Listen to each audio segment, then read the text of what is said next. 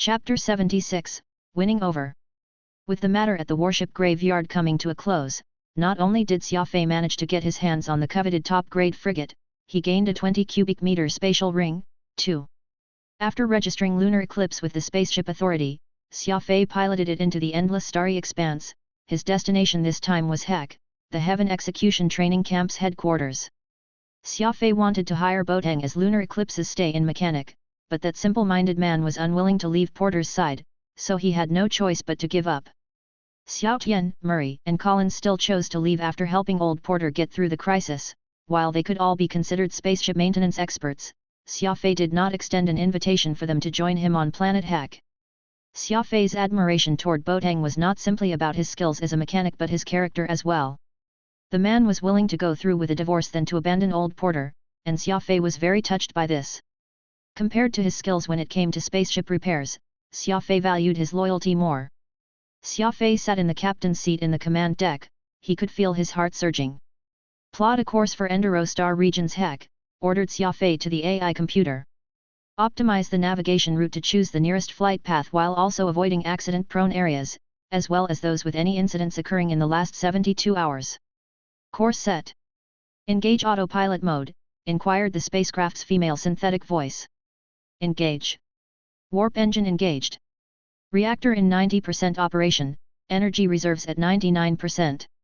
Warping in 15 seconds.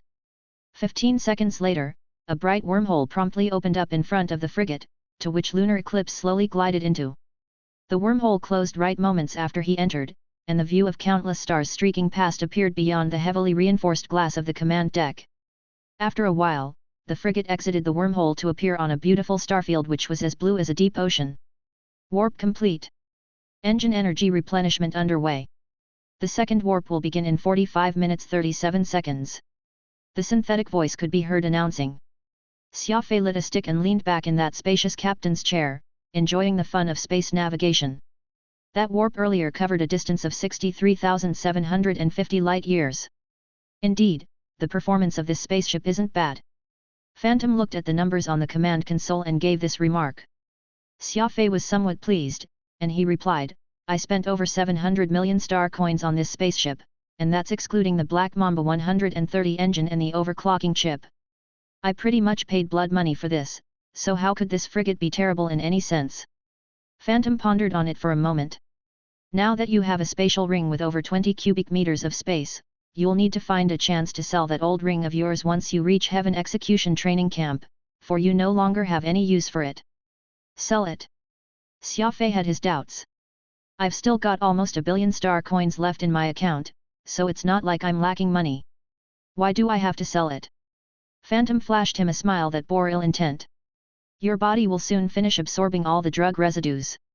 When that time comes, you'll need something new to raise your cultivation, so of course, that's going to cost you quite a bit. No way. Xia Fei got agitated that he nearly leaped out of his chair. Didn't you say that high-quality medicine, Luan Spirit, is very potent? Why will I need to buy more of it? The Luan Spirit contains a large number of the sun's calories. The human body has no way of resisting too much of that energy if it's taken directly, so we'll need to use another medicinal ingredient called amrice crystal in conjunction with it. Using ingredients that were pure yang and pure yin source respectively, combining the two can perfectly make up for each other's flaws and greatly increase your cultivation. Before Phantom could finish explaining, Xia Fei glumly retreated to his quarters. Fine, I get it. No matter how much money I have, it still won't be enough for you to spend. I should have come to this realization earlier. Phantom very innocently protested. How could you say that? It's not like we'll be spending a lot. It'll be several billion at most. Heaven Execution Training Camp was located on the outskirts of Otter City, the largest metropolis on HEC. Xia Fei deposited his lunar eclipse in a fairly desolate yet close-by hangar to the training grounds. A frigate would not take up much space, so the holding fee was relatively cheap, only needing 200 star coins a day. Xia Fei handed a sum enough for 100 days, then exited the place. All sorts of plants and trees, which Xia Fei did not know the names of, grew around the hangar. Pristine, forest-covered mountains could be seen in the distance, and there was even a clear river running by the bases of these mountains. The crisp air and the view formed a wonderful picture of the surrounding environment. Compared to the terrible weather he experienced on Act 21, this was like heaven. What made Xia Fei more pleased was the fact that planet Hex's sidereal day was 23 hours 42 minutes, which was almost the same as Earth's, so there was no need for him to adapt at all. A wide, muddy road greeted Xia Fei's sight when he exited the hangar. A blue hovercar was parked by the entrance, with a scrawny man seated inside. This person was currently pointing at the projected screen of his handheld computer. Xia Fei opened his microcomputer to check the location of the training camp and moved to go on foot. For a speed ability user like Xia Fei, the distance was not a problem. It was at this time when the man in the hovercar spotted him. The former opened the door and made his way toward the ladder. Xia Fei. The man smiled at him. Xia Fei nodded, puzzledly thinking, how did he recognize me? I'm Ho Baishan, the supervisor of the reconnaissance division. The guy flashed his badge and kindly extended his hand. I'm here to pick you up. Xia Fei hesitantly extended his right hand. I didn't inform the training camp that I'd be arriving today. How did you know? Ho Baishan chuckled. I'm the division supervisor of the reconnaissance division. As long as there's something I wish to know, I'll of course have knowledge of it. Let's get in the car first, then we can talk. Ho Baishan slowly drove Xia Fei along the road, his speed never exceeding 80 km per hour. It was much slower compared to Xia Fei's running speed. He had the hovercar on auto drive as he began a discussion with Xia Fei. There are many different divisions in the Heaven Execution Training Camp, each one specializing in a different area. Take our reconnaissance division as an example, it was established mainly to nurture high-level recon scouts. I saw the video of your assessment, and I was very impressed with the adaptability and persistence you demonstrated in achieving victory then. When you arrive at the training camp, the first thing you'll be asked to do is choose the direction of your development according to your forte. Having suitable development goals is very important. Since you have the potential to be an outstanding recon scout, I hope that you will consider joining us in the reconnaissance division to learn reconnaissance and anti-surveillance skills. Ho Baishan spoke in a straightforward manner, immediately laying out his intentions while praising his reconnaissance division using veiled words. It was evident that he had practiced that speech before. Xia Fei was quite bewildered by this experience. Xia Fei had not considered which division he would join, or what skills he wished to develop. Thus, he simply said that he would seriously consider Ho Baishan's suggestion. Once he was done with his spiel, Ho Baishan did not say anything more. The speed of the hover car also gradually picked up, and soon, they were at the main entrance to the Heaven Execution Training Camp. The main entrance, which was 100 meters in width, had been carved out from a huge boulder. The ground was paved with white stones, and the walls were made from basalt. Overall, it was hardly an impressive sight. There were two golden words hanging above the entrance, Heaven Execution. They were enough to fill anyone with a sense of awe. The car stopped before the entrance, and Ho Baishan said, "This is where I'm dropping you off. There's someone here to receive you." Just as he said this, Xia Fei spotted a portly old man in his 60s waddling over, a face-splitting grin on his face. "Ho Baishan, oh Ho Baishan, I had this guess that you would oppose Xia Fei joining my command division and would surely get in touch with him ahead of time." The rotund, old man walked over as he spoke. "It's just that I didn't expect you to have moved so fast." Ho Baishan smiled. "I'm from the reconnaissance division." The rotund man ignored Ho Baishan and very warmly gripped Xia Fei's hand when he approached him. Xia Fei was completely befuddled. He had not even stepped through the entrance of the training grounds, and he had already met two division supervisors, one even more courteous than the next. Just what was going on here? There were several solo hover discs parked near the entrance. Chu Xiangji led Xia Fei over. "Look, these are the transportation gadgets the training camp is providing for free. All cadets and tutors of the Heaven Execution Training Camp are welcome to use them. Try one out." Underneath these hover discs were roughly 0.5 meter white plates, with T-shaped handles, which came out from the center, making them look like scooters without wheels. Chu Xiangji somewhat clumsily climbed onto one and used his fat finger to push the button. The hover disc immediately lifted off the ground and maintained a distance from it of about 10 centimeters. "Look, turning the handle lets you control the direction, twisting the right handle will make the hover disc move forward while moving the left handle will let you reverse. These two here are the brakes." Heaven Execution Training Camp roughly covers an area of 5,000 square kilometers. Many students don't possess an outstanding speed ability as you do, so they'll have to rely on these hover discs to get around. Chu Xiangji grinned as he explained this. Xia Fei was nettled. He was only at the intermediate star base rank, and he was most likely the first few ranked if they were to count backward. There was no way he could be called outstanding, yet this old man kept praising him as such. Nevertheless, such a novelty item would naturally attract Xia Fei's interest. He got on the hover disc and tried using it. It worked like a motorbike, but it was several times more advanced. It made no sound as it moved, responsive, and fast to boot. It would be quite romantic if he could drive the hover disc with a girl he loved and go for a spin. Chu Xiangji toured Xia Fei around the training camp. He was so friendly that Xia Fei found it quite hard to accept. Along the way, Chu Xiangji introduced the facilities and merits of the Heaven Execution Training Camp, yet he did not mention a word about the command division.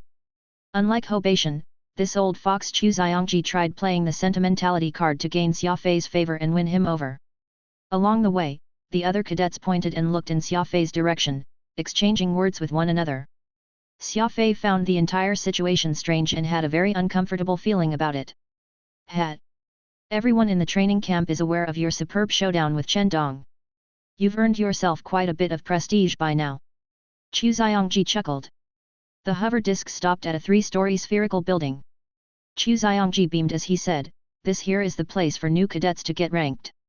Get in and register your rank first." Xia Fei nodded, wishing he had more time on the hover disc as he hopped off it. You need only to remember just one thing: no matter what conditions the Exotic Beast Division or the Reconnaissance Division offer you, we in the Command Division are willing to double it. You're a smart man, I believe in your ability to judge. Chu Xiangji had a big smile. Xia Fei helplessly watched Chu Xiangji depart. That was when a thunderous yell could be heard from behind him. Xia Fei, you're finally here. I've already made arrangements for you to join the Exotic Beast Division, quickly come and sign your name. Xia Fei felt completely helpless. This man has already finished making arrangements for which department I'll be. Just what kind of reception is this? Chapter 77, Are you gay? Ma Jian was the impatient sort. The man took big strides to Xia Fei's side and hurriedly asked, "Do you like animals?" His tone was heavy, not at all sounding like he was asking a question but more like he was interrogating him, instead. Xia Fei was stunned for a moment before he gave an ambiguous answer. "All right, I guess. I've seen a few wildlife documentaries before." Ma Jian was beside himself with elation. His two large hands clasped Xia Fei's shoulders, looking down at him. "That's wonderful. Since you like animals, you should come to our Exotic Beast Division. I can teach you how to tame beasts. It's really interesting." What Ma Jian had said thus far were all positive, yet the tone he used was too forceful, and it instead made Xia Fei feel an involuntary sense of resistance. Adding the fact that the older man had a loud voice like a firecracker, Xia Fei felt as if he were back in middle school, being reprimanded by the headmaster. Wrinkling his forehead slightly, he asked, "Liking animal means I must join the Exotic Beast Division? It doesn't sound logical, does it?" Though Ma Jian had quite a mean mug, he was actually very innocent deep down. The man stroked his chin for some time as he mumbled, "That's right, it doesn't sound logical, does it?" He shook his head violently as he suddenly got an epiphany. "That's right. When it is normal to reward beasts often when attempting to tame them. Tell me whatever you desire, Xia Fei.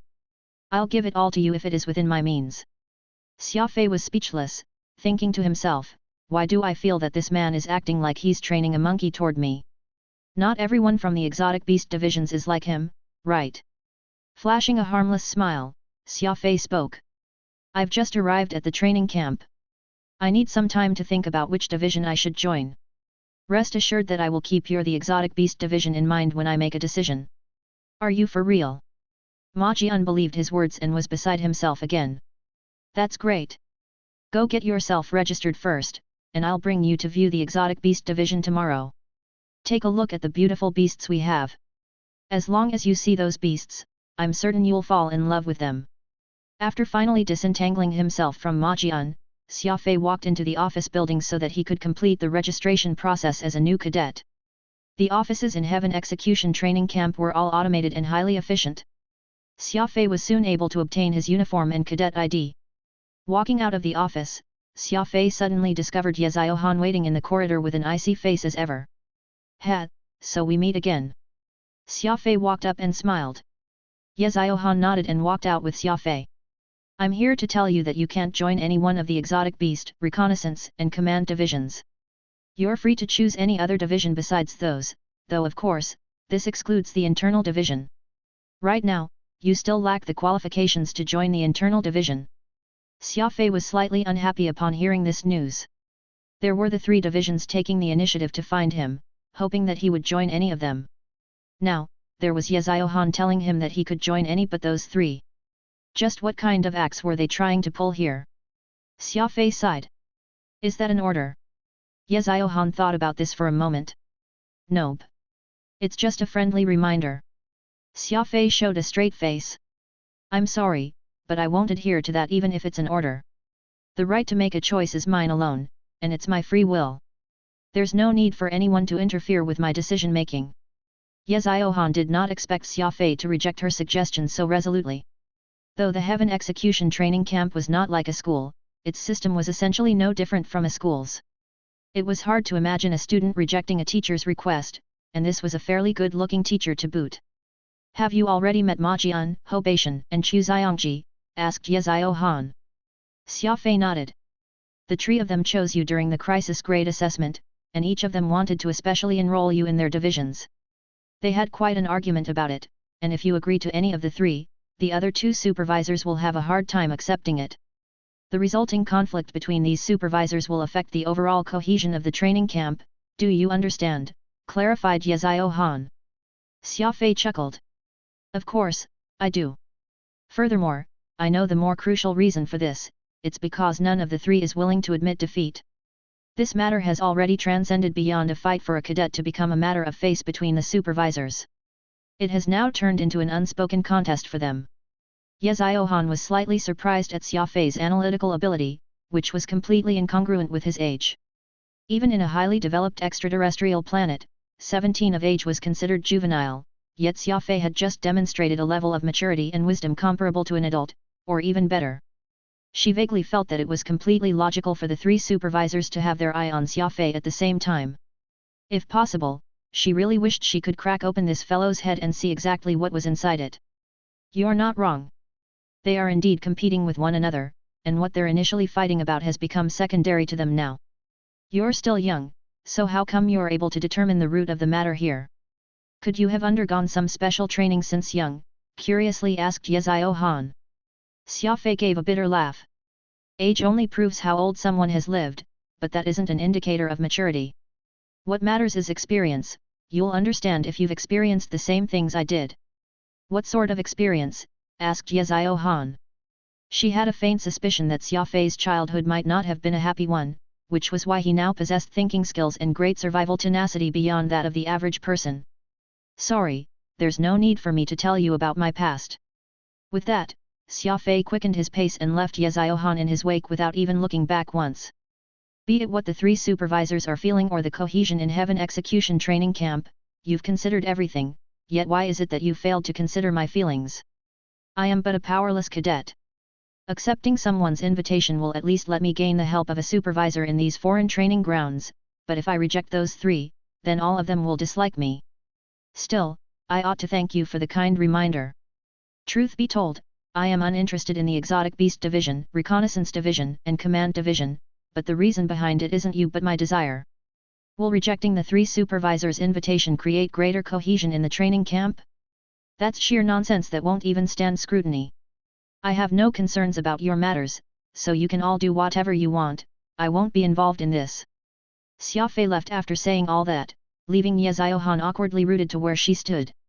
He had not spoken with much severity, but his words had still pricked Ye Ziohan's ears, just like steel nails that drove straight to her heart. Ye Ziohan suddenly felt her heart aching, an intense feeling of guilt creeping up on her. She recalled the words Xia Fei had once said to her, I'll admit that you're a very beautiful lady, but do you know what you lack?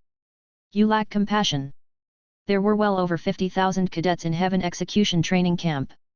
In accordance with the standards of a training camp, Heaven Execution was by no means small given these numbers.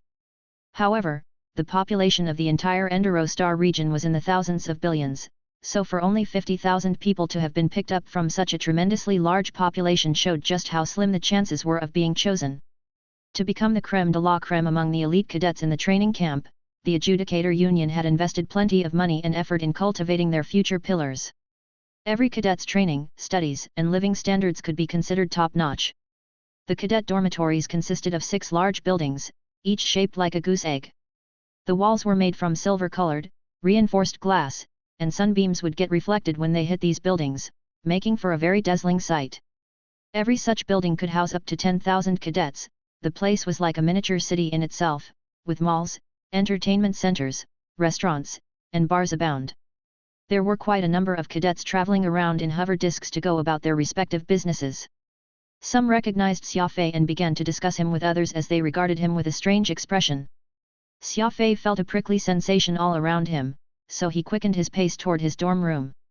Getting out of the lift on the 71st floor, Xia Fei walked down a long hallway in search of his room. A door suddenly burst open a dozen of meters ahead and out walked a well-built man. His head was wrapped in a layer of bandage, while his arm was supported in a sling. His eyes were almost murky as if he had suffered quite a severe beating. Right now was the fall season for Hek, so even though the temperature was not freezing, it was still a stretch to consider it warm. However, the man was just dressed in a pair of black shorts in this weather, his legs bare, revealing muscles that would make a bodybuilder envious. "Xia Fei," exclaimed Chen Dong when he saw that it was him. Xia Fei laughed. "What happened to you? Who has beaten you up so badly?" Chen Dong walked over excitedly, directing a rather heavy, playful punch at Xia Fei's chest. "Well, it's definitely not you. All you know is to duck and weave. Fighting with you isn't even in the least bit fun." The corners of Xia Fei's mouth twisted into a wry smile. "Not fun, yet you still ended up fighting with me for 21 days non-stop. Not fun means we'll have to fight for the rest of our lives, right?" Xia Fei and Chen Dong had not only failed to harbor any animosity toward each other during the crisis grade assessment, they had instead respectfully acknowledged each other, becoming quite decent friends as a result. That was why the two of them could still joke and tease each other the moment they met. "Why are you here so late?"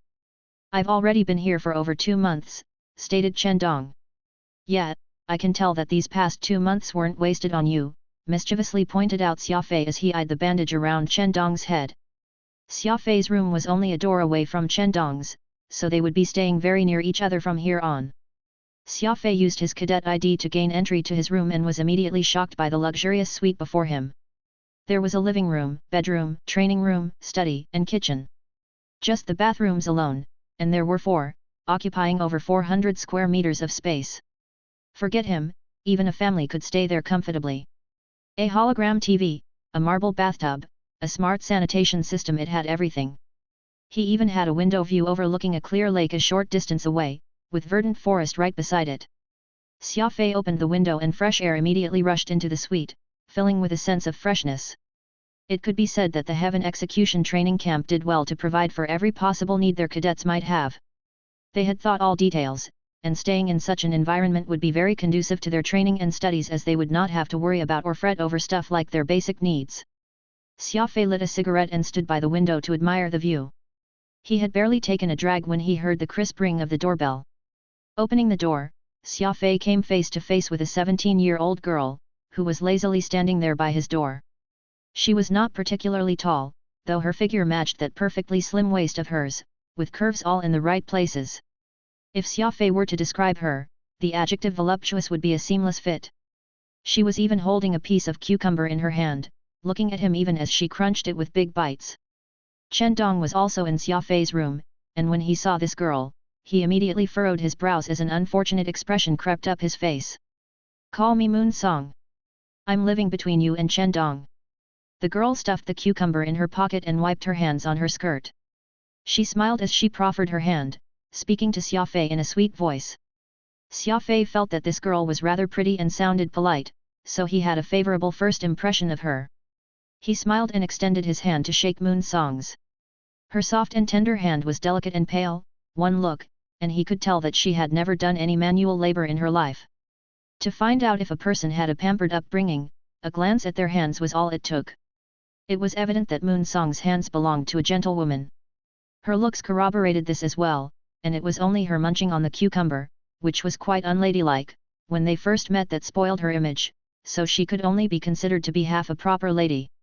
What Xia Fei had not expected was for Miss Moon Song, whom he had established in his mind as half a proper lady, to very soon throw this other half down the mouth of a volcano. She looked at Xia Fei with malicious intentions before glancing at Chen Dong, asking thereafter, "Are you and Chen Dong gay? Can I watch?" Chapter 78, Two Mad Men. Moon Song walked into Xia Fei's room with unwarranted familiarity, turned on the TV, took off her shoes, and reclined on the couch. Her two legs dangled about restlessly. "You two can continue, I don't mind skinship between men," said Moon Song very casually as she pulled out that half-eaten cucumber from her pocket and proceeded to watch TV while munching on that fruit. Chen Dong was irked, moving his butt almost a full meter away from Moon Song, sitting on the other end of the couch. Xia Fei closed the door. He pulled out a big ashtray from his spatial ring and placed it on the table in the living room, flicking his cigar's ash into it. This ashtray was made from a disused shell of a Spitfire light missile, a fairly rugged-looking one that was rather heavy metal in taste. Xia Fei might not be old, but he was a bona fide heavy smoker. Cigarettes were never far from his fingers since the age of 14. When he smoked, he had the habit of wedging the stick between his interdigital folds, letting the slowly burning cigarette become one with his palm, so it looked like he was holding his chin in reverie to others. He looked completely at ease and relaxed while doing this with his eyes narrowed. The wrinkles on his forehead would pulse, adopting quite a pensive posture. When he needed to flick the ash off his cigarette, he would use his thumb, brushing it lightly against the cigarette filter, and the grey ash would fall into the ashtray like snow. Moon Song's eyes suddenly glistened as they focused on Xia Fei. It was apparent that the unique ashtray and his smoking posture had deeply fascinated the girl. "Dude, you really give off the vibe of a mature man, what are you smoking? Mind if I try one?"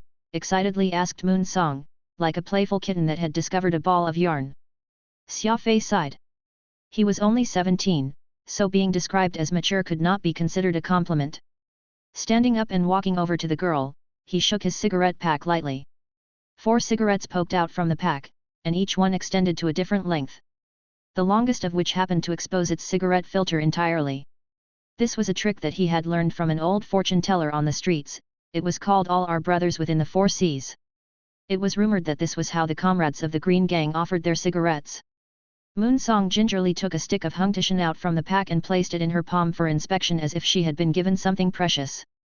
Chen Dong was doing his best to suppress his laughter and looked forward to what would happen next. He had already learned from Xia Fei just how that smoking gimmick of his tasted, so with a heart full of schadenfreude, he awaited the tragedy to unfold. Xia Fei's Zippo lighter twirled around his hand several times like a butterfly before he lightly flicked his thumb to produce a crisp sound, and a small orange flame lit up in the next instant. Moon Song almost jumped off from the couch in her excitement, her eyes widening. "Cool. Dude, how did you practice that thing you did with your hand? You gotta teach me that next time." Xia Fei smiled and nodded, not saying another word. Moon Song placed that cigarette in her mouth as she drew close to the flame and took a few light puffs. Xia Fei was actually very repulsed by women smoking, but because Miss Moon Song was not affiliated to him, he was not really inclined to stop her, so he was happy to oblige her mischief. Finally, that scene which Chen Dong and Xia Fei had been waiting for happened just as they expected. Miss Moon Song covered her mouth and coughed several times, one louder than the other, as tears rolled down her cheeks. "What sort of vile thing is this? It almost choked yours truly." Moon Song coughed as she furiously tossed that cigarette she had just lit into the ashtray. Xia Fei flashed a slight smile. "It's not even anything good. You can buy a whole mountain of them with 1-star coin. What did you think it was?" Chen Dong was forcefully stopping himself from laughing, and that bronze face of his had turned red from all his effort. Moon Song picked up that half-eaten cucumber she had placed on the table and took a vicious bite out of it while glaring at Xia Fei as if she were biting him instead of the fruit in her hand. Alas, due to the unique shape of that vegetable, Xia Fei could not help but conjure so many bad associations about it. "Aren't you guys doing gay stuff? Quick, carry on. Yours truly is feeling very bored right now, so I wanna watch something interesting." Moon Song was sitting cross-legged on the couch when she said this. Xia Fei shook his head. "We're not gay." Moon Song blinked. "Then, what are you going to do when you have needs?" Xia Fei was left speechless dealing with Miss Moon Song and her penchant for mischief, so he posed a question back at her. "Let's not talk about us. What do you do when you have needs?" Moon Song waved the half-eaten cucumber in her hand and happily answered, "I have this." "What, do you wanna have a taste?" It's really good. Xia Fei smirked, then raised his two hands in the air, moving it in a way that any man would be familiar with. You've got your cucumber, and we've got our hard-working left and right hands. This time, it was Moon Song who was left speechless, throwing away that half-eaten cucumber toward the ashtray, muttering to herself, "You boys are all such rogues and thugs. Not one of you is decent." Xia Fei noticed Moon Song's cheeks were slightly flushed when she said that, but she recovered soon enough. No one would have noticed the change if they were not observing her closely. Pfft! Chen Dong finally could not hold in his laughter anymore and gave a rather raucous guffaw, falling back onto the couch as he shook from laughing. Big oaf, what are you laughing at? Careful I don't chop off your family jewels and feed it to the dogs, snapped Moon Song fiercely at Chen Dong. Though Chen Dong looked rather manly, he was actually completely inept at dealing with women. Once more holding back his laughter, he schooled his countenance into a serious look. Moon Song could tell that she would be unable to take advantage of Xia Fei in any way, so she immediately switched targets. Big oaf, did you have trouble squeezing your head through the door?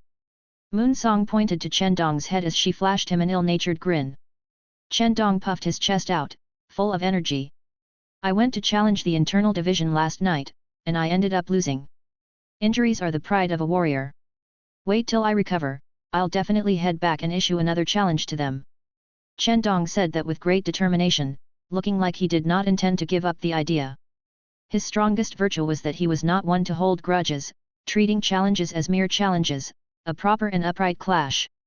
Even if he was beaten to half an inch of his life, he would not utter a word of complaint. A close look at Chen Dong's battle history was enough to know that he was always either challenging experts or carving out a path for him to do so. Actually, he might not even be challenging the strong but himself, instead. Xia Fei thought about this before he inquisitively asked, "Who did you challenge from the internal division?" "Everyone," answered Chen Dong in all seriousness. Xia Fei and Moon Song simply could not believe their ears. Challenged everyone in the internal division? Such a crazy action had to be born from someone who had lost all their marbles. Xia Fei could even imagine a scene where Chen Dong got mobbed by the entire internal division and received a sound beating. The two burst into uproarious laughter disrespectfully, barely saving themselves from passing out after they forgot to breathe. "Chen Dong! You actually went to challenge everyone in the internal division all by yourself? Have you gone insane?" Moon Song had one hand clutching her stomach. "This is the funniest joke I've heard my entire life." Xia Fei flashed a big thumbs up at Chen Dong. "I'm impressed. You're truly dauntless. There's no way I'd do something like that." "You?" Moon Song stared at Xia Fei incredulously. "Do you think you're any better than Chen Dong? Do you know what everyone in the training camp calls the two of you after the news of your crazy 21-day fight spread?" Xia Fei and Chen Dong shook their heads. "You guys got the nickname of Crazy Chen and Crazy Xia. You're both mad." Moon Song was slapping the couch even as she was cramping all over from laughter. When the girl got this hysterical, it was a real wonder who was actually crazy here. Xia Fei thought about it and asked, "Is the internal division so strong?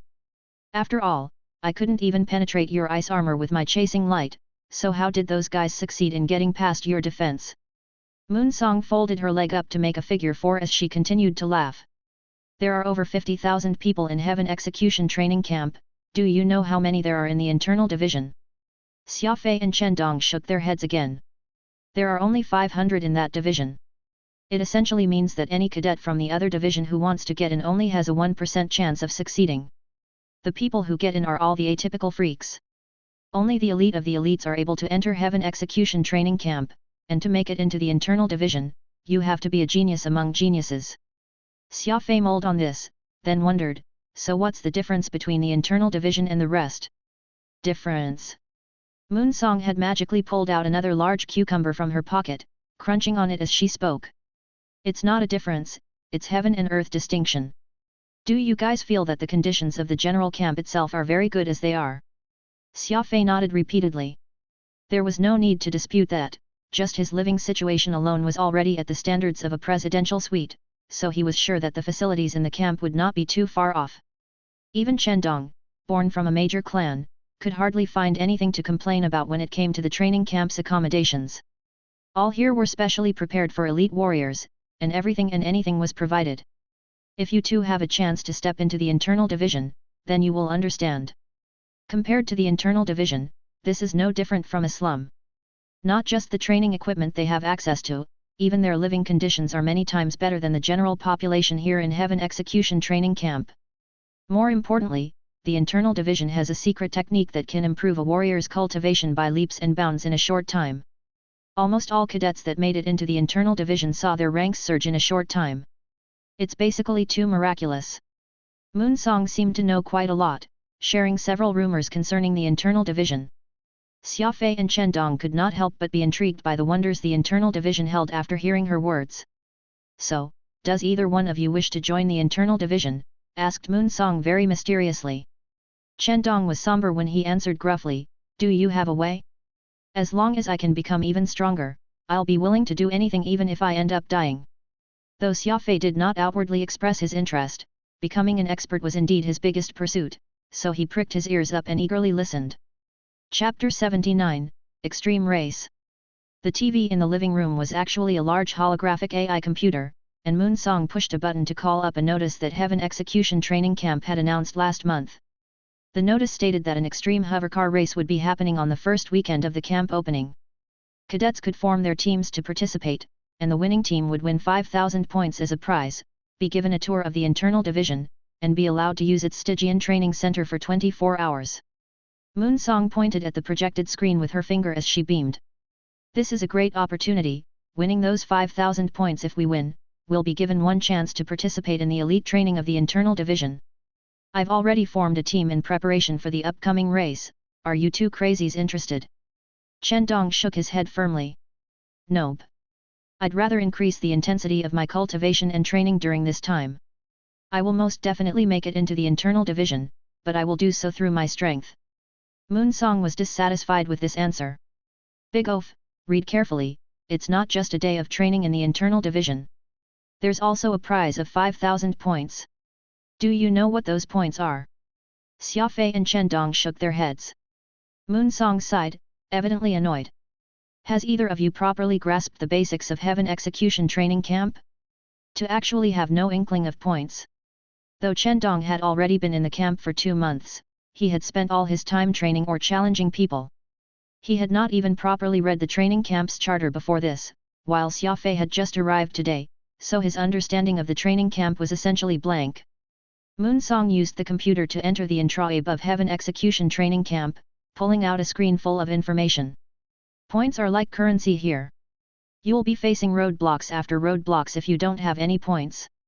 See for yourselves, even though the basic facilities are free to use for all, the higher level training facilities require a large number of points to be used. Then, there's also the item exchange. The training camp provides a large quantity of quality medicinal ingredients and top-notch equipment, but all these things can only be exchanged with points. Moonsong carefully briefed Xia Fei and Chen Dong on how the points exchange worked. Xia Fei stood up and went right in front of the holographic display to examine the ingredients and equipment in detail. Very good. Phantom suddenly appeared. I have to hand it to the Heaven Execution Training Camp. Many of these ingredients aren't even available on the market. Due to the injury Xia Fei had sustained from opening the 7th region of his brain, part of its effect was his inability to increase his special abilities rank without external aids, so he was largely dependent on large quantities of medicinal concoctions to rank up. Such top-grade ingredients were very important to Xia Fei. Moonsong looked at Chen Dong and Xia Fei, somewhat pleased with herself. So, are you guys interested in joining my motor team? None whatsoever, replied Chen Dong bluntly. This battle maniac was unmoved by anything aside from training and fighting. Besides, as an ice ability user, Chen Dong essentially had no need for equipment. Xia Fei gave it some thought and very calmly said, 5,000 points and a chance to step into the internal division to train for a day are indeed very tempting, but from the previous 100 races, 87 of them were won by the Mechatronics division, while the remaining 13 races ended up being won by other divisions. This clearly shows that the Mechatronic division has a clear edge in becoming the champion of the race. Besides, those teams who won before all consisted of top-class cadets that have been studying in the training camp for 4 years or more, and there were no exceptions. A comprehensive analysis tells us that our chances of getting the first place won't be any higher than 1%. Xia Fei did not get giddy from the temptation. Instead of chasing after unrealistic and hard-to-achieve goals, it was better to get on his feet and take things one step at a time. Even if he wished to earn points, he could also slowly accumulate them through completing the missions the training camp assigned. Xia Fei never believed that there was such a thing as free lunch, a corresponding effort must be put in to see a return. Moon Song glared at both Xia Fei and Chen Dong, shaking her head over their lack of zeal. You guys don't even understand the circumstances you're in. Do you know why we're staying together? It's because we are all specially enrolled cadets. Chen Dong, you've been here longer, has anyone taken the initiative to greet you this whole time? Chen Dong did his best to recall before shaking his head, unconcerned. Actually, we've been isolated ever since the first day we stepped into the training grounds. Forget about you two, just this beautiful lady in front of you hasn't even gotten an offer of flowers since arriving. Isn't that a clear indication that something's off? Moon Song very vainly pointed out. Specially enrolled cadets were directly pulled into the training camp without needing to go through the assessment, so it was normal for the other cadets to view them differently. After all, everyone had massacred and slaughtered others just to get this chance, while the specially enrolled cadets had no means of convincing others of their capabilities. Unless they had proven their strength to be worthy of the special enrollment, the average cadets would all treat them like a different species altogether. Thinking back to everyone today, pointing and gawking behind his back, Xia Fei completely understood what Moon Song was insinuating. After walking Chen Dong and Moon Song out of his room, Xia Fei randomly tossed the things he had brought into a cabinet and went into the training room. Not only would continuous training help promote his body's microcirculation and make him sweat profusely, but also would help speed up the process by which the drug residues in his body could be absorbed. Absorbing the medicinal residues in his body one day earlier meant that Xia Fei could raise his cultivation one day earlier. Meanwhile, he had no interest in that extreme hovercar race. In his eyes, the chances of winning the race simply could not justify the time he needed to spend on it, believing it to be a completely uneconomical expenditure of time altogether. There were still over a dozen days left before the training camp officially started, and Xia Fei did not intend to be idle during the waiting period, aside from eating with Chen Dong and Moon Song in the dining hall or caring for his body through sleeping, showering, etc. Xia Fei wisely spent his time training in his room. He spent each day in an orderly and simple manner. It was 12 noon, and Xia Fei left the dormitory as per usual to grab a bite with Chen Dong. Moon Song, as well as two other specially enrolled cadets, Bahai and Manjun, had joined them. Bahai was the youngest out of the 5 specially enrolled cadets, barely past 15 years of age. He was skinny and pale, wearing a pair of gold-rimmed spectacles, looking like a refined and simple lady. Manjun was thick-set, and the beard he had made him look like a middle-aged uncle. His voice sounded gruff and his body was covered with thick hair, which made him look like a black bear from afar. The 5 occupied a table by the window in the dining hall, the other cadets deliberately avoided them, gazing at the 5 as if they were some sort of monsters. Xia Fei was already used to such treatment. He had no choice in being a specially enrolled cadet, and though such a term ought to have been impressive, the reality was that the other cadets harbored plenty of suspicions toward them, even to a degree of jealousy, which caused them all to look upon the 5 with prejudice. After they were done with lunch, Xia Fei and Chen Dong wanted to return to the dormitory to continue their training, but Moon Song stopped them. Our hovercar for the race is complete. Would you guys like to go take a look? After all, your names are on it as well, Moon Song said. Those who wanted to participate in the race needed to be in teams of 5, and because Moon Song was unable to find anyone else, she had no choice but to put Xia Fei and Chen Dong's names in it. As for the actual work itself, it was mainly done by Moon Song, Bahai and Manjun. Bahai adjusted his spectacles and said, "Come take a look. Manjun and I have put in a lot of effort in that hovercar, and you two are members of the motor team at the end of the day. Even giving us some suggestions would be great." Moon Song was pouting when she unhappily protested, "Hey, how could you say that? Yours truly has also put quite a lot of effort into this." Manjun growled, "Why is it that I can't recall any instances of you helping out?" Words seemed to be stuck in Moon Song's throat. "If not for me giving instructions, would you two be able to build that hovercar by yourselves?" Manjun was a straightforward bloke, so he nodded. "Definitely." Moon Song stared at him, looking as if she was about to attack Manjun. Xia Fei promptly stood up with a smile and said, "I've still got training to complete this afternoon. We'll talk about this after that. I'll be sure to cheer you guys on when it's time for the race." Moon Song was, of course, not about to let this go. She thrust her massive curves to stop Xia Fei from leaving, her face all nasty. "Mr. Xia, if you don't go, yours truly will sneak into your room tonight and castrate you. Do you want to try me? Xia Fei adored women, but there were some whom he would be unwilling to provoke no matter what. Moon Song was one such person. Fortunately, the garage was not too far from their dormitories.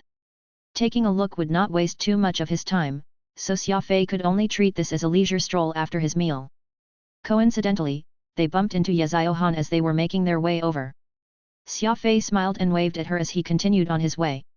Ye Ziohan paused for a moment before she straightened her back. Xia Fei, I have something to tell you. Moon Song used her elbow to give Xia Fei a discreet nudge. That chick isn't bad. Those slim and long legs of hers are just delectable. You gotta introduce me to her. This madam here wants to take her in. Xia Fei was already aware of Moon Song's sexual orientation, and he was not bothered by it since it was none of his business. Rolling his eyes, Xia Fei approached Ye Ziohan. What's the matter? I spoke to the commander, and he informed Ma Jian and the others not to harass you anymore. You may now make your choice on which division you wish to join, said Ye Ziohan softly. Xia Fei was surprised. It was no wonder he had not seen any of the 3 division supervisors these last few days. It turned out that it was Ye Ziohan's doing. Xia Fei smiled and nodded at her. Imparting a simple word of thanks, he turned to leave. Watching him leave, Ye Ziohan suddenly had an inexplicable feeling of disappointment inside. She secretly bit her lower lip. Why is he unwilling to speak even a few more words with me? The huge garage had been partitioned into different areas, and each one served as an assembly for the motor teams who were participating in the race. In a bid for fairness, the vehicles had to be built out in the open and were not allowed to be taken out before the start of the race. Even the necessary parts and tools were all provided by the training camp. There were quite a lot of people in the garage, and they were currently crowding around a red hovercar, gesturing and pointing. You could tell at a glance that amateurs have assembled this hovercar. The air pilot valve has actually been fitted below the compression pump. Are they not afraid that overheating will cause the air to expand and put unnecessary pressure on the draft tube? Derided one man, loud enough for those around to hear. That's nothing. The real joke is this hovercar's stabilizer. Its ion engines are actually 5 meters apart. Considering that they will shake violently when doing high-speed turns, the stabilizer is sure to destabilize because of this. It may result in the vehicle to shake or overturn, which might even cause the death of the driver inside. The discussion continued, and Xia Fei curiously watched it all from the sidelines. The outer shell for the hovercar had not been fitted yet, so they could all clearly see its internal structure.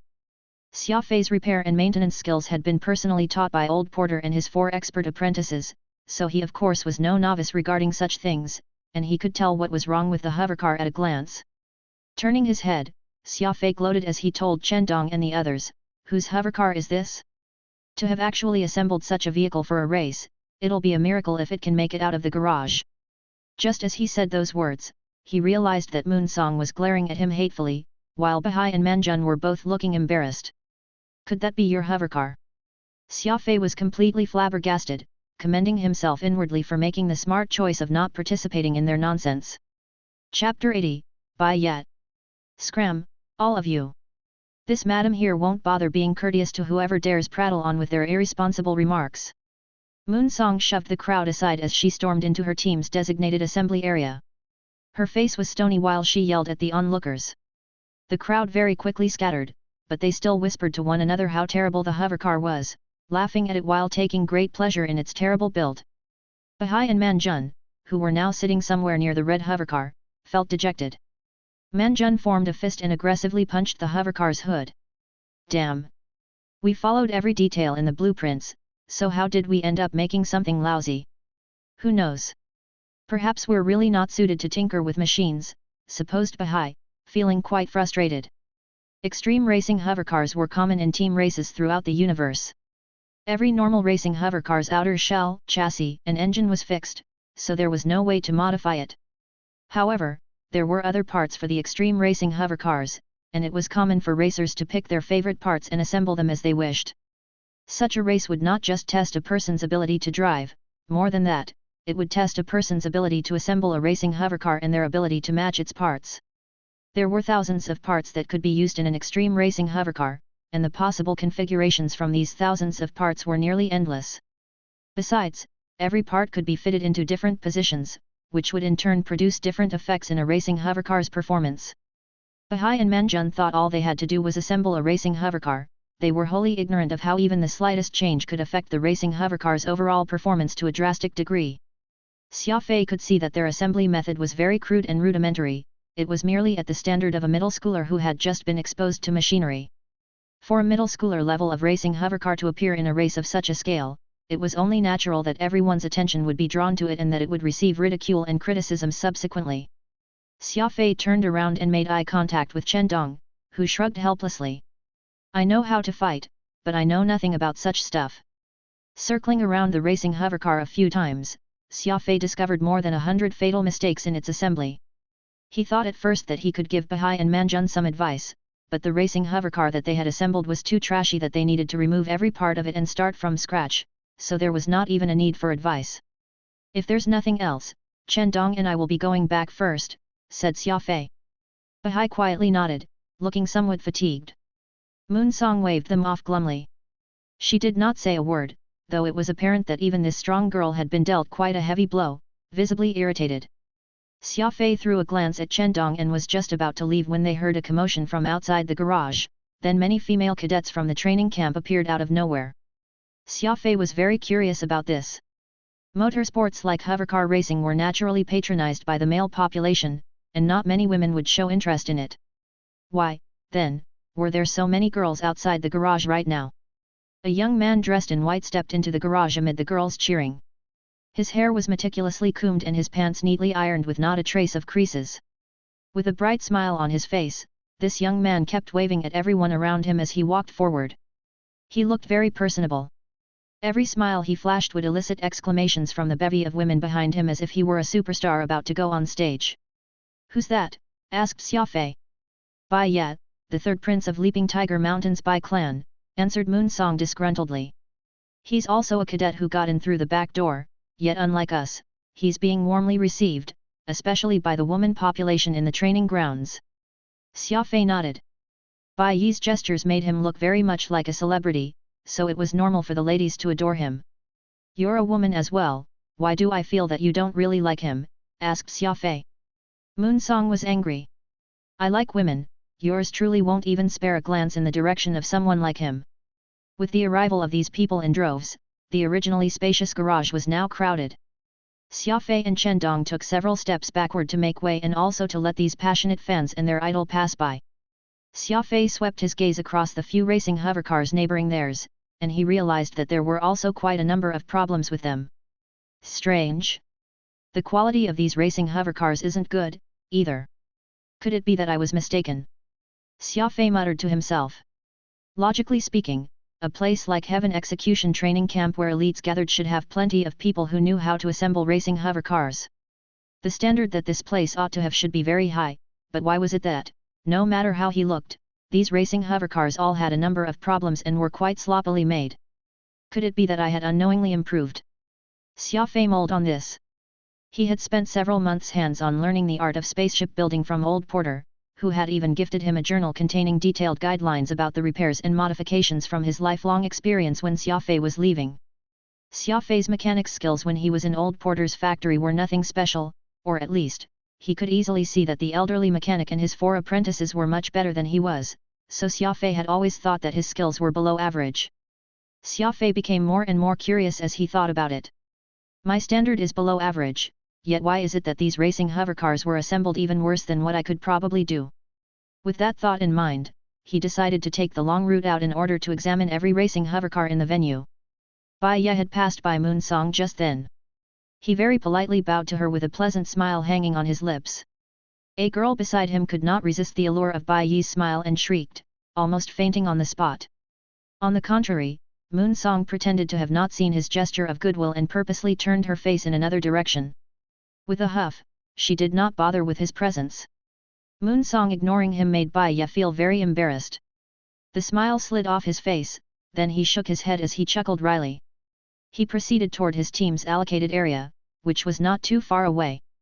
He took off his coat and handed it to an ever-present servant, elegantly rolling up his sleeves before he pulled out a small pair of universal modification pliers.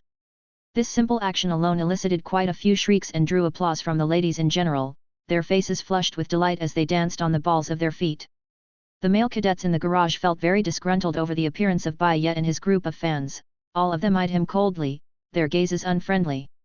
In the end, even the instructors who were tasked with monitoring the garage could not stand it anymore, feeling that Bai Ye was being far too ostentatious, so they stepped in themselves to corral the fanatical girls out of the venue. However, these groupies refused to leave, blocking the entrance of the garage as they chanted Bai Ye's name. The garage was huge, enough to fit 300 racing hovercars at once. Xia Fei carefully examined each racing hovercar, and the more he saw, the more he felt that they had plenty of problems, and the situation was not quite the same as he pictured. Did I overestimate the race, or were the standards set for this race not very high in the first place? Xia Fei rubbed his chin thoughtfully. Xia Fei remained doubtful as he made his way back to the area allocated to his team. He picked up a pair of universal modification pliers and weighed it in his hand a couple of times, his eyes affixed on that red extreme racing hovercar. Without even realizing it, Xia Fei had already completely devoted his thoughts toward the race, and the noises around him had gradually grown distant until his mind automatically filtered them out to leave focused and free from any distractions. A good mechanic could simulate everything in their mind several times before they acted, searching for any flaws or potential missteps until they found the most suitable and effective plan in the end. Xia Fei sat down on the ground, lightly hitting it with the universal modification pliers in his hand, like a meditating monk knocking on a Chinese temple block. The pupil of his eyes gleamed a little. Firm, resolute, serious, and somber. Chen Dong was the first to notice Xia Fei's unusual behavior. He was very familiar with this look, for the two of them had shared this same visage back when they were giving it their all at that fight in the crisis grade assessment. He knew that, when Xia Fei looked like this, he was going all out, but he was not fighting right now, so what had made him become serious? Moon Song pursed her lips as she spoke. Crazy Xia, what are you doing? Have you really gone crazy for real? Xia Fei was in deep thought, so he of course did not hear the girl's question.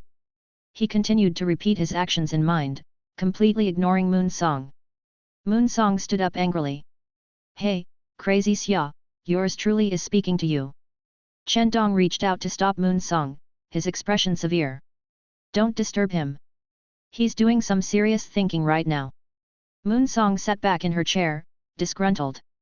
Her eyes fixed on Xia Fei, and she noticed that he was really behaving differently. Seeing him so engrossed in what he was doing not only made him hard to hate, but he was also giving off this inexplicable sense of captivation. On the other side, Bai Ye was wielding his tool as he worked on modifying the racing hovercar. It had to be said that, though Bai Ye looked like he was a milksop, he was actually very skilled when it came to machinery. He moved with elegance and measured deliberation. Right now, he resembled an embroidery expert, whose nimble fingers danced across a silk scarf, making bright and vivid flower patterns blossom one after another on it. Actually, Bai Ye did not like extreme racing at all. He felt that it was a crazy and savage sport that someone as elegant as himself should not take part in. Besides, assembling racing hovercars would only dirty his hands, and he could not stand that. He had participated in this race solely for one person, yet this particular woman did not even wish to meet his eyes. The people in the garage soon began to take note of Bai Ye, and they crowded around to watch him assemble his hovercar. Bai Ye was a very skilled assembler, and every part was put in place by him rather appropriately.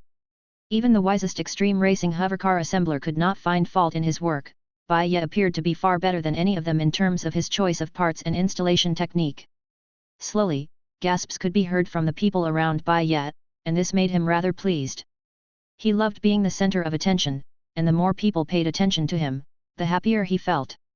As the number of people gathered increased, it eventually seemed as if all the participants were spectating Bai Ye's work as they openly discussed his incredible skills in assembling hovercars.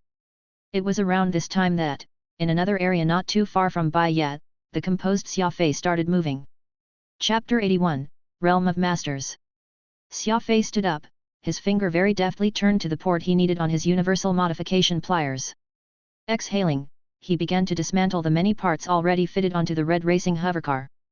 Xia Fei was a speed ability user, so he was of course quick with his great dexterity and quality technique once he got to work. Every unnecessary part dropped like rain from the hovercar, their crisp metallic clanging as they landed on the ground ringing clear. There was an empty carton next to the race car. Xia Fei shook his wrist lightly, and a drive shaft flew in a beautiful arc right to that carton. These were the parts that he would need, so Xia Fei individually put them aside. Moonsong, Chendong, Bahai, and Manjun were flabbergasted as they watched Xia Fei at work. Be it the dexterity of his hands or the proficiency and orderliness he was demonstrating, it was clear to them all that Xia Fei was far better at assembling than their amateur selves were. They had spent several days assembling the race car, yet it took Xia Fei less than an hour to dismantle it cleanly, leaving just the empty chassis sitting all alone on the ground. Xia Fei wiped the sweat off his forehead with his sleeve. He lit a cigarette and found some different size sanders in the toolbox and lined them up together. These sanders looked like a toothbrush with a sharp drill attached to the handle. The extreme racing hovercar did not allow the usage of non-regulation parts, but it was still possible to modify the parts themselves. Xia Fei picked up a drive roller and used a small sander to shape it into what he had in mind, carefully altering that drive roller. He was very serious the entire time, like an artist carving a sculpture. A short and portly cadet unintentionally spotted Xia Fei and came over, curious about what he was doing. While stroking his chin, he watched Xia Fei work on the drive roller. Someone from the same team as this cadet walked over. "What's he doing?" The portly cadet shook his head. "No idea. Seems like he's altering the drive roller. Why would he alter it?" "I don't know." Xia Fei used 3 fingers to clamp down the sander. Exerting a steady force on his wrist, he did not shudder in the least bit while he was very carefully moving the drill over the roller's exterior for 2 full rounds. He then proceeded to lift the roller and examine it against the garage lighting. After ensuring that it was flawless, the corner of Xia Fei's mouth curved into a slight smile and he installed the roller to where he thought it should belong. The crowd began to shift and gather around Xia Fei as strange expressions appeared on their faces. Why is he installing the energy converter near the driver's seat? He's even making adjustments to the converter's pressure tube. A blond man muttered to himself. The people around him all shook their heads, sharing looks of bafflement. Heavens! He's actually changing the speed adjustment lever from 6 gears to 3? Does he not know about the law of energy combustion? Too few gears will increase the burden on the engine, exclaimed a dark-skinned man in shock. The crowd shook their heads in unison once more. Strange. This is too strange. I've never seen anyone do something like this when assembling an extreme racing hovercar. An honest-looking cadet spoke after deeply contemplating the matter. I've been doing extreme racing since I was 7, with 2 decades of experience under my belt. How is it that I'm clueless about what he's doing? The onlookers were all drawing blanks. Actually, nobody in the crowd could make sense of what Xia Fei was doing, but everyone wanted to save their faces, so none of them admitted it aloud. With that honest cadet opening the floodgates, these self-proclaimed extreme racing experts all felt ashamed. All they had said thus far was how they had not seen anyone do what Xia Fei was doing. Xia Fei's method of assembling was very queer. Many of the key parts that these experts felt should never be tampered with, like the energy transfer unit or the stabilizer system, had all been altered by him without fail. Considering how the extreme racing hovercars were able to achieve a top speed of several thousand meters every second, the energy of the combustion was powerful beyond compare. The core system would need to be extremely precise, and even the slightest careless deviation to it might result in dire consequences like death. Given the amount of energy that could explode forth, even a racing hovercar driver with the protection of high-grade protective gear would have trouble withstanding the blast. This was why few would risk modifying the energy unit, for that was truly too dangerous. A racing hovercar design must go through countless repeated calculations by many mechanical engineers and plenty of road tests before they could ultimately be deemed as safe. Yet Xia Fei was solely basing everything off his understanding and intuition right now as he boldly altered the energy unit. Such a move was simply extremely crazy. Crazy, truly crazy. A buff cadet folded his arms in shock. How could he install a double magnification system on the energy unit? This is a racing hovercar, not a rocket. He is crazy. What do you mean? Have you heard the name Xia Fei? That buffed cadet nodded.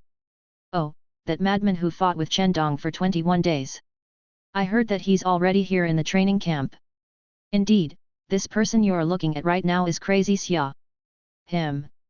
He shook his head. He doesn't look like him at all. The Xia Fei on TV was rather good looking. Isn't he just too plain looking? That broadcast went through 12 stages of processing, so it's only natural for the real person to look different. That buff cadet nodded. So he's crazy Xia. Only a madman like him could come up with such insanity. Bai Yi's area was originally filled with cadets onlooking and praising his assembling skills, but at this point, nearly all those people had gone over to Xia Fei's side, resulting in Bai Yi's area to turn quiet at once.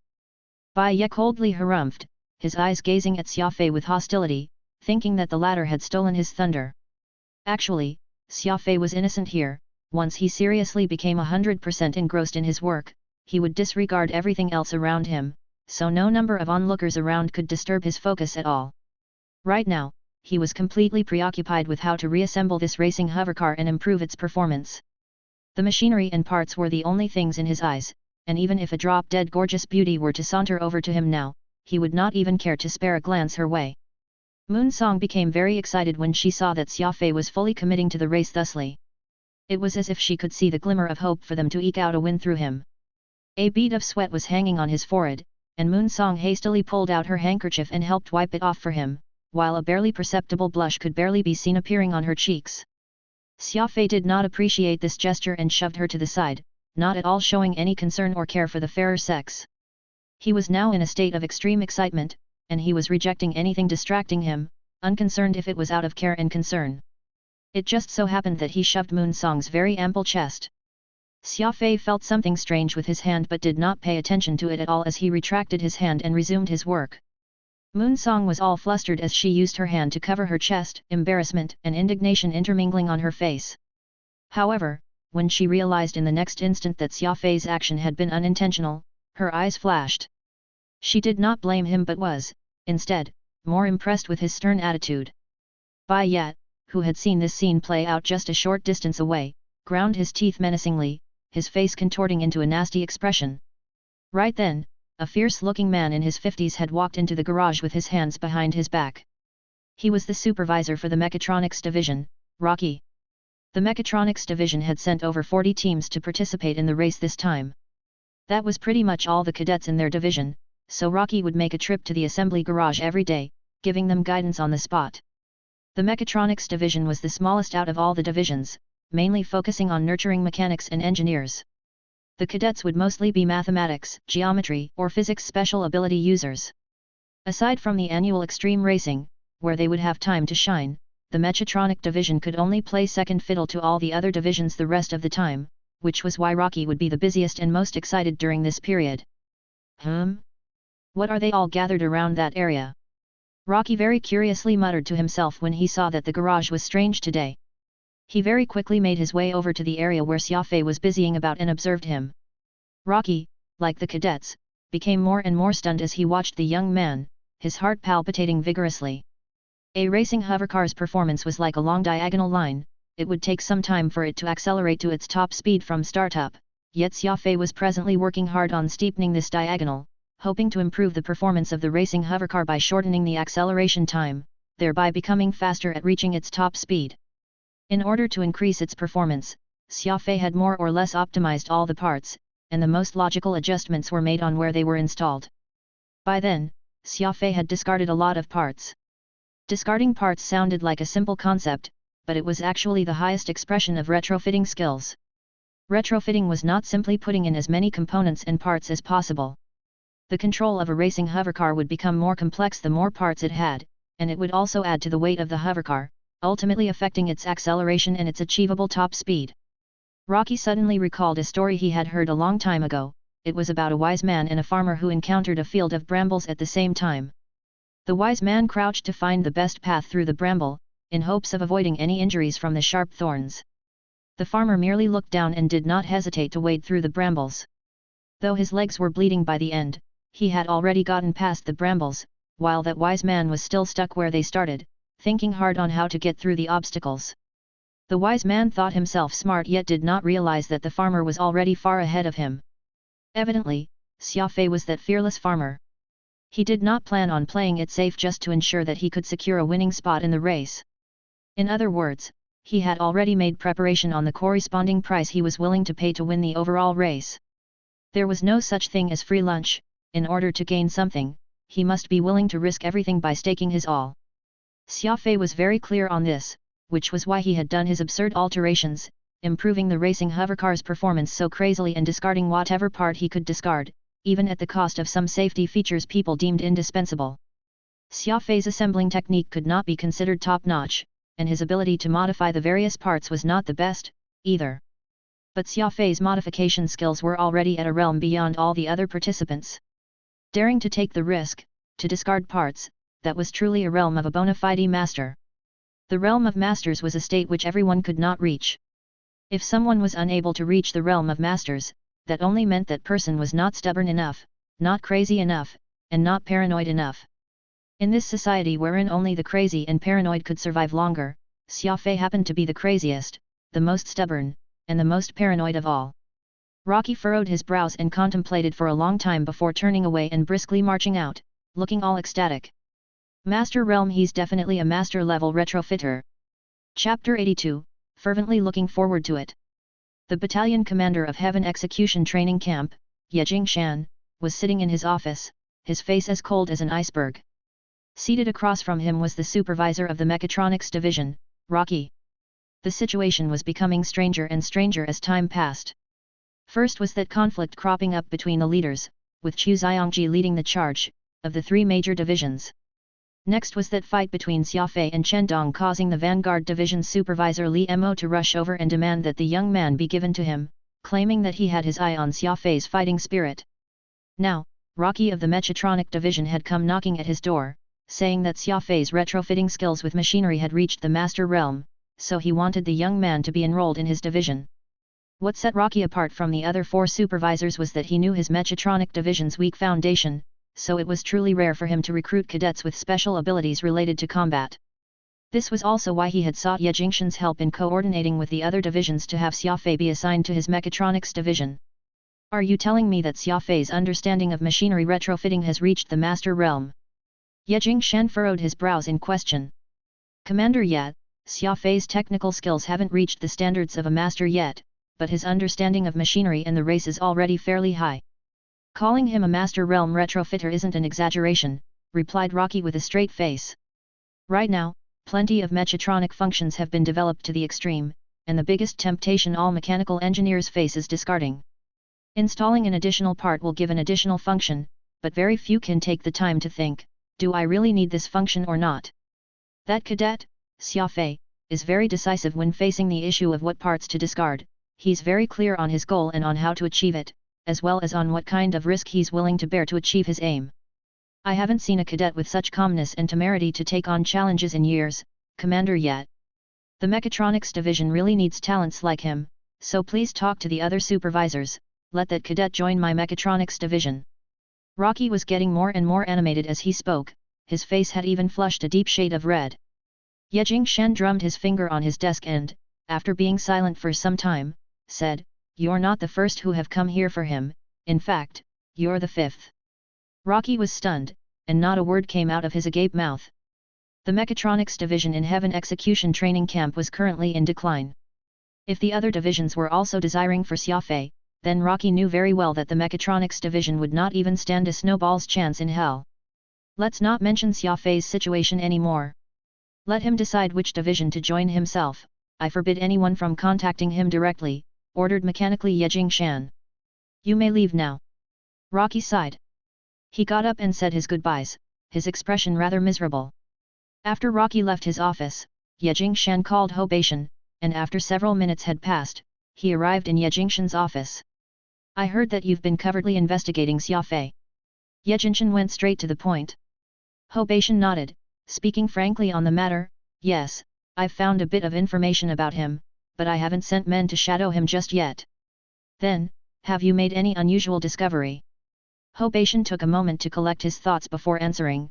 Right now, I've only managed to get hold of Xia Fei's movement these past few months. After the assessment ended, he went straight to the warship graveyard and took part in the assembling of a naval-issued frigate. The person who helped him accomplish this was a man called Porter, the boss of a spaceship assembling factory. Something strange, though, is regarding that Porter fellow. My investigations uncovered his identity were falsified, said Ho Beishan in a low voice. Oh. Ye Jingshan also dropped his tone to match Ho Beishan's. Hand over your investigation findings to me. Ho Beishan took out a microcomputer and sent the information to Ye Jingshan's inbox. Ye Jingshan went through the material page by page when, suddenly, his eyes stopped on the photo of old Porter. They then flickered quite a few times. After a good moment of silence, Ye Jingshan ordered, "From here on, stop any and all investigations on Xia Fei." Hou Baishan nodded. Though he was very puzzled about why Ye Jingshan would give him this order, he did not question it. As the chief investigator, Hou Baishan very clearly understood what questions he could ask and when he should ask them. After Hou Baishan departed, Ye Jingshan placed a hand under his chin and stared at the picture of the one-eyed old porter for the longest time. Leaning back in his chair, Ye Jingshan let out a heavy sigh and mumbled, "To be capable of executing implausible dodges and assassination techniques and to get the machine god porter's direct help in fix a spacecraft for you. Xia Fei, oh Xia Fei, just how many secrets are you hiding?" Night had unknowingly descended, and the garage for the extreme racing still had plenty of people, most of them vehicle enthusiasts, gathered inside, quietly discussing with one another. A prototype build of an extreme racing hovercar had appeared here, but none of them could make any sense of it. There was no denying Xia Fei's expertise, it was impossible to consider him as an outsider regarding this stuff, yet despite looking like an old hand, he had done work the experts on this field would never do. The three-layered, anti-destabilization system had been modified so that there was only a single layer. The passive defense system was completely exempted from the build. The air regulator had been altered so that only a mere 2/3 of its original size remained. Installing 2 fuel injection systems, he even added manual control to them, expanding the main injection nozzle by 0.4 mm. Every time Xia Fei did an insane alteration, the onlookers would all explode into a bout of exclamations and skepticism. "Bro, you can't modify the cooling system anymore. This is a racing hovercar, not a death hovercar. Do you actually have a death wish?" A man with a thick beard could no longer resist it and loudly reminded Xia Fei this. In his opinion, Xia Fei's modifications were already too much and it might very well cause the hovercar to fall apart. Xia Fei was unmoved. He could not care less about the opinions that these so-called experts had been offering him. With him so deeply engrossed in the work at hand, he could not even hear what these people around him were saying. The man shook his head and told a curly-haired man beside him, "Old Peng, do you think this hovercar could still start?" This curly-haired man shrugged. "No idea, but there's no way I'd drive such a dangerous hovercar on the racetrack." Only a minority of cadets bothered to warn Xia Fei out of kindness, while the rest felt only schadenfreude, happily hoping that Xia Fei would make his racing hovercar more and more dangerous to ride. Actually, Xia Fei knew all the risks he was taking far better than anyone else. According to his calculation, what he was risking thus far had yet to cross the threshold of what he had in mind. Nothing in the world would ever be 100% safe, for safety was just relative, which was why it was important to find a balance between safety and the best performance. A certain amount of risk would always exist when aiming to maximize performance. This was Xia Fei's retrofitting philosophy. Moon Song was beside herself with joy, pouring a glass of water for Xia Fei one moment and helping him wipe the sweat off his forehead the next. Unfortunately, Xia Fei was like a madman when he worked, so he did not respond appropriately. Often, Moon Song would end up being pushed far away to prevent her from disturbing him. Women were a strange bunch. The more Xia Fei ignored Moon Song, the more she wanted to stay close to him, even his impoliteness had been interpreted as his obsession toward the work by her. Bai Ye could no longer stand watching this anymore. He tossed the tool in his hand down to the ground and stalked off with a stony face. The man, who had always thought of himself as a prince, not only failed to win the princess's heart but also had to witness the princess actually giving all her attention to a frog. Bai Ye, who had completely been put off by the situation, almost suffered a mental collapse. Food. Xia Fei did not raise his head as he uttered that one word. Moon Song immediately slid beside Xia Fei, all excited. "Crazy Xia, you finally acknowledged your hunger. What do you want to eat? I'll buy it for you immediately." Xia Fei's arm was rhythmically working on a screw, all focused on the task. "Anything." Moon Song turned to Bahai and Manjun. "You guys heard him. Xia Fei wants food, go buy it for him at once." Manjun frowned. "Why should it be us? Weren't you the one who agreed to buy food for Xia Fei?" Moon Song coldly harumphed. "Did the two of you hear what yours truly said? It's all thanks to you two fools, claiming you know how to assemble a racing hovercar, only for it to turn out to be a joke. If not for you, Xia Fei would not be working so hard now." Trying to argue with a woman using logic was a fool's errand. Bahai dragged Manjun out of the garage and hurried off to buy something to eat as instructed. Bai Ye felt even angrier when he saw this. With his hands behind his back, he marched off the garage and did not look back even once. There were still plenty of ardent fans waiting for Bai Ye outside, and some of the more extreme female groupies began to crowd around him the moment they saw him appear, showing much care and concern for him. Bai Ye did not say a word and quickly walked toward his dormitory. A fairly unattractive female cadet pressed her hand against her heart dramatically, looking smitten as she exclaimed, "To think Prince Bai would actually have such a cold side to him, I simply love him to death." Soon, Bahai and Menjun brought back several boxed meals, which contained fried chicken and cornbread. Moonsong narrowed her almond-shaped eyes. "I sent you guys to buy food, and you come back with boxed meals. How could this type of food be nutritious?" Just as she said those words, Xia Fei took a box and dug in fast, absolutely unbothered by what he was eating. Xia Fei was not picky when it came to food as long as he ate his fill. The chicken and cornbread were no different from delectable delicacies in his eyes. The 5 boxes were all finished in 3 minutes flat, with Bahai gasping in shock. Heavens! Even the speed he ate could qualify him for the big eater competition. Wiping his mouth, Xia Fei patted his half-filled stomach and dove back into work. Every piece of the machinery in front of him held him enthralled. If he did not complete this work soon, Xia Fei would not be sleeping well tonight. Time passed quickly, and Xia Fei's speed remained the same. Just the zeal he had shown toward this work was enough to make people sweat. All of a sudden, Chen Dong stood up and headed for the exit. "Crazy Chen, what are you doing?" Moonsong asked. "The racing hovercar isn't assembled yet." Chen Dong did not turn back and merely waved at her. "Seeing him go all out like this makes me feel encouraged. I'll head back to do some training." Night descended. Xia Fei had been hard at work for 10 hours since lunch, and aside from those 3 minutes he had spent eating, he had not stopped even for a moment. People in the crowd began to yawn, but no one was willing to leave. They all wanted to see just what kind of racing hovercar would the final product be. Xia Fei of course did not disappoint. After repolishing the shell of the racing hovercar, it was lighter and more streamlined and aerodynamic than before. By the time it was almost 1 AM, and when the final screw was put in place, Xia Fei concluded his assembling of the extreme racing hovercar. Lighting a cigarette, Xia Fei exhaled and looked all around, only to realize that he had gotten surrounded by thousands of people unknowingly. "Bro, I really commend your guts to modify the energy system. Aren't you afraid it will overheat and explode?" 11 hours to finish assembling an extreme racing hovercar, making alterations to every part. The speed you accomplished this feat is a new record in itself. Will you be the one driving this dangerous racing hovercar, or will someone else do it? The curious onlookers all began throwing questions at Xia Fei, making it appear as if this was some sort of press conference. Xia Fei smiled but did not answer their questions. Swiftly squeezing his way out of the crowd, he headed back to his dormitory for some much-needed rest. "Xia Fei, you're really amazing. Did you know that everyone was stunned while watching you assemble that racing hovercar? You didn't see them then, some even nearly drooled." Moonsong excitedly recounted what she had seen as she caught up to Xia Fei. Xia Fei nodded, still silent. He was recalling the process he assembled the racing hovercar, searching for any possible mistakes he might have made. Though assembling such an extreme racing hovercar would improve its performance by leaps and bounds, there were still many unstable factors that he had to consider. Moonsong grabbed Xia Fei's arm and whispered, "You even touched me today." Xia Fei furrowed his brows, hurriedly extracting his arm from Moonsong's grasp. "Why would I touch you? You're not a woman." "Bastard," swore Moonsong, her expression fierce. "You've already touched me. Are you trying to deny it?"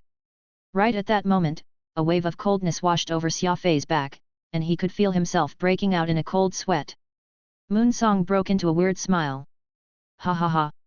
This madam was just messing with you, did you actually fall for it? Speaking of which, seeing you being all serious today really suits my taste. If there comes a day I no longer prefer the company of women, you may just very well be in luck." Xia Fei was speechless, muttering to himself with a frown, "Oh, dear God, please make sure that day never comes." Early the next morning, Prince Bai Ye arrived early to assemble his hovercar, and that smile he usually had was back on display. From early in the morning until sundown, the woman whom he had hoped to see never did appear. Meanwhile, that red extreme racing hovercar, which was parked quietly across him, would have people coming by to inspect and talk about it with excitement. The hovercar's exterior did not look any different from the usual extreme racing vehicles, but everyone was well aware that there was a lot of craziness hiding underneath this ordinary exterior. Many heirs of wealthy families would bring their servants or experts along the training camp to serve their needs, and this third prince was of course no exception. With him was a 50-year-old man, who looked extremely skinny and listless, seemingly having just woken up. Bai Ye threw a furtive glance at the old man. "It'll be with the extreme hovercar race in a few days, I'm really looking forward to it." He intentionally placed emphasis on the word really, and that old man nodded knowingly. "Young master, this old man is fervently looking forward to it as well." Chapter 83, Opening Ceremony. The walls and floor of the training room were made of reinforced metal, then outfitted with a thick layer of soundproofing boards. Anyone inside the room would not be disrupted by any noise outside, so those from within could completely devote themselves to their training and cultivation. Xia Fei was exactly in his element inside the very training room as he cultivated the Spirit Beast Codex. The Spirit Beast Codex taught both ocular cognition and telepathy techniques. Ocular cognition was the constant use of certain techniques to genetically optimize or even restructure his visual capabilities. Taking a deep breath, Xia Fei slowly opened his eyes. By all appearances, they did not look any different from normal, but they were actually a lot sharper now. However, having such eyes was very strange, for they seemed to contain something that could evoke fear in people, enough to make them quake. His gaze was akin to a pool of cold lake water, deep and bottomless, and any light would be absorbed into this unfathomable water, sans any path of escape. Xia Fei used these seemingly normal yet strange eyes of his to scan his surroundings once, then shut them as he regulated his breathing, his pupils dilated before returning to normal. "How was it?" Phantom was lying beside Xia Fei, stretching his back lazily, when he asked this. Xia Fei's face was filled with excitement, nodding vigorously. "Yes, I've advanced to the second stage and will soon reach the third stage in my cultivation to acquire telepathy." The first two stages of the Spirit Beast Codex contained ocular cognition, and he needed to reach the third stage to learn the more powerful telepathy technique. Xia Fei had already mastered the first two stages, so while he was still unable to communicate with exotic beasts, he could now use his ocular cognition to observe the Spirit Beast fire inside an exotic beast. Looking at the Spirit Beast fire allowed Xia Fei to determine a beast's rank, its physical status as well as its emotions. Furthermore, when encountering mid-size or large exotic beasts, he could rely on his ocular cognition to force them into retreating, resulting in him evading their attacks. Good. The Spirit Beast Codex is a star-tier secret manual, and it's hard to cultivate. To be able to break through the second stage in 3 months' time, such progress is already decent, said Phantom with satisfaction. Xia Fei's 7th brain region had been 100% opened up, thanks to that deadly bottle of gene optimization fluid. Not only did he nearly lose his life in the process, he even got deprived of the capability to proactively advance his special ability. Still, the advantages of a fully opened 7th brain region were beginning to show now. Be it his cultivation, studies, or even intuition and judgment, every aspect of Xia Fei far surpassed the average living being. This was what it meant to be lucky. Xia Fei was not very talented, as truly gifted individuals would be able to open their 7th brain region by cultivating the ancient astral arts. Only the untalented individuals like him would need the aid of a gene optimization fluid to tap into that part of his brain. In the highly developed extraterrestrial planets, no one would consume the gene optimization fluid unless they had no other choice. Even though consuming such drugs would allow people to open their 7th brain region, the stimulation of the optimization fluid would make further cultivation difficult, keeping the ability user in the initial ranks their whole life. Xia Fei might be lucky, but the risks he willingly bore could not be ignored. He only managed to get to where he was now all due to the effort and diligence he continuously put in alongside his luck. The green light in the training room suddenly lit up, which was an indication that someone had rung his doorbell. Since the room was 100% soundproof, it used 2 indicator lights, one for the doorbell and the other for the phone, to alert the people inside if someone was attempting to communicate with them. Taking a look at the time, Xia Fei saw that it was 4 a.m. He got up and made his way out of the training room, all the while feeling puzzled. Who could it be at this hour? Opening the door, he saw Moon Song excitedly looking back at him. Beside her were Bahai, Man Jun, and Chen Dong. Moon Song wore a sky blue skirt, which made her look more radiant than a sunny day. Bahai, who was in loose pajamas, groggily leaned against Man Jun. The two were yawning, their eyes red, looking as if they were close to tears. Chen Dong wore a pair of shorts. Though he did not look as tired as either Bahai or Man Jun, he did look rather sleepy. He sighed, then helplessly shrugged his shoulders at Xia Fei. Moon Song shoved Xia Fei to the side as she told the other three, "Come in quickly, I have something important to discuss with you guys." The three innocent victims swayed into the room, collapsing on Xia Fei's couch. Bahai was hugging Chen Dong's arm, while Manjun had his hairy legs crossed over Bahai's chest. "Miss Moon Song, what is it that you can't wait till it's the morning proper to share with us? This is the time when people sleep, my head is hurting really badly," Manjun unhappily protested. Moon Song laughed deviously. "No can do. Yours truly have spent a couple of dozen hours drawing up our battle plan. All of you, sit tight you, too, Xia Fei." Xia Fei sighed. He was also at his wits' end with Moon Song's nonsense. He headed to the beverage dispenser and got himself a cup of coffee before sitting next to Chen Dong. Moon Song turned on the computer and pulled out a file to display on the holographic screen. She pulled out a cucumber and used it to point at the screen. "What you are seeing here is the participant list for the Extreme Hovercar race, as well as each team's specialty. The race this time will be different from those before as the training camp has invited a professional racing team to compete with us. Have you guys heard of the motor team Twin Dragons? They are the 5-time consecutive champion in the Star Region Extreme Racing, so they can be considered the top racing team across this Star Region." Moon Song happily told them this. She had invested a lot of effort into this competition. Xia Fei furrowed his brows. "Twin Dragons are here only to be the highlight of the race, and their involvement won't impact the ultimate champion. Even if we fail to win against them in the race and come in second, the prize will still go to us, so they can be ignored." Moon Song shot Xia Fei a glare. "Is it you or me who's doing the talking now?" Xia Fei took a sip of his coffee and remained on the couch. He softly answered, "You continue." Manjun and Bahai were nearly falling asleep on the other side of the couch. Moon Song walked over and pinched the thighs of these two men. "Be serious, we're discussing our battle plan right now. No sleeping." Bahai and Manjun yawned and quickly sat up straighter, no longer daring to fall asleep, yet both were still fighting to keep their eyes open. "It's what Xia Fei said, the Twin Dragons can be ignored, though there are 2 other opponents we can't ignore." Moon Song resumed speaking. She tapped on the screen, and the image changed to a man with an overgrown beard standing next to a young man with long hair. The bearded man is called Nai Wei, the best racer in the mechatronics division.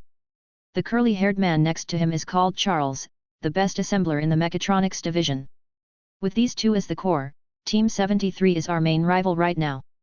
Xia Fei shook his head, interrupting, "Comrade Moon Song, can you simplify this and just tell us your plan and arrangement straight?" Moon Song folded her arms and stared at Xia Fei coldly. "Why are you always interrupting when people are talking? I spent a whole night collecting all this information. If you're going to be so impatient, why don't you come up here and do the talking?" Xia Fei thought about this for a moment before smiling. "That works, too." Xia Fei really got up and walked right to the screen, even as Moon Song backed to one side, feeling rather uncertain. "I'll just need 5 minutes, Xia Fei said. "First, I'll tell you guys something. The betting companies have several different wagers for this race, and we're ranked number 1 to be the team that was most likely to retire from this race and to be in an accident. That means the betting companies believe that there's a very big problem with our racing hovercar, so much so that it won't last throughout the race." Xia Fei thought to begin with an interesting anecdote, and it was far more effective than Moon Song's scare. Everyone got curious. Bahai and Manjun perked up, rubbing their eyes vigorously as they carefully listened to Xia Fei's every word. Moon Song found it hard to believe. She thought she had done very detailed research of the matter at hand, but even what Xia Fei revealed greatly surprised her. The information about betting companies was not in the trove she had collected at all. Could Xia Fei have already made preparations? Moon Song quietly wondered.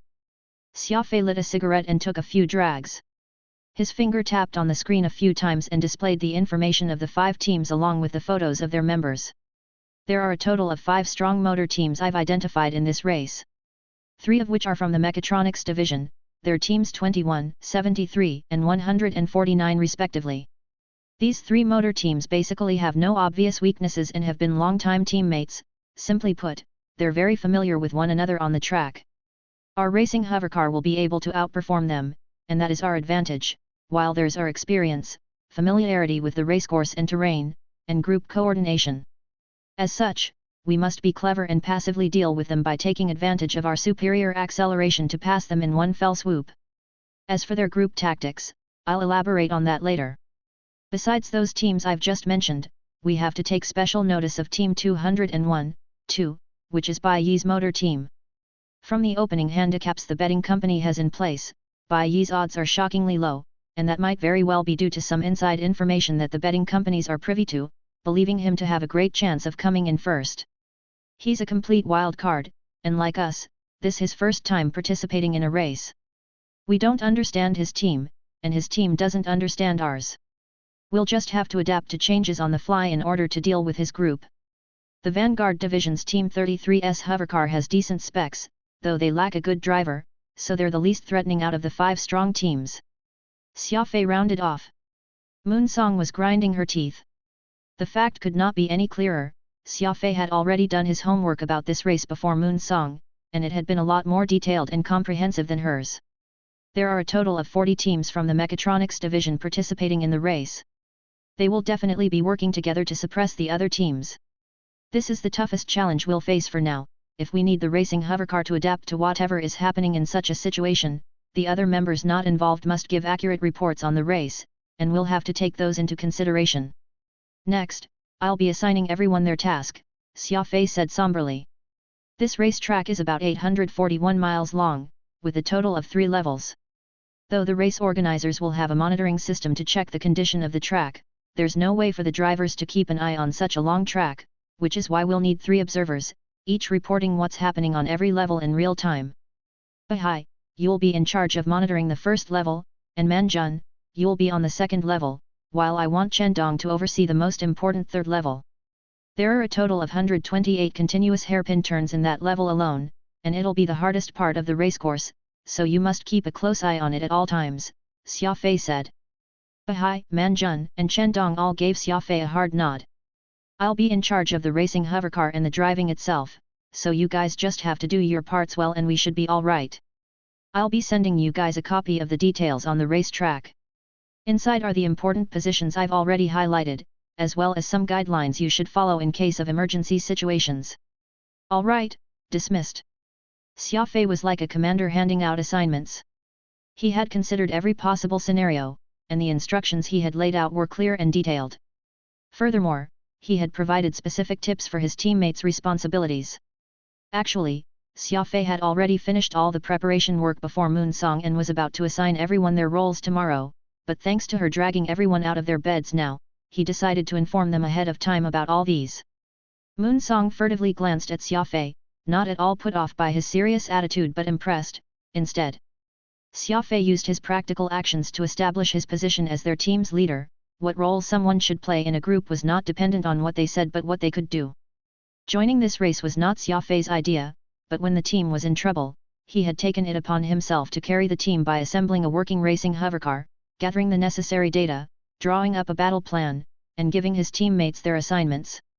Everyone admired him inside for what he was doing now, so when Xia Fei handed assignments to them like a leader, no one spoke against it. Xia Fei's ability, as well as his solemn attitude, was for all to see, and they knew this deep down.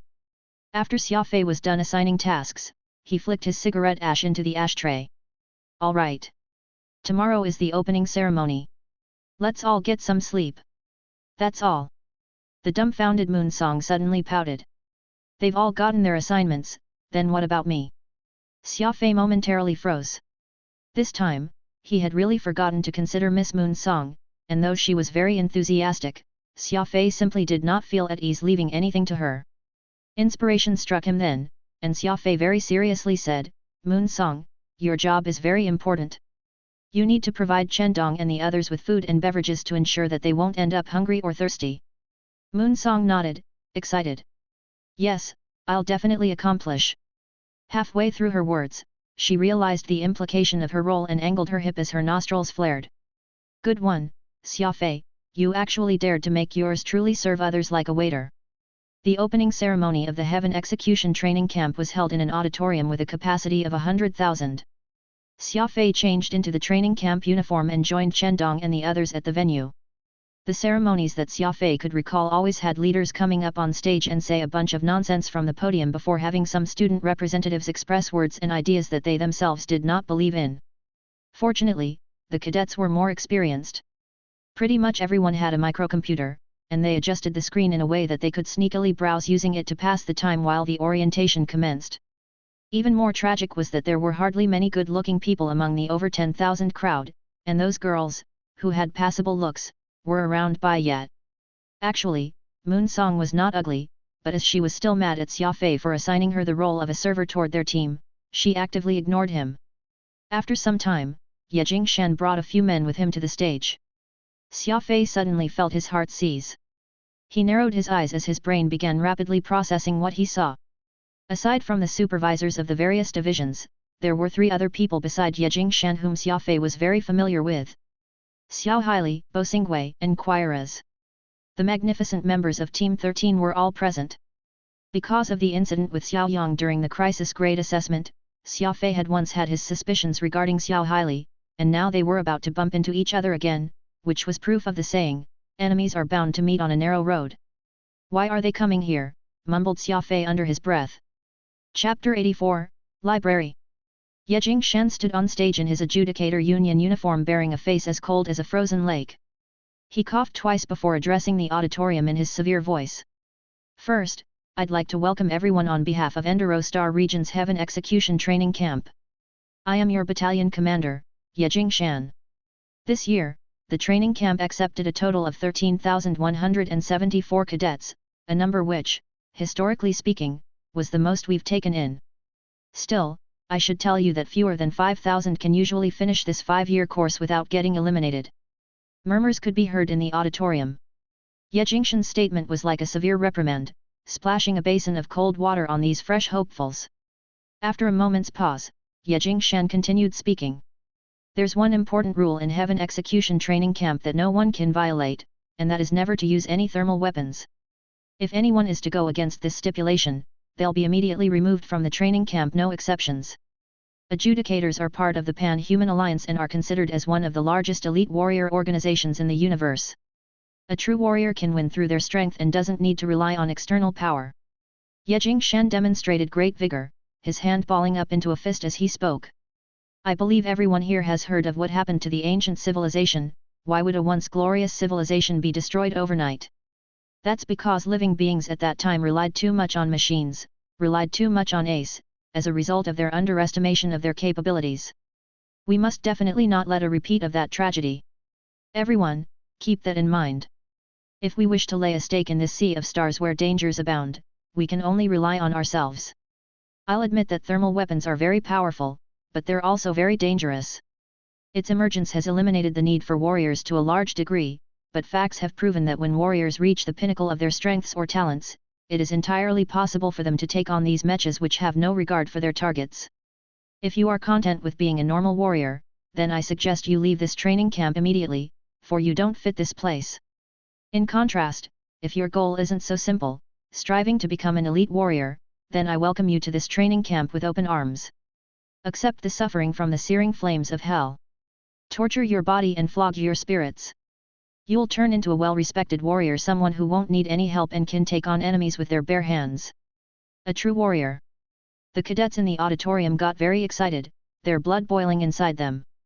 Each face turned red from their fire, their chests thumping vigorously. Technology would forever be every living being's bane. When talking about the level of technological advancement, the modern-day civilization was far from what the ancients had achieved, but the highly advanced ancient civilization was decimated by the very robots they had created. The people of this day and age had risen from the ashes of their near annihilation following the robots' departure, and such a history had been etched into the mind of every survivor of that apocalyptic event. It was akin to a fish that knew how to swim upon birth.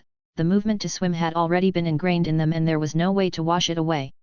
Now that they were at the stage of great development again, their technological level was closer to the ancient civilization, though the closer they were, the scars left by the ancient civilization ached all the more. A warrior who used thermal weapons would forever be a mere warrior, never reaching the standards of an elite fighter their entire life. The world respected elite warriors who could take on what their ancestors had once relied on, a simple construct of primitive weapons by relying solely on their strengths.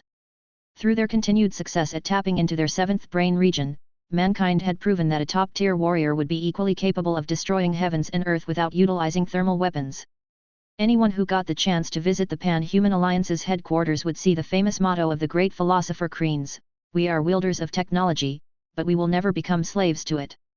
Xia Fei had once heard Phantom speak of it, so he had some knowledge regarding the ancient civilization. The technology was like a double-edged sword. The ancient civilization thought that they would have no worries using technology, never pursuing to improve their capabilities. As a result, their bodies gradually weakened. That was why when that crisis occurred, the unprepared beings easily collapsed. It usually took eons for a civilization to emerge, yet the ancient civilization had collapsed in the span of a night. Organizations like the Adjudicators Union and Monastic Order, who were basically the inheritors of the ancient civilization, tasked themselves with creating elite warriors capable of protecting the modern civilization with their bare hands. Thus, it was easy to explain why Heaven Execution Training Camp had a no-tolerance rule regarding the usage of thermal weapons. Ye Jingshan felt satisfied with the fighting spirits this batch of cadets was demonstrating at the moment, for he extended his hand next to beckon Xiao Haili and his three-man team over. As is customary, the Union supports the training camp by sending an elite group of warriors every year to oversee the imparting of practical combat knowledge and introducing some situations that the organization's inner workings are presently facing to everyone in this camp. This year, we have lucked out. I'm sure many of you have heard of the Executive Department's Team 13, asked Ye Jingshan. The Magnificent 13. The so-called Team 13 that has a 99% success rate in the Executive Department. That strike team that is very famous. Discussions abound among the students, most of them pleasantly surprised by the arrival of such a famous team here. That's right, the Union sent the Magnificent 13 as this year's special instructors in the training camp. They will be here for a 4-month-long assignment, so I hope that everyone will use this opportunity to consult with them as much as possible. Xia Fei did not really pay attention to the latter half of the ceremony as an inexplicable sense of worry filled his mind. Xiao Yu's disappearance, his ambush on Xiao Yang, and that mysterious insider all clues did not have a direct correlation to Xiao Haili, yet Xia Fei inexplicably felt that there was something fishy about him. Perhaps he was just being paranoid and the guy had nothing to do with Xiao Yu's disappearance, but the point was Xia Fei's mind was growing more confused as he thought of it to the point that he felt out of sorts. Through the information he had gathered via the interplanetary internet, Xia Fei learned that Xiao Haili and Xiao Yang were distant relatives. In terms of appearance, Xiao Haili could be considered a model adjudicator, strong and upright, he had a kind disposition and was highly regarded by the public and his peers. Still, Xia Fei always felt that the guy was too good and too clean. There was no such existence in this universe, be it a person or a thing, one would always have flaws.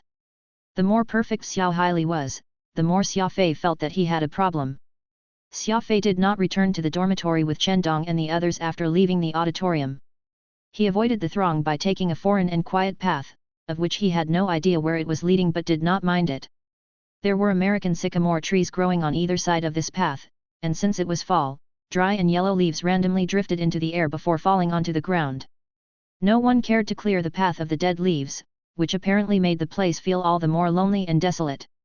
Without even realizing it, Xia Fei had arrived at the end of the path, and in front of him was a white hexagonal building of about 3 stories, which covered a sizable plot of land. Library. Xia Fei read out the words on that building plaque. There was actually no one around this library. The front stairs were littered with trash and leaves, and it was unknown how long it had been since someone last cleaned this place. The white walls were already mottled, giving off a sense of solitude after witnessing the vicissitudes of life. In the age where information boomed, the interplanetary internet could easily provide people with books that no one would be able to finish reading in many lifetimes, so this sort of library from a bygone era was becoming less and less valued, almost to the point of neglect. Since Xia Fei had nothing else to do, he went up the flight of stairs with 12 steps, arriving at the main entrance to the library. A sign was hanging on the door which read, "Recruiting Librarians."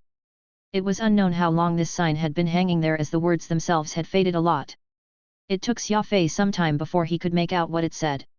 Pushing open the door and making his way inside, the unique smell of ink on paper entered his nostrils as rows upon rows of neatly positioned big and tall bookshelves held old tomes. It was really hard to believe that in the modern era of advanced technology, there would actually be such a quaint place. The counter where a librarian would be was empty, and there was only an overweight fat black cat lazily sprawled across the table. With its size already beyond what a cat should have, the cat seemed more like a ball of fur, the kind that ate up all space. Judging from its half-closed eyes, the cat lying on the table should have been taking a nap but was roused from sleep by Xia Fei's arrival. Its golden eyes focused on him in annoyance for a moment, then the cat resumed its wonderful dream. Xia Fei felt very curious. Heaven Execution Training Camp claimed to have the best facilities and resources in this star region, so who knew what sort of books could be found in its library? Pulling out an old tome, which was as thick as a dictionary, and casually flipping through it, the few pages he scanned through told him that it was an introduction to the various types of ore, from the low-grade mineral spars to the high-grade black crystal ore. Every possible variation which could be found across the universe, including instructions on how to mine and smelt them, was written in this thick tome. An old man with beefy legs and thick arms came walking out of the librarian's office. Just like the cat, he was very obese. Even the simplest activity like walking left him struggling to breathe. He made his way to the desk and looked at Xia Fei, saying, "Lad. You talking to me, old man?" The old man nodded, stabbing a chubby finger to a sign on the table. 10 points an hour, with a 20% discount if you pass 6 hours. Xia Fei was stunned. It turned out that browsing a book would cost him points, and it was a fairly expensive price point to boot. 10 points could let him rent a large, comprehensive training room. Xia Fei shrugged helplessly. "Sorry, I've just arrived at the training camp, so I don't even have a point to my name."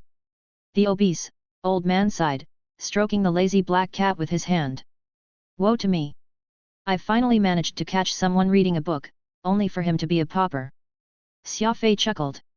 "There are very few who come to this library normally, probably because the fees are too high. Perhaps you'll attract more readers and earn better if you lower the price by a bit." The obese, old man was evidently annoyed by the suggestion. "Do you think these are radishes, haggling with the prices like that? These are all books. Precious tomes, do you understand? 10 points for an hour of reading is already a steal."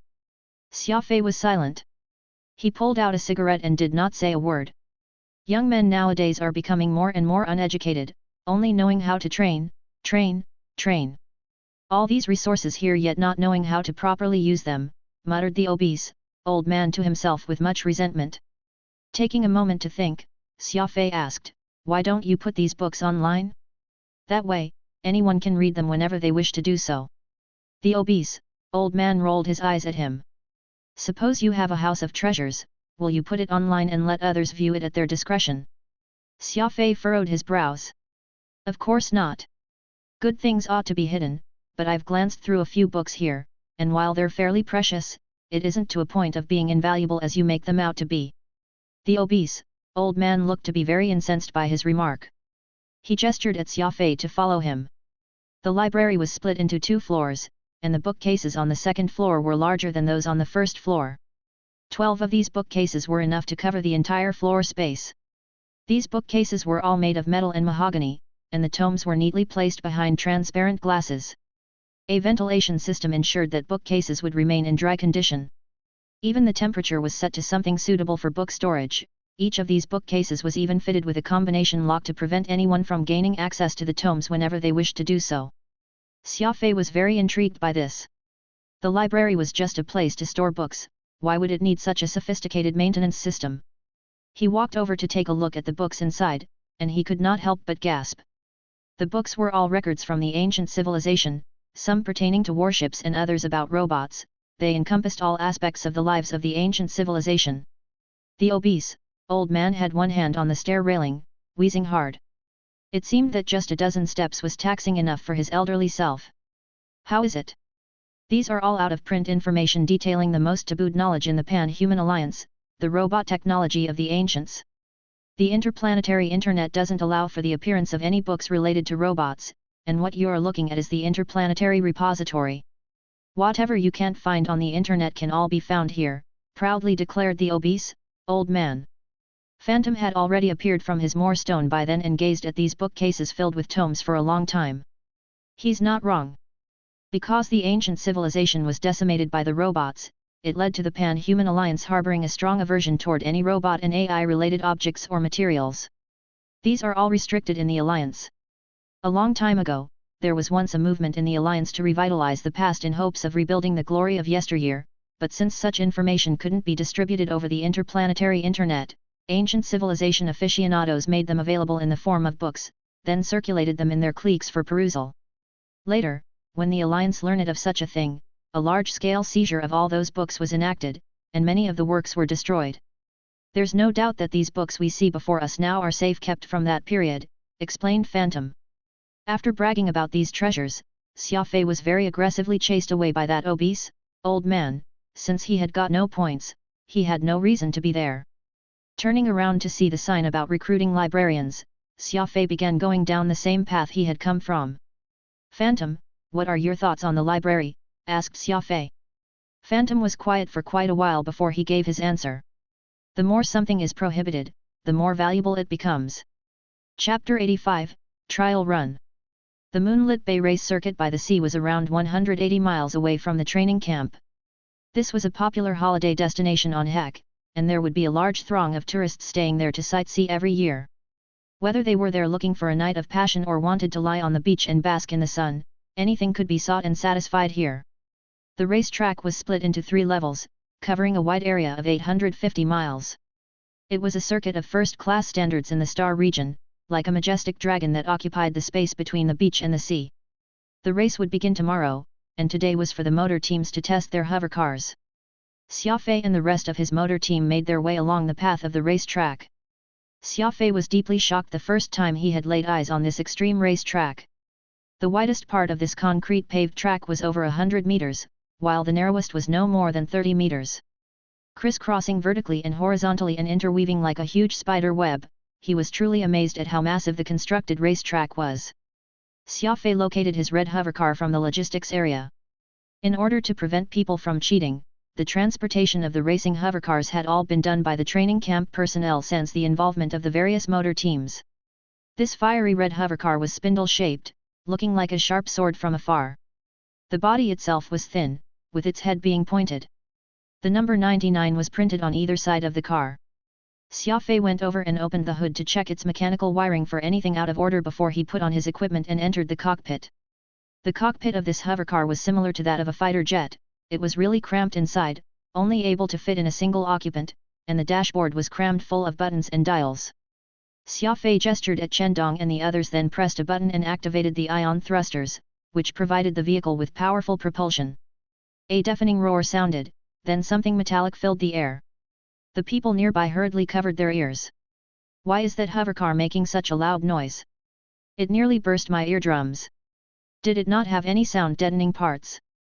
The other motor teams were all complaining about the racket this racing hovercar 99 was making. In fact, Xia Fei did install a sound-deadening device, but because he wanted to save space for other parts, he decreased its size by half, which greatly reduced its effect. Steering the hovercar into the departure grid, a racetrack staff member came over to Xia Fei's side and said, "You have a total of 3 trial laps. We'll be using your fastest lap as your final placing result, understood?" Xia Fei nodded, and that worker guided him to the departure sequence. As this was just a test run, not all of the 300-plus racing hovercars would be starting at the same time. Instead, the staff let one go at it every 15 seconds. Xia Fei lightly touched the controller and the hovercar went barreling past the grid, leaving a long trail of flames from its ion thrusters. The roar of the engine filled the ears of everyone nearby. The surrounding scenery was very quickly left behind as Xia Fei's vision narrowed to just what was in front of him, going ever on forward. Though there was no one on the viewing platform, without any fresh flowers being tossed out by the cheering crowd, Xia Fei could still feel his blood pumping from the adrenaline. This sort of extreme speed gave him indescribable exhilaration. It was like a person who traveled by bus every day suddenly riding a motorbike and feeling the wind whipping past their face. Though both vehicles served the same purpose, the pleasure they brought was simply incomparable. Xia Fei intentionally suppressed the thrill he was feeling inside him, then used a speed that was roughly clearing 1000 meters per second to move forward. The first thing he would do was find the feel for this race, familiarize himself with every turn in the track, and note even the tiniest crack on the ground. Xia Fei tapped on a microcomputer to activate its record function even as he observed and took note of every detail around him while he continued along the track. A racing hovercar sped past Xia Fei, leaving him behind, but he did not even spare a moment of attention to these people attempting to show off and just executed what he had planned while maintaining a decent speed on the course. Xia Fei believed that showing off at this time, demonstrating just how exceptional their driving skills were, was meaningless. Real strength ought to be saved and only unleashed during the race. How is Xia Fei driving so slowly that a dozen cars can easily pass him? Moon Song pursed her lips in dissatisfaction. Chen Dong pointed to the red racing hovercar and asked, "What are you being anxious for?" "Xia Fei's there charting his path. He'll surely pick up his speed come the second lap." Soon, Xia Fei was on the third level of the race track. The first and second levels of the track were around 250 miles, while the third level was about 350 long. The third level of the track was the longest stretch, and it was also the toughest. It was a series of S-bends called the Star Region's first Devil's Bend. S-bends were also called hairpin turns, and it was already fine for most race tracks to have a few hairpin turns, but Moonlit Bay's third level actually had 128 consecutive bends, hence the name demonic 128. Almost every half a mile had a hairpin turn, and the consecutive turning was not only a test to a racing hovercar overall performance but also a test of a racer's stability and adaptability. After all, such consecutive bends would require a high level of attentiveness, pushing both the driver and the hovercar to their extremes. As long as they were a little careless, even just the slightest loss of control could result in a disastrous wreck. After all, this was no normal race but an extreme one, which could reach the speeds of over 3,000 meters per second. It was simply depraved to design an extreme race track with 128 hairpin turns. Xia Fei lowered the speed of his hovercar and very calmly cleared the 128 hairpin turns, getting through a long gangway before returning to the first level, ready to start his second test run. Chen Dong, Moon Song, Bahai and Manjun were waiting excitedly, for they all believed that Xia Fei's first lap had only been to get used to the route. He ought to shoot up through the ranks with this second lap, right? Just as they expected, Xia Fei did indeed speed up, but he did not increase his speed by much. Now going at about 1,500 meters per second, he could be said to be going at half speed, and it was still quite a distance away from the limit an extreme racing hovercar could reach. Moon Song pulled out a cucumber, took a vicious bite at it, and glared at Chen Dong. "Didn't you say that Xia Fei would surely increase his speed on the second lap?" Chen Dong was helpless. "How would I know? Perhaps he hasn't familiarized himself enough with the track." Bai Yi's racing hovercar 201 zipped past Xia Fei, and when he did, he suddenly did an emergency brake just ahead of Xia Fei's hovercar, then Bai Yi waited for the latter to go past him before starting his engine again and driving past the other once more. This was simply a naked provocation, but Xia Fei continued to drive at that constant speed, completely ignoring that white racing hovercar. Moon Song could not rein in her anger, and she grabbed a communicator to yell at Xia Fei directly. "Mr. Xia, I order you to overtake Bai Yi's car. Leave that bastard in the dust, or I will not be done with you when you get back." Very quickly, Xia Fei gave his simple reply to her. When the communicator's red light lit up, Xia Fei immediately turned it off, not even giving Moon Song a chance to complain. Moon Song's expression became really ugly, and she started hurling expletives at Xia Fei on the display screen. Everybody could not understand why Moon Song seemed to dislike Bai Ye to the point where just seeing him was enough to rile her up endlessly. When Bai Ye saw that Xia Fei had no intention of accepting his challenge, he raced off down the track, holding in his delight inside. "They say Xia Fei's a madman, but I don't see it. He doesn't even dare to take me on despite me throwing down the gauntlet." Bahai pulled out the rankings for the test runs from another console. Presently, it was the racing hovercar 63 driven by Nai Wei, someone from the mechatronics division, that ranked first. His fastest lap split was 8 minutes 2 seconds, with an average speed of almost 3,000 meters per second. The second and third ranks were racing hovercars 21 and 194, also from the mechatronics division, with both finishing their laps under 8 minutes 30 seconds. Racing hovercar 33 from the Vanguard division had shocked everyone by taking 21st place with only an 8 minutes 57 seconds split. As for Xia Fei's racing hovercar 99, he had very tragically come in last, more than 3 minutes over that of the next in rank. Everyone was unimpressed. The pole position was very important, and being in the front meant that they could lead the pack, quickly pulling ahead from the majority. It was an opportunity that the racing hovercars behind would not get. That was when a deafening engine roar could be heard from the starting grid, which was even louder than Xia Fei's racing hovercar 99. Everyone looked over and saw a black racing hovercar revving up with reckless abandon, ready to charge down the racetrack at any time. "Racing hovercar 0 belongs to the Twin Dragon Motor Team," mumbled Manjun, recognizing that racing hovercar at a glance. The said hovercar was not using a stock body configuration, instead, it was using an exaggerated, double streamlined body configuration. Just hearing that engine roar, and he could tell that the hovercar had undergone an even greater degree of modification than what Xia Fei had done. The racing hovercar burst through the starting line and disappeared without a trace at a speed, which left everyone tongue-tied. Bahai swallowed his saliva as he marveled, they sure do live up to the name as the top motor team in Enduro Star region, that's what I call speed. Chen Dong nodded. Their hovercar doesn't have the stock configuration but one used for Grand Prix motor racing, instead, so it's only natural for it to be much faster than the average extreme racing automotives. Moon Song slammed her two fists on Bahai and Chen Dong's backs. You two aren't allowed to let your enemy's ambitions extinguish our team's prestige. We will definitely win this race.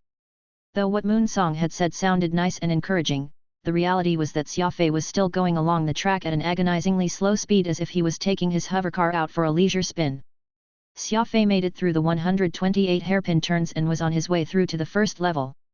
Shaking his head, he relaxed the muscles in his body as Xia Fei prepared to begin his sprint through the starting grid. There was a yellow horizontal line in front. Crossing it would signify the start of his third lap. Xia Fei pressed the pedal to metal and his red racing hovercar shot ahead with a roar. 1,800 meter per second. 2,100 meter per second. 2,400 meter per second. 2,700 meter per second. 3,000 meter per second. In just 1.21 seconds, his speed abruptly surged from 1,500 to 3,000 meter per second. After Xia Fei's modification of this racing automotive, its acceleration was many times faster than the average extreme racing hovercar.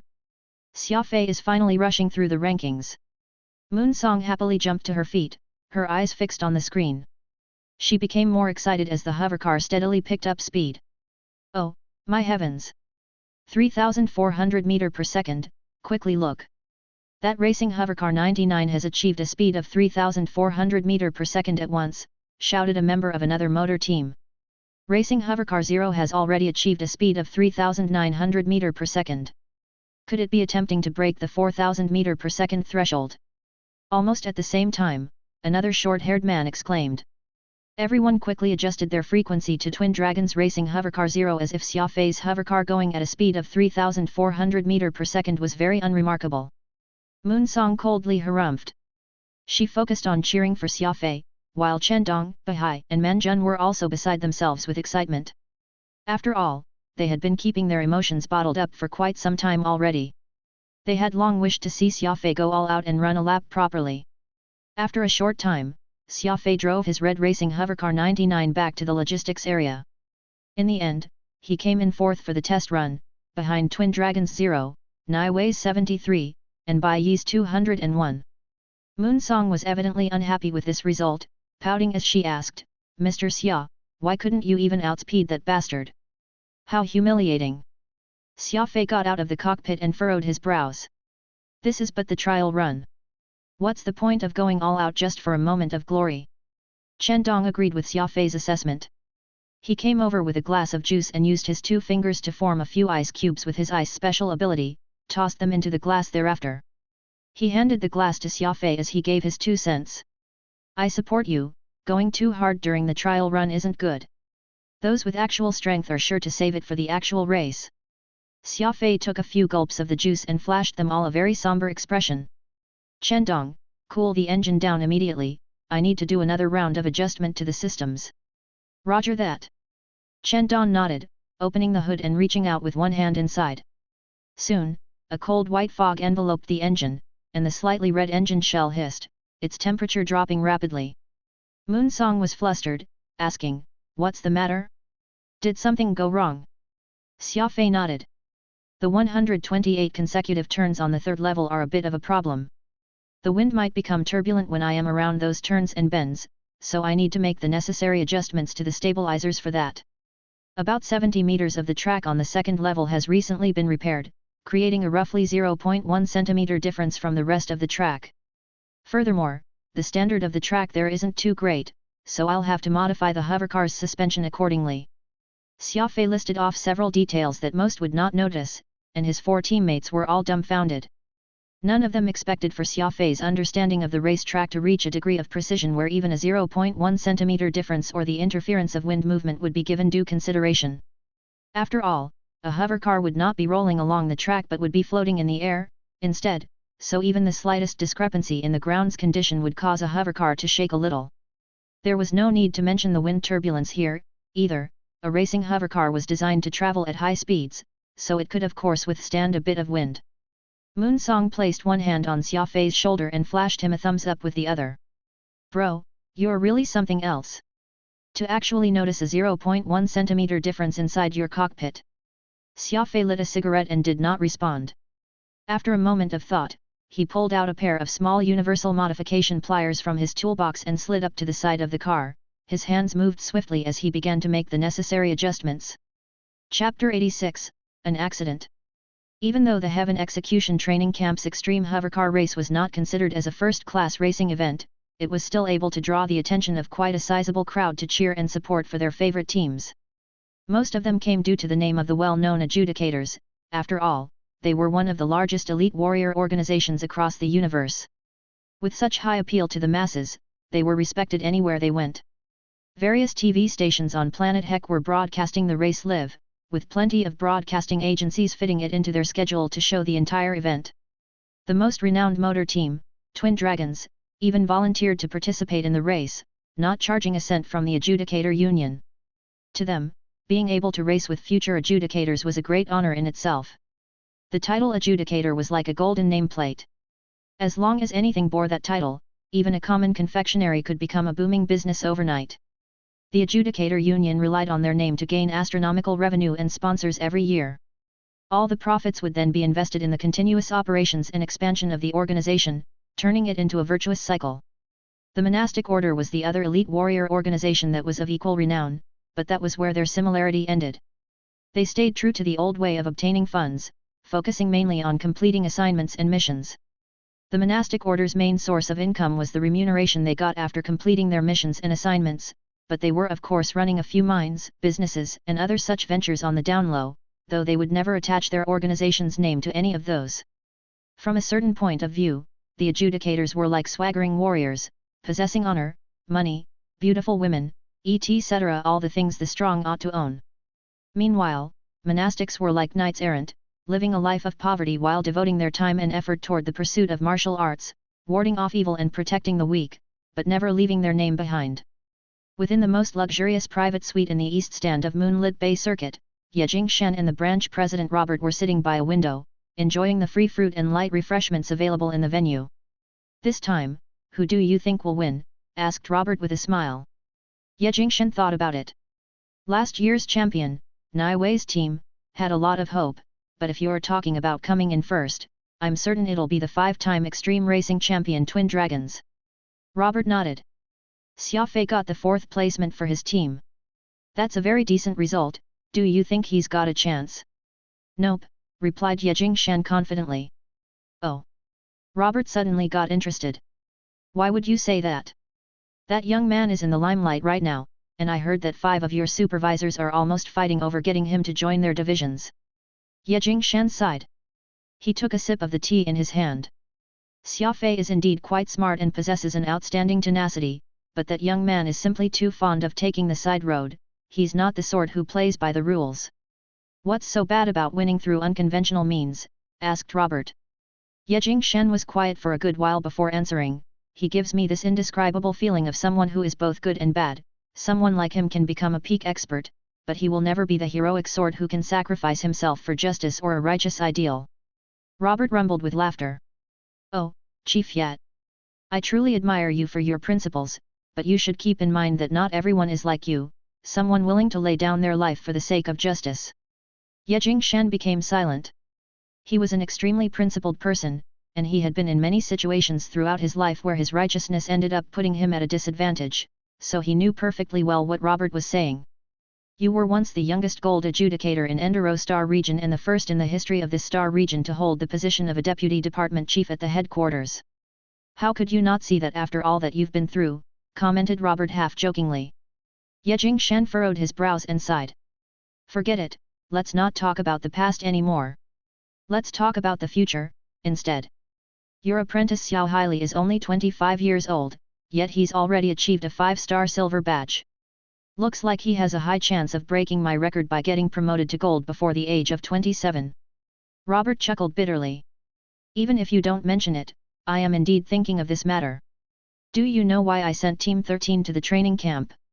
Ye Jingshan shook his head. Team 13 of the executive department is your most important chess piece, assigning that group to the training camp will just leave its members idle.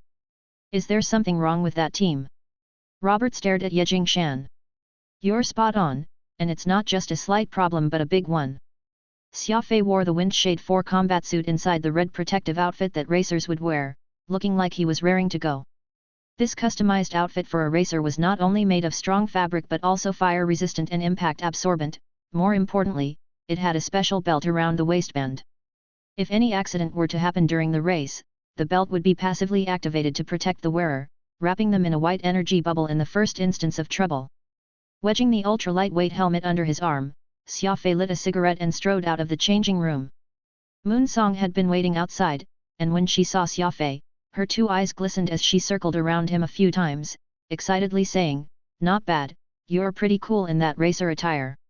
Xia Fei nodded nonchalantly, turning on his microcomputer to establish communication with Avril.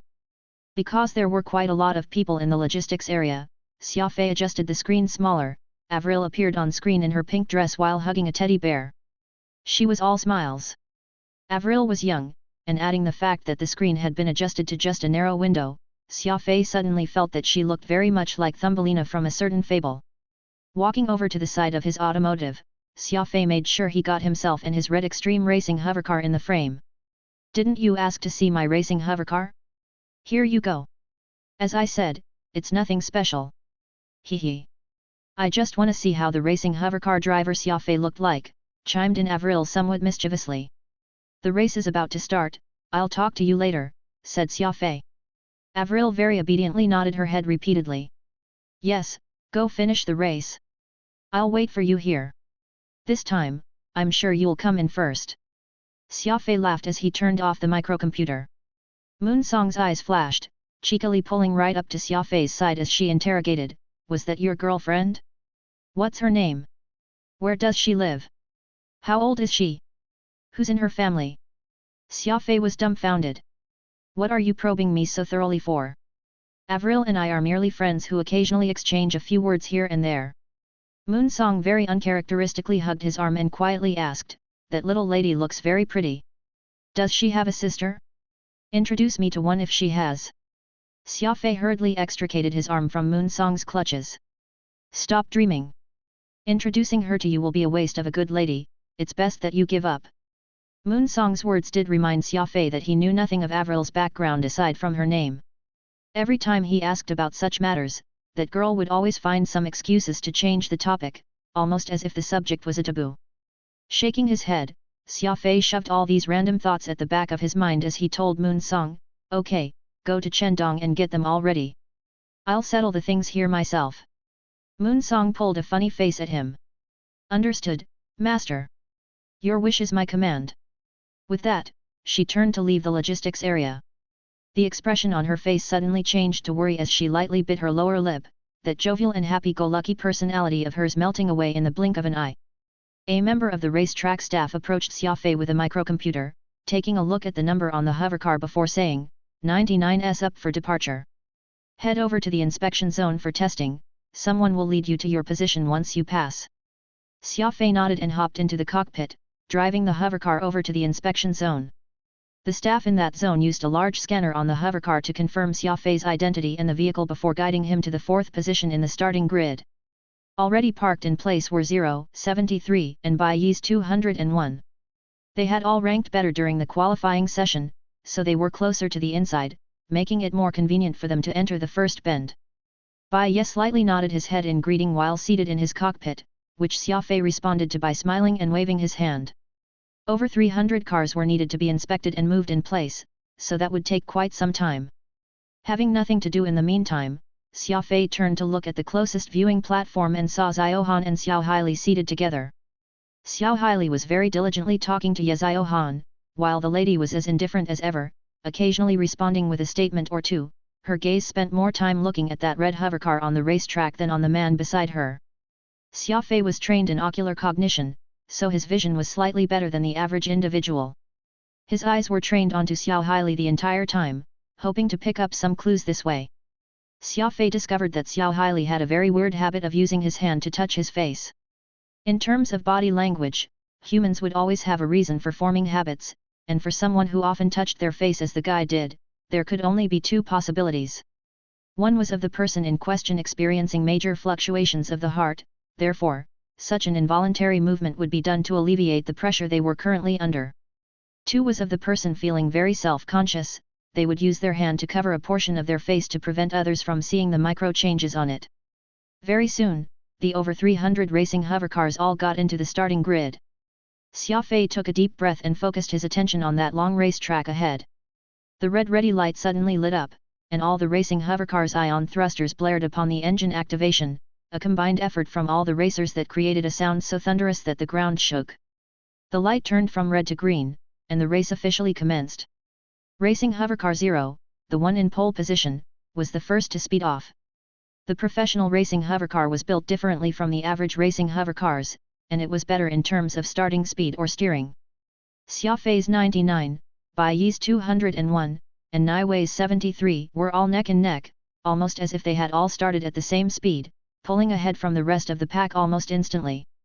Several dozens of meters later, Xia Fei's racing hovercar began to demonstrate the advantage it had in its acceleration over the other cars, and by the time he reached the end of the straight stretch, he had managed to pull ahead by a whole hovercar length.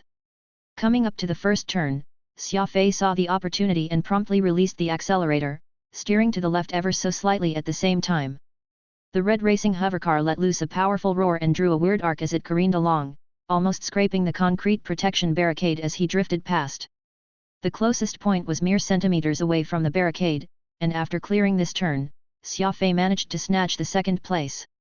The racing hovercar that Xia Fei was in had already been carefully modified and tuned to insane levels of abnormality, so it could pretty much be considered an extreme racing hovercar that had been pushed to unleash its greatest potential. Xia Fei was a speed ability user, possessing a crazy reaction time that let him make up for his hovercar's shortcomings through his agility. In the blink of an eye, Xia Fei had already made it to the second level, and racing hovercar 0 was still a good distance away from his. After all, Twin Dragons was a professional motor team, so Xia Fei had no intention of competing with it. All he had to do was come out ahead of all the other cadets, and it would be considered his win. The race would go for a full 30 laps, and that was a huge challenge to every driver, requiring them to hang in there and remain calm throughout. They were not allowed to make a mistake, much less panic, the entire time. At the moment, Twin Dragons is in the lead, following closely behind is the freshman from the Heaven Execution Training Camp, Xia Fei, whose racing hovercar appears to be better than any of the other cadets, clocking an average speed of 3,200 meters per second, which is already close to racing hovercar 0's speed. On the projection screen, a young red-haired commentator very passionately detailed what was happening on the racetrack to everyone. Behind Xia Fei's racing hovercar 99 is 201. Its driver is also another freshman who goes by the name of Bai Yat. How truly interesting for us to have two freshmen taking up the top spots. As for the previous champion of this race, Nai Wei, he's already been left behind in the fourth position by a gap of 10 miles from the third place. That's truly unbelievable. Is there a possibility of this year's number 1 spot being taken by a freshman? A middle-aged, bespectacled man, who was the red-haired youth's colleague, appeared to be more composed as he shook his head and said, "This race will go on for a whole 30 laps, we can only be certain about the results of the race at the last second."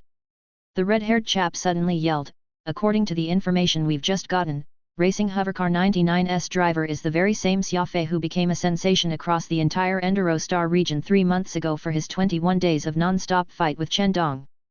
Senior, do you still insist that this race will be won by Nai Wei?" The middle-aged man was surprised. "If that's the same Xia Fei, then we have a race worth looking forward to." After all, the tenacity and composure he demonstrated during the crisis grade assessment were well beyond the average individual, though I can only look forward to it. This is an extreme race, after all. Tenacity alone won't do, composure and experience factor in, too. Avril was anxiously watching the race on the screen as she tore the teddy bear in her hand. However, this stuffed bear seemed to be very durable, and just could not be torn apart. Humph. Avril pouted, taking out a pair of scissors from the drawer she used for art and began cutting that innocent plushie.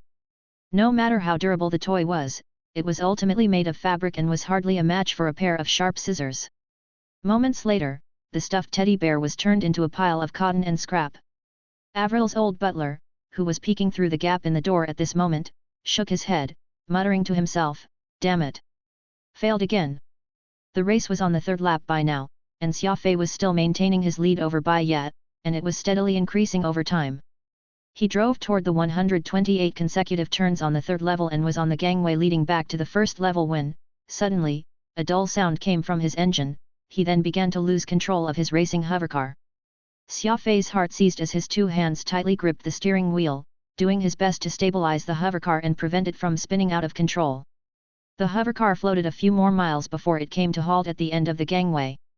The part of this track was not wide, so if a racing hovercar behind did not evade in time, they might very well end up crashing right into his racing hovercar. Xia Fei leaped out from the cockpit as he tossed his helmet into the automotive. He then exerted all his strength to push the hovercar forward. Bai Ye seemed to have intentionally stuck close and brushed by Xia Fei's side. The gale that the other racing hovercar brought with it almost sent Xia Fei tumbling on the ground. Fortunately, he had worn his Windshade 4 combat suit underneath, or else, the consequences could have been disastrous. Soon after, Nai Wei arrived at where Xia Fei was from afar and slowed down his speed ever so slightly to avoid producing excessive wind, which could potentially injure Xia Fei. Xia Fei knew this in his heart and planted his 2 firmly feet to the ground, exerting all his strength in both arms to push his hovercar over to a much safer edge of the track. Quickly look. Xia Fei's 99 appears to have run into some trouble, and now he's pushing his hovercar to the seclusion zone. What's he going to do now? Quit the race, said the red-haired commentator anxiously. What a pity, he was in an advantageous position just then, so it's truly unfortunate that his vehicle has chosen to malfunction at this time. According to the data of the betting companies before the race, they seem to have reservations regarding Xia Fei's racing hovercar, so perhaps there's truly some defects to his vehicle, said the middle-aged commentator. That's not right. Why is Xia Fei taking out a pair of universal modification pliers? Is he perhaps attempting to remain in the race by repairing his vehicle right there on the track? Exclaimed the red-haired commentator in shock. Doing last-minute repairs while the race was ongoing was an extremely rare sight. Forget the fact that the racing hovercar might not even be reparable. Even if the defect was fixed, he would be left in the dust by all the other competitors. Winning the race from such a circumstance was essentially impossible. Xia Fei had plenty of doubts. For a mechanical component to suddenly encounter a malfunction without a reason, just what exactly was going on here? The moment he cracked open the hood, he could tell through his understanding of this racing hovercar, which he had personally assembled, that the problem was not mechanical but artificial, instead. He did not have any time to consider who the culprit was. Right now, the most important matter at hand was to repair the racing hovercar and get back into the race. Xia Fei did not consider uttering the 2 words give up. As long as the race was still ongoing, he would most definitely not give up. The damage was located somewhere between the number 2 suspension plate and the pressure pipe. It was a good thing that the damage had not been to the important energy converter or the stability systems. Damage in those critical areas might very well cause a fatal accident. In just a few seconds, Xia Fei determined that the hovercar could be fixed. How would he make up for the lost time, though? Now that it had gotten to this point, there could only be one solution, and that was to completely unleash every ounce of performance in this car. This was the only way for him to catch up to the hovercars racing ahead. There was a small controller under the ion thrusters of this red racing hovercar. The moment he flicked the switch, the racing hovercar would exert 110% of its ultimate power, but the drawback was the hovercar becoming more unstable and unbridled. The danger of this far outstripped what he had been risking thus far. Xia Fei had not thought to use this unless it was a last resort, but with how things had turned out for him, he could only go ahead and take the risk. If he did not flick this switch, he would most definitely lose. Losing was never a problem. No one could win forever. Still, no matter what, Xia Fei did not wish to lose in a cowardly fashion or without a full understanding of why. He was not reconciled with this. He refused to resign himself to this situation. Chapter 87, Extreme Speed. Xia Fei had installed 2 fuel injection systems to the energy input unit and had widened the inner diameter of the injection nozzle by 0.4 mm previously. This emergency setup he had done was usually kept shut, but once it was opened, the injection system would be working at full capacity, providing the engine with even more horsepower. However, the burden of the entire machine would also be raised past the limit it could bear. Xia Fei, who did not have the materials on hand to replace the damaged pressure pipe, could only grit his teeth as he proceeded with directly connecting the pressure pipe to the engine. Indubitably, the risk of driving the hovercar had increased yet again. Without the aid of the pressure control system, all the pressure would be vented without reservations. Xia Fei had no other choice. If he wished to continue participating in this race, he had to take an even greater risk. Of course, the thought of giving up the race had never even crossed his mind. Taking a deep breath, Xia Fei's hand turned on the switch in the fuel injection system, closed the hood, and hopped into the cockpit. Oh, wow! Xia Fei has really repaired his hovercar by the looks of it, and he should be intending to get back in the race, gasped the red-haired commentator in disbelief. While such tenacity is worth admiration, he's unfortunately used up 4 minutes 15 seconds of his time repairing the hovercar. Xia Fei is now ranked last, and Twin Dragon's hovercar 0 is just about to complete an entire lap over his, said the bespectacled commentator in a regretful tone. Over by the staff area, Moonsong, Chendong, Bahai and Manjun all had their eyes glued to the screen, each of them already a bundle of nerves. Xia Fei, are you still able to continue the race? Asked Chendong anxiously. Xia Fei's communicator was connected to his helmet, and because he had taken it off when he was repairing the hovercar, Chendong and the others were unable to establish any communication with him despite their worries, which was why Chendong had so urgently asked the question after Xia Fei was done with his repairs and donned on his helmet again. I'm fine, we're continuing the race, answered Xia Fei calmly. His fingers very quickly activated all the various systems of his hovercar. Do you have a bone to pick with Bai yet? He looked like he wanted to hit you with his hovercar earlier, wondered Chendong. The instant Bai Yi's hovercar brushed past Xia Fei, everyone in the control room could feel their hearts in their throats. This was especially so for Moon Song, who had flipped over a table in a fit of anger, like a mother tiger that had its cubs threatened, and nearly sent the computer crashing to the ground. We'll talk about everything after I get back, replied Xia Fei. Just give me a report of the first level right now. Bahai, who was the one in charge of the first level, reported at once, the first level is safe. All the other racers have already made it through. Xia Fei pushed the engine activation button and floored the accelerator. The fiery red hovercar let out an angry growl, then went zipping off. Upon fully activating the dual injection system, it became apparent that the sound and the exhaust of his hovercar were very different from before. The originally blue flame now had a tinge of green to it, and it made exploding sounds from time to time. The hovercar flashed past the stands. An explosive noise rang, and those people on the stands all covered their ears as they gazed at Xia Fei in horror before he disappeared into the distance. They were all uncertain about what had just happened. That deflagration Xia Fei's hovercar is ejecting is really too dangerous. Just what modifications did he make to his vehicle such that the engine would make such a deafening noise, wondered the red-haired commentator. That thunderous sound had given the director, cameraman and commentators in the live studio quite a scare. That middle-aged commentator pushed up his glasses and explained, a deflagration occurs when a vehicle is experiencing too great a pressure as the fuel gets injected to the engine. The engine is unable to break down so much fuel in a time, so a portion of the trace fuel will be discharged into the air. As the combustion is insufficient, the explosion we now hear and see is what happens when the trace fuel ends up meeting air. Doesn't that mean that driving Xia Fei's hovercar 99 is very dangerous? Inquired the young red-haired commentator nervously. Very dangerous, indeed. Increasing the pressure inside the fuel tank can result in the engine receiving a lot more fuel, giving it an explosive boost in performance, but it can also very easily cause the engine to fall apart due to the immense strain. If I wasn't mistaken, Xia Fei installed a fuel injection system to hovercar 99, explained the experienced middle-aged commentator. The red-haired commentator urgently pulled out the information on hovercar 99 that they had gotten from the inspection team and cried in bewilderment, "Senior, Xia Fei did indeed install a fuel injection system to his hovercar, and it's not just one but two, giving twice the pressure. Even the injection nozzles themselves have been widened by 0.4 mm." The middle-aged man was startled, exclaiming, "What? Dual injection system? That's too insane. Only a madman willing to throw away his life would do something like that." The effect of turning on the injection system was apparent. The speed of Xia Fei's hovercar had reached 3,800 m/s, and it was still climbing. Xia Fei had emptied his mind of stray thoughts and had entirely focused on the track ahead, his 2 feet interchanging between the accelerator and brakes. Soon, Xia Fei had caught up to the hovercar trailing at the end of the pack, and it was barely putting up a fight as it was left far behind by the other hovercars ahead.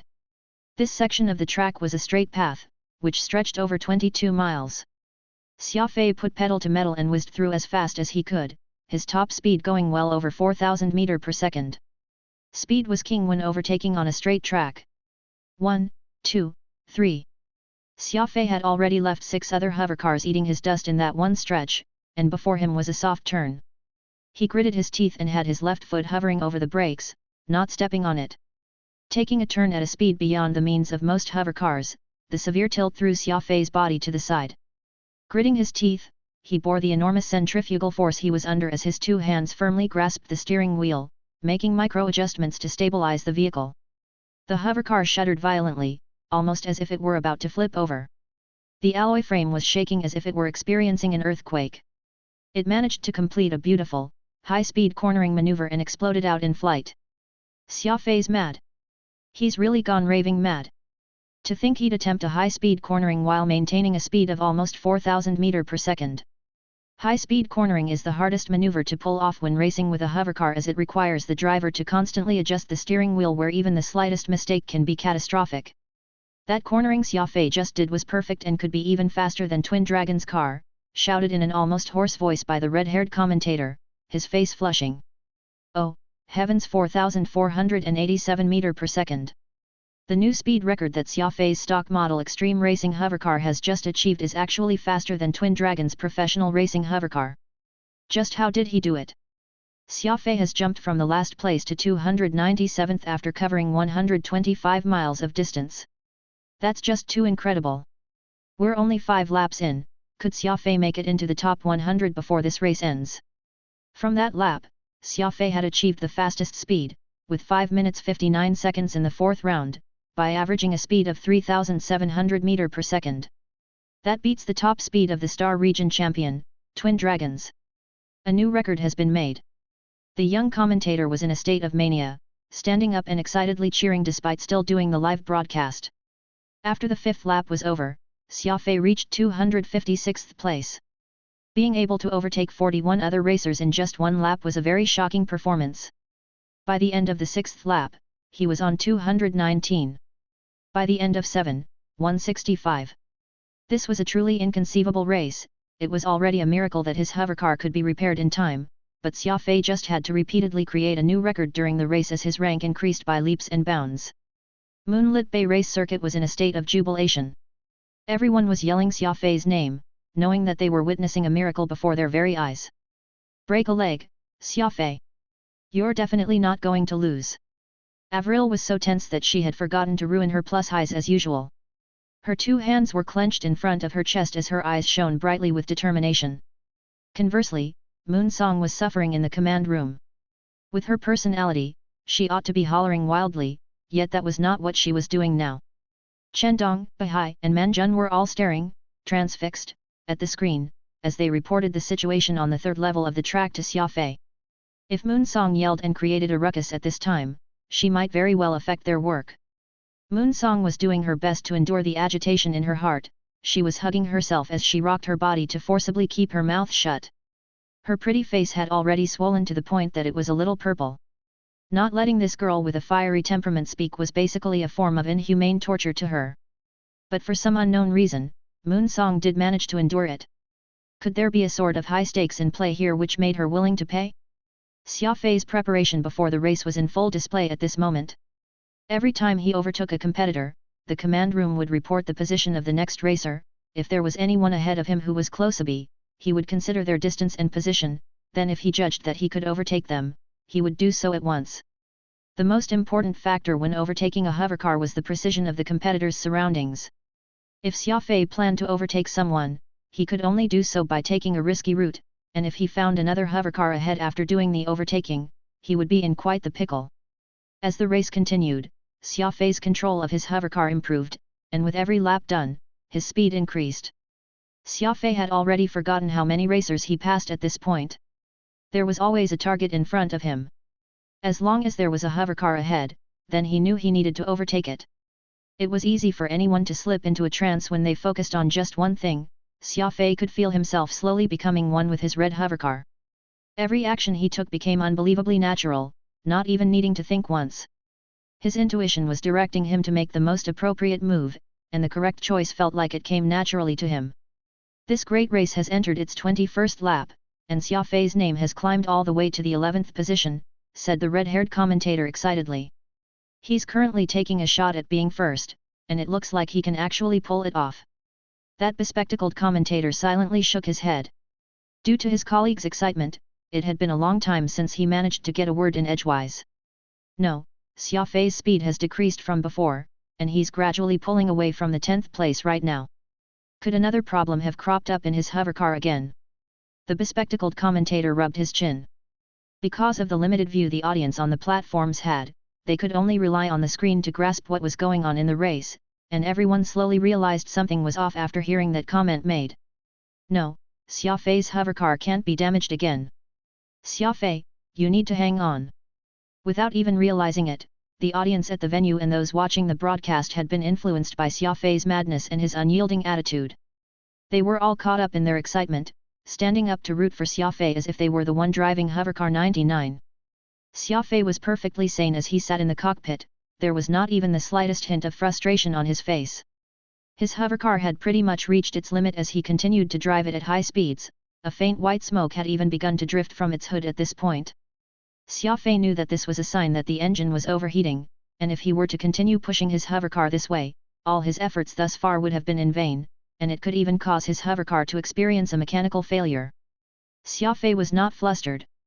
He slowly lowered his speed and let the overheated engine slowly recover. Xia Fei, are you able to carry on? Chen Dong's anxious voice came through the communicator. Xia Fei chuckled. Don't worry. The race isn't over yet, everything is possible. The communicator was silent for a while. Chen Dong had no idea what to say. From the start of the race until now, everyone knew that Xia Fei had already given it his all. Even if Xia Fei did not win this match, he could still hold his head high afterward. Closing his eyes, Xia Fei spoke in a low voice. What I can do for now is to wait patiently. If my calculations are correct, I can start my final push from the 26th lap. You don't have to push yourself so hard, no one's going to blame you if you don't win, said Chen Dong stiltedly. When have you become so sentimental? Xia Fei very casually ribbed as he focused on driving.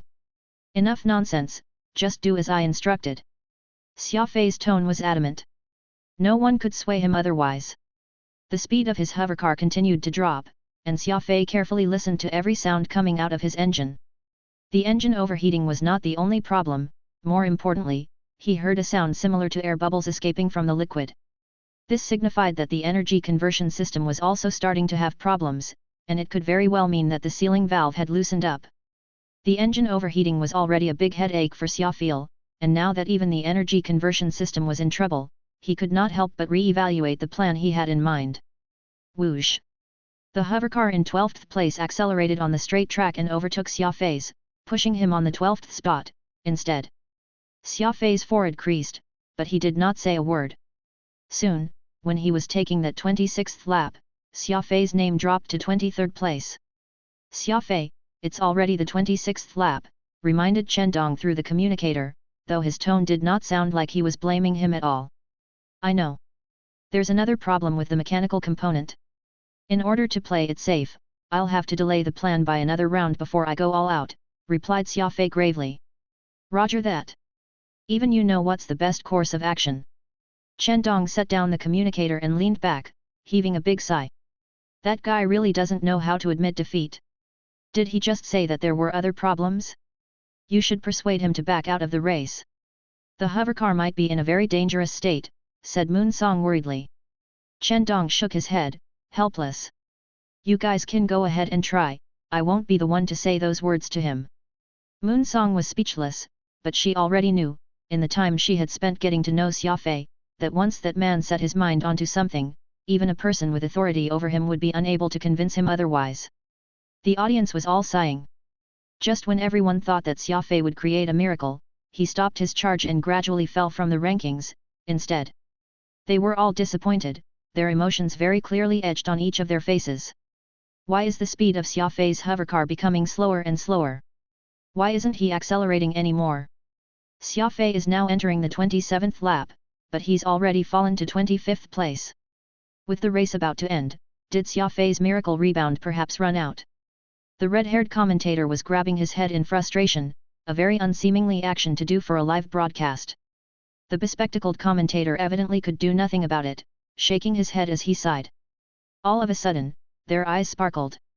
The moment Xia Fei's hovercar went past that yellow line, he began accelerating once more as he tackled the 27th lap. The fiery red hovercar had regained its vitality from before, its engine roared sense any restraint, leaving behind a series of deafening explosions, as the car crazily sped ahead. Chapter 88, An Unexpected Conclusion. Xia Fei was not entirely confident in his hovercar as it was already nearing its life's end.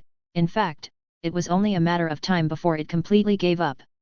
The engine was making all sorts of noises, and he could tell from these sounds that there were more than a dozen problems with it. Logically speaking, the best solution would be to stop and check it to avoid any possible mishap. However, Xia Fei did not do that. He had simply given the matter some thought and figured that the probability of something catastrophic happening if he continued until the end of this race was around 50%. Seeing that he had half a chance to succeed, he figured it was worth the gamble. If he won, it would be the heavens looking out for him, but if he ended up losing, he would not have any regrets, either. The hovercar zipped through the racetrack with reckless abandon. The explosive sounds from his engine were like thunderclaps, causing people to involuntarily feel frightened whenever they heard the noise. This extremely jarring sound worked well as a weapon, too, as the racers in front of him were afraid that 99 would explode. None of them tried their best to stop Xia Fei. Since they were unable to put up a fight against such a madman, they figured it was best to just let him pass. After all, only the champion of the race would be rewarded, so it was not worth taking the risk for the so-called honor.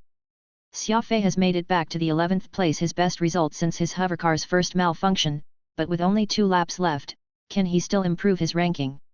With Xia Fei diving into the race with such insanity again, that red-haired commentator found his spirit and voice anew as he continued to report the situation to his audience. Truth be told, it was not just him. Almost all of the viewers were ecstatic over Xia Fei's renewed assault for the first place.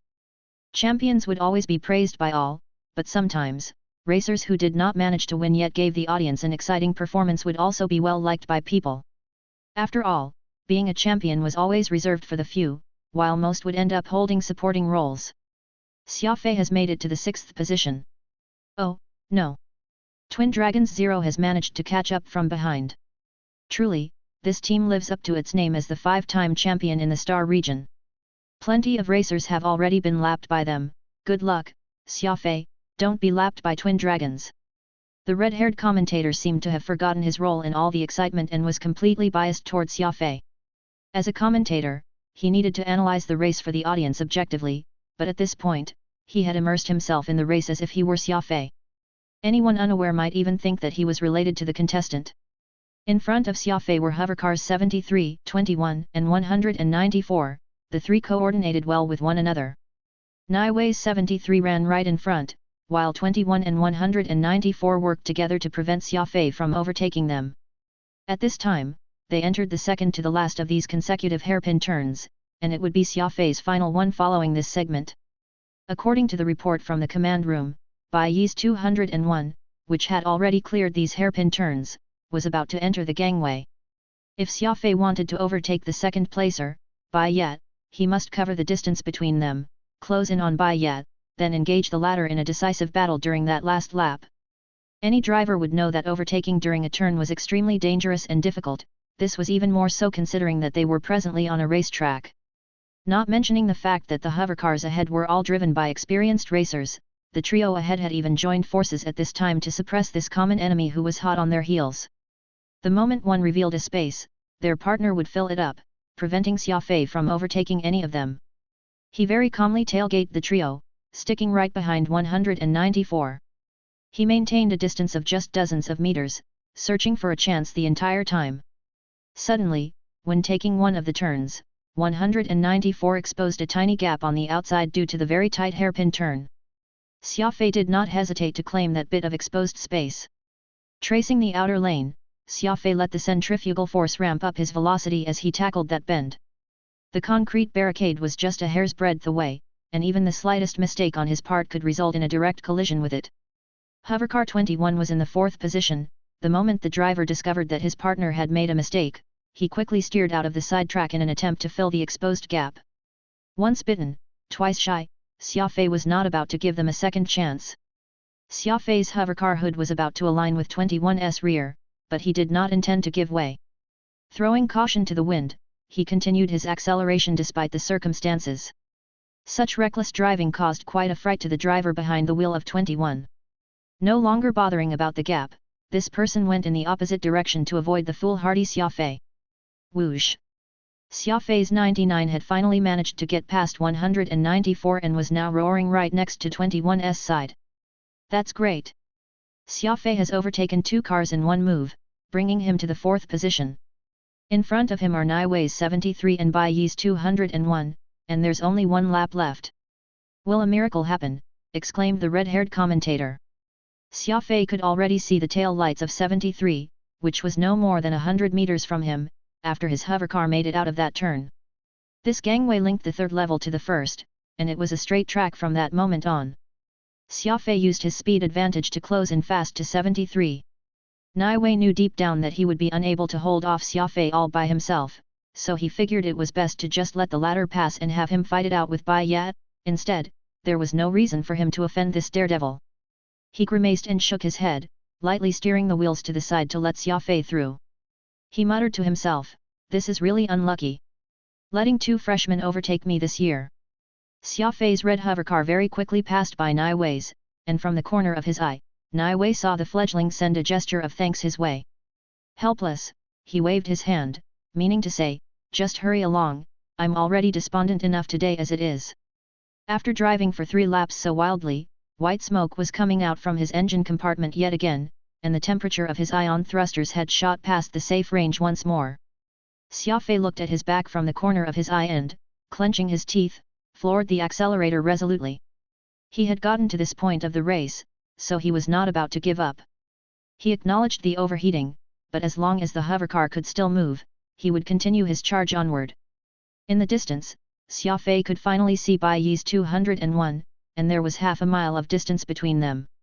Xia Fei was able to keep creeping closer to Bai Yi through his speed advantage alone. 800 meters. 500 meters. 300 meters. Soon, the 2 cars were within a negligible distance of each other, and neither was willing to let the other pass. Bai Yi had very decent driving skills, and his grasp of the track was superb, allowing his hovercar to take the most advantageous position constantly. If Xia Fei planned to overtake the other, he would have to put himself in a very unfavorable path, and given how thick the white smoke coming from his engine was, he was fairly certain that his automotive was not too far from giving up. If he was lucky, he could maybe hang for 2 more minutes. If he was unlucky, his hovercar could very well break down in the next second. After clearing the 128 consecutive hairpin turns, Xia Fei was still lagging behind by about 2 body lengths. Xia Fei furrowed his brows as his brain began working overdrive. The performance of an overheated engine would normally see a massive drop-off, and he could already feel that his hovercar was steadily losing the fight with itself. Originally, this straight gangway they were on would be the best place for Xia Fei's hovercar to perform. After all, the speed of his hovercar was faster than Bai Yi's, and he could beat his competitors through this superior speed alone. However, due to the overheated engine, the hovercar was only able to perform to about 90% of what it normally could, losing Xia Fei this advantage he once had as a result. Gritting his teeth, Xia Fei placed his hand over a red button on his dashboard. This button was to toggle the self-preservation function for the engine.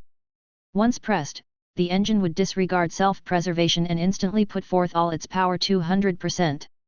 However, such an extreme measure could only last 1 second, and once this second passes, the engine would be completely slagged, no longer able to provide even a centimeter of motion to the hovercar. With around 3 miles left until they reached the finish line, Xia Fei saw his opportunity and decisively pushed that button. Whoosh! Xia Fei's hovercar suddenly jumped. That was right. Jumped. The overpowered propulsion had sent the vehicle flying the moment of ignition. Bai Yi simply could not believe his eyes. Xia Fei's hovercar had actually soared through the sky like an aeroplane. That's just impossible. Bai Ye stepped hard on the accelerator as he howled, his eyes almost falling out from his eye sockets. In that moment when Xia Fei had once more done something completely unimaginable, he tried to lean his body to one side, the steering wheel firmly anchored to this. It was as if the fiery red hovercar was dancing ballet. It did a beautiful spin in the air before landing squarely right in front of Bai Ye's hovercar.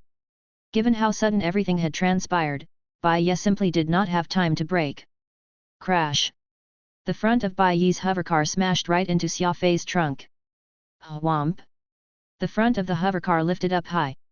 Xia Fei then used the impact from Bai Ye's collision to force his hovercar forward. Xia Fei's hovercar engine should have been completely useless by now, unable to generate any propulsion to continue forward, but Bai Ye crash into his hovercar's rear had given him a push, and it was through this applied force that let Xia Fei's hovercar cross the yellow finish line. The second place for this race is far too implausible. Xia Fei's actually succeeded in crossing the finish line, second. The red-haired commentator leaped to his feet in all excitement. From the last position to second place, what a miracle! That's right. From fixing that mechanical failure earlier and continuing to race to finishing second in this race, that young man has surely left an indelible mark in the history of racing. The middle-aged commentator, who had been composed the entire time, could not help lauding Xia Fei's achievement. On the viewing platforms, the large crowd was tossing popcorn in the air like fireworks to celebrate this result as if this victory belonged to them, too. Everyone celebrated wildly, throwing whatever they had in their hands up in the air in their jubilation. A bald and stout man was rubbing his head as he looked back at the crowd behind him. Who was it that threw a shoe at me? Before he finished his sentence, a bottle of soda came flying out from the crowd and flew right onto his head. Many light years away, a crash of something electronic could be heard coming from Avril's room all of a sudden, and that aging butler opened the door in alarm and dashed in. "Mrs., are you all right?" Avril pointed to the already ruined computer on the ground and said, "I accidentally caused the computer to fall off when I got too happy. Quickly bring me another. I want to watch Xia Fei get his prize." The old butler pursed his lips. "Understood. Everything is fine as long as the missus is all right." Turning to exit the room, the old man muttered to himself, slightly at a loss, the missus originally only enjoyed ruining her toys, now, even the computer is liable to be damaged. No, I'll have to hurry up and order a few more AI computers in advance, just in case. At that moment when Xia Fei's red hovercar passed the yellow finish line, the entire mechanical system inside the hovercar failed. Without its suspension system, the body of the hovercar slid far along the track as a trail of sparks appeared from its undercarriage, even livelier than any fireworks display. Fortunately, the hovercar's frame was sturdy, so even after sliding along the track for quite a distance, its structure remained intact, and the vehicle had not caught on fire. Xia Fei's hovercar eventually stopped right in the middle of the racetrack. Leaping out from it, Xia Fei tossed his helmet aside and made his way toward Bai Ye's hovercar. Bai Ye's situation was not better than Xia Fei's. Because the front of his hovercar had smashed into Xia Fei's rear trunk, Bai Ye lost control of his vehicle that instant and flipped several times on the ground before it ended up resting on the side of the track. Even more tragic was the fact that, because Xia Fei had very cunningly borrowed Bai Ye's force to propel himself forward, which in turn caused Bai Ye's hovercar to stop several meters away from the finish line. Nai Wei went past them, taking third place. Meanwhile, Bai Ye's vehicle was now ruined thanks to Xia Fei, so he did not manage to finish the race. Bai Ye dragged his injured self from the cockpit and crawled out. This prince who was popular with the ladies in the training camp simply could not look as dashing as he always was. His clothes were in tatters, and his face mudded by dirt and grime. Even the hair that he was proud of had been messed up. Xia Fei headed toward Bai Ye with a grin. "Oh, dear, Prince Bai, are you all right? I lost control of my hovercar suddenly, implicating you as a result. Truly, I can't be more remorseful," Xia Fei pretentiously apologized. Time and again, Bai Ye had been challenging Xia Fei during the trial runs. The latter had endured it. When it was the actual race, Bai Ye intentionally sped past him and tried to hurt him with the wind draft. The second time was when Xia Fei had decided that enough was enough. As the ancient saying went, things can't always be one-sided. As such, Xia Fei not only borrowed Bai Ye's impetus to cross the finishing line at the last lap of the race, he also paid Bai Ye back in kind for the slights he had endured earlier. Bai Ye's face was cold as he spat a tooth out, swallowing a mouthful of blood as he viciously accused, "Xia Fei, you did that on purpose. Xia Fei appeared to be innocent. Prince Bai, please don't slander my good name, this has all been an accident. There was a pregnant pause before Xia Fei continued. When my hovercar had issues before, you also almost ran me over somewhere around here. Who knows if you did that intentionally or otherwise? Bai Ye was stunned for a moment. He suddenly realized that he was standing at the place where he had previously thought to slam into Xia Fei with his hovercar. That was when Bai Ye knew that Xia Fei's actions had all been a retaliation, an eye for an eye, even the location of the revenge was the same. It was just that Xia Fei's method was a lot more subtle, his manner far more vicious. Had it not been for the many heavy-duty safety systems in place, Bai Ye could very well have lost his life here. Bai Ye suddenly burst into laughter, his expression returning to normal. Since it's a mistake, let's not mention this matter again. After all, we're here in the training camp together, there's no reason we can't see eye to eye on this. Besides, I, Bai Ye, am not one to bear a grudge. The corner of Xia Fei's mouth formed a smirk as he laughed. Actually, I dislike harboring grudges, too. I prefer taking revenge on the spot. Chapter 89, Team 13's Wrongful Incrimination. Moonlit Bay Race Circuit, Luxury Suite. Ye Jingshan knitted his brows and asked, why do you believe that your hovercar was intentionally sabotaged by someone? Xia Fei smiled. Commander Ye, I assembled that hovercar with my 2 hands.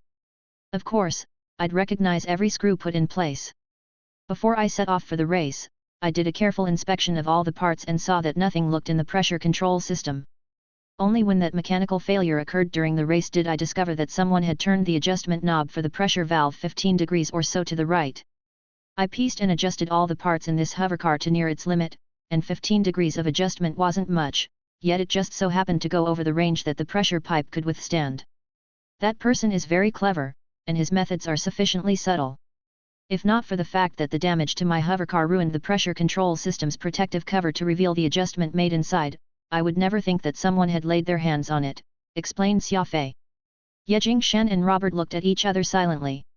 Robert asked, Xia Fei, these are just your words. You don't have evidence to back your claim. As the involved party, it's my responsibility to reveal everything I know. As for whether to believe or deny my account, it's entirely up to you guys. I'm certain that the training camp will know how to investigate this matter appropriately, answered Xia Fei, unperturbed. Ye Jingshan nodded his head slightly. You're right. The training camp will most definitely investigate this matter thoroughly. You may leave if there's nothing else. Xia Fei bowed and walked out of the door. For something like this to happen the moment Team 13 arrives at the training camp. Could it truly be as you said? Someone from Team 13 was truly involved in that kidnapping incident of several adjudicator candidates? But why would that person choose to target Xia Fei? After Xia Fei departed, Ye Jingshan's forehead creased as he wondered aloud about this issue. Robert sighed. If I could make sense of this, I wouldn't need to toss them over to Heaven Execution Training Camp.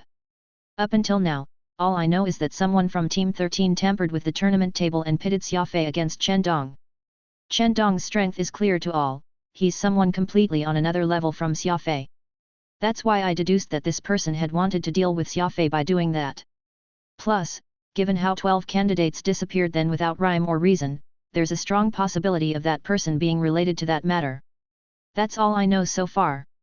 Robert laid out all he knew, not leaving out any detail of what he had thought thus far from Ye Jingshan. Ye Jingshan habitually tapped his finger on the desk for quite some time as he ruminated. Since that's the case, we'll proceed according to your plans. Leave the issue of Team 13 to me, he said eventually. What's the result of the investigation about the missing candidates? Robert shook his head. This year, it's not just our Enduro Star region, the Alliance's other star regions have also seen several abductions of candidates occurring, and they were all girls under the age of 16 who are in possession of high-grade special abilities. Oh! Ye Jingshan was slightly surprised. They're all girls? Why do those people only target female candidates? Robert shook his head. No one has an idea why. According to our investigations, we weren't alone in experiencing this sort of thing. The monastic order and smaller warrior organizations haven't been spared from this, either. They were also subjected to a similar method, and these incidents are still continuing, pretty much happening all over the known universe. Ye Jingshan heaved a long sigh and bitterly said, such action is no different from a declaration of war. The strength and boldness of those people are truly worthy of praise. To dare take on two major organizations at once, those people must have a trump card of their own up their sleeves. Robert nodded. That isn't something we can worry about. The headquarters has given the total annihilation order. We must find those people, and no matter who they are, no matter how great their background is, the Union will fight with them to the bitter end. Ye Jingshan was shocked by the annihilation order. The Adjudicator Union's arrest warrants came in 3 levels, the lowest being the hunting order, followed by the kill order, and finally the annihilation order. Actually, there were still 3 more levels of warrants to mobilize the members of the Union, though such warrants would not be used in peacetime but in wartime, instead. The annihilation order was already the highest form the Union could decree given the current circumstances. The person or organization that was the recipient of this warrant would be killed the moment they were uncovered, facing extermination to ensure that none would survive. It was apparent that the internal department of the Union had already been extremely angered by the actions of that unknown syndicate. Staff from the training camp surrounded Xia Fei's hovercar. Because intentional sabotage had transpired, this hovercar would be sent back to the training camp for examination. In fact, the Internal Investigations Unit had already begun conducting their inspection. Bai Ye stood at a distance, having changed out to a new outfit. An old servant was with him. Bai Ye saw how careful the staff was treating Xia Fei's hovercar, and he could not help but feel a little worried. The Adjudicator Union allowed its members to fight with one another even to the death, but they definitely would not condone any form of betrayal. If they discovered that Bai Ye had sabotaged Xia Fei's hovercar, causing the latter to nearly lose his life, then he would immediately be kicked out of the training camp, never to be accepted again. Even if Leaping Tiger Mountain's Bai clan was a powerful presence in Enduro Star region, it was nothing worth mentioning in front of the strong Adjudicator Union. If they really found out that he was behind this, nothing could save him from the consequences of his action. That aged servant could tell that Bai Ye was worried, so he narrowed his eyes and said, "Young master, let's head back. You can depend on me for this, no one will know about it." Bai Ye coldly harumphed. "Didn't you say that Xia Fei wouldn't be able to tell? How did he catch on in the end, then?" The old coot was speechless, his squinty eyes made him seem like he was sleeping. How could Bai Ye know that this score had not been placed on his head but on Team 13's, instead, though? Things unfolded in a strange way, sometimes. Xiao Haili had only wanted to ease his bad mood back then when he had made that move, yet it ended up causing several hats to be placed on his head and each heavier than the next. The same day after the race ended, Xia Fei returned to the training camp. On the next day, he woke up bright and early and made his way down that desolate path all by himself. Ahead, he could see that white hexagonal building, and before Xia Fei stepped into the library, he could already hear that obese, old man's voice. Xia Fei had looked through the information on the training camp's intranet and learned that this old man's name was Qin Meng, and he had held the post of librarian here for nearly 50 years. These days, even random thugs from the street wish to become a librarian. "You'd better keep on dreaming and not let me see you again, or else I'll break your lousy legs." As Qin Meng aired his dissatisfaction through his sarcastic remarks, a young man in his 20s hurriedly came out of the library with an ashamed face. His face was wet, for Qin Meng had splashed coffee on him. Once that young man was out, he stomped his feet in frustration and complained, "Old fogies like you can just die in the library." He caught a glimpse of Xia Fei and coldly snorted, marching off in a huff. "I couldn't tell, but this obese, old man actually has such a fiery temper." Xia Fei smiled to himself as he opened the door to the library. The library was still as desolate looking as before with just him and this old librarian. Qin Meng was sitting at the counter, gasping for breath. It was evident that even giving someone a scolding was physically taxing for him. "Old man, what angered you out of the blue? Isn't it good if someone applies to be a librarian? Having an extra pair of hands will save you a lot of work." Xia Fei chuckled as he walked over. The obese Qin Meng slapped his chubby palm down on the desk with as much force as he could muster. "Humph! I could tell at a glance that that rascal earlier didn't come here with good intentions. He's thinking of taking over the library just because I'm old. Like I'd let him do that over my dead body." Xia Fei brushed his spatial ring and retrieved an exquisite case from inside. He placed it on the desk and pulled out a tea set as well as a small box full of tea leaves. "Old man, these are some good tea leaves especially produced from my home planet called Longjing before rain. It tastes great, so let me brew some to cool you off." Xia Fei smiled. Qin Meng narrowed his eyes and nodded, asking skeptically, "Being so courteous for no reason, are you also up to no good, twerp?" Xia Fei shook his head and laughed. Old man, don't misunderstand me, I merely wish to let you have a taste of the tea from my home, that's all. Is there really nothing else? Probed Qin Mang again. Xia Fei chuckled. All right, old man, you're really sharp to call me out on this, so I won't deny it anymore. Actually, I'm doing some market research, I was hoping that you could appraise this product for me, see if I could bring it to market for some profit. You're one of my target recipients, so. Xia Fei had told a very clever lie here. Market research? Who would use tea leaves, which cost 20,000 federal dollars a TAL1, just to do some market research? There was simply just one reason, to read books. Xia Fei was very interested in the books stored in this library, but spending 10 points every hour was expensive. Besides, what Xia Fei truly wanted to read were those books on the second floor, and given how stingy Qin Mang was, he was certain that the price for reading them would not be so cheap, and this old man might not even let him read them per se. That was why Xia Fei had resorted to this method that earthlings were most proficient, gift-giving. As long as he could establish a good rapport with this old man, anything would be up for discussion. That was an eternal truth that would hold no matter where he was in the universe. Qin Mang nodded and happily said, I knew you had ulterior motives, you rascal. I hit the nail on the head, hey? Forget it. Since I don't have anything better to do, anyway, I'll have a taste of your tea. Speaking of, I'm an expert when it comes to tea appreciation, I've even drunk Snow White Silver Pins, the specialty product of Planet Nord. That taste. I would never forget it for the rest of my life, said Qin Mang in reminiscence. Xia Fei chatted with Qin Mang for a bit before he carried the teapot into the library's tea room to fill it with water. Qin Mang used his hand to stroke that overweight black cat in his arms. Old Black, that chap looks rather clever, do you think he's got the potential? That black cat actually looked like it could understand human language as it nodded its head lightly. I agree, Qin Mang had this weird smile when he muttered to himself, so shall I give him a chance? Chapter 90, Foil. The fragrance of Longjing tea was fresh and crisp, its taste mellow and sweet. This small pot of tea leaves that he had brought were picked before the rainy season, thus it was called Longjing before rain. Usually, the tea plant would sprout only a single leaf before the rainy season, giving the Longjing tea a mellow and more elegant taste than the other variation, Longjing before Ming. There was only a tael worth of tea leaves in it, yet it was priced as much as 20,000 federal dollars. Qin Mang took the purple clay teacup and gently sipped from it. The old man broke into a delightful smile almost instantly. What great tea! The flavor is even mellower than Snow White Silver Pins. If the Snow White Silver Pins are akin to a gorgeous woman, this type of tea leaves can be likened to be a budding teenager, to each its merits, both can be considered great tea.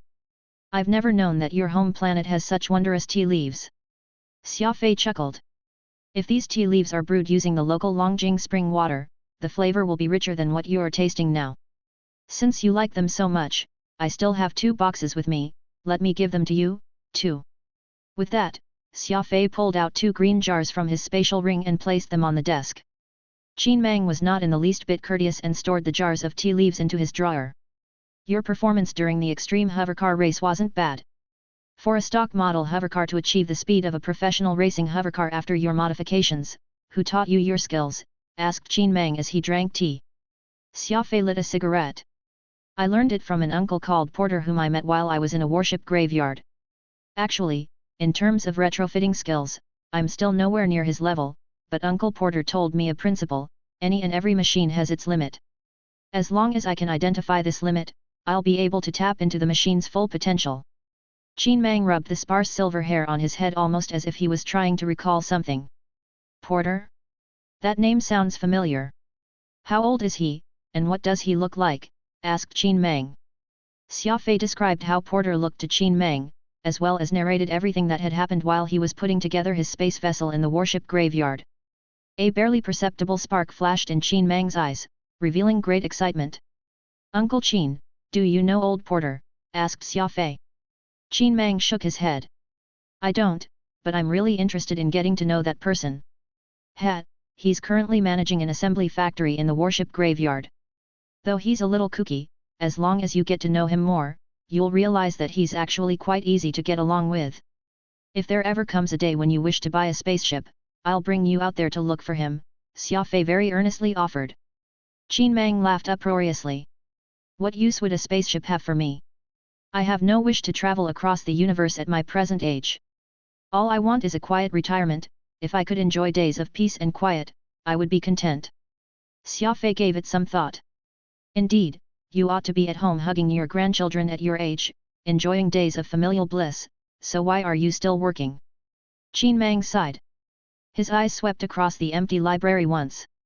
That's easy for you to say. What's going to happen to these treasures if I retire? Isn't that simple? Just find someone else to take over the library after you retire, answered Xia Fei. Qin Mang was quiet for some time before he changed the subject. The day after tomorrow will be when the training camp officially begins operation. Which division do you plan to join? Xia Fei stubbed out his cigarette and shook his head. No idea. There are just so many divisions that I'm having a lot of trouble choosing.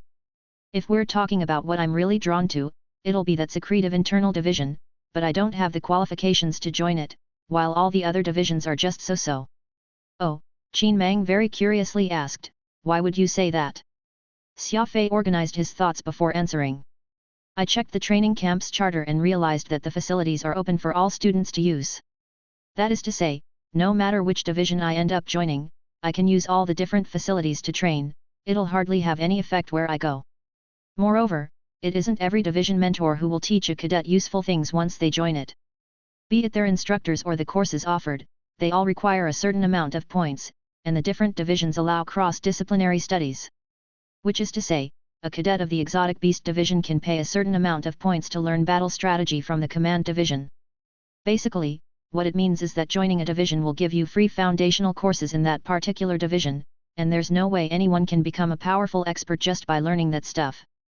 The moment one decides on their specialization, they'll need to buckle down and do their research. The way I see it, the most important aspect of this training camp is earning points, and as long as a cadet has points, that person can learn anything they want. As for the free foundational courses, honestly speaking, anyone with a sensible head on their shoulders can pick things up just by reading books relevant to any particular branch of study. There's nothing appealing about that. Qin Mang nodded his head approvingly after he finished listening to Xia Fei's answer, his eyes vaguely revealing a measure of surprise. That's a very astute assessment. The training camp isn't a school, and what it provides is just a first-rate environment for people to train. As long as you are willing to work hard, you can easily see results in any of the divisions available. Xia Fei nodded. I've also realized that the training camp is really big and filled with people, but actually most of them are just foils. What do you mean by that? Qin Mang was puzzled. Are you implying that the facilities in the training camp aren't good enough? Xia Fei poured tea anew for himself and Qin Mang before very politely handing him a teacup. I discovered a secret after observing the training camp. Qin Mang was evidently very intrigued by this, and he pricked his ear to listen eagerly.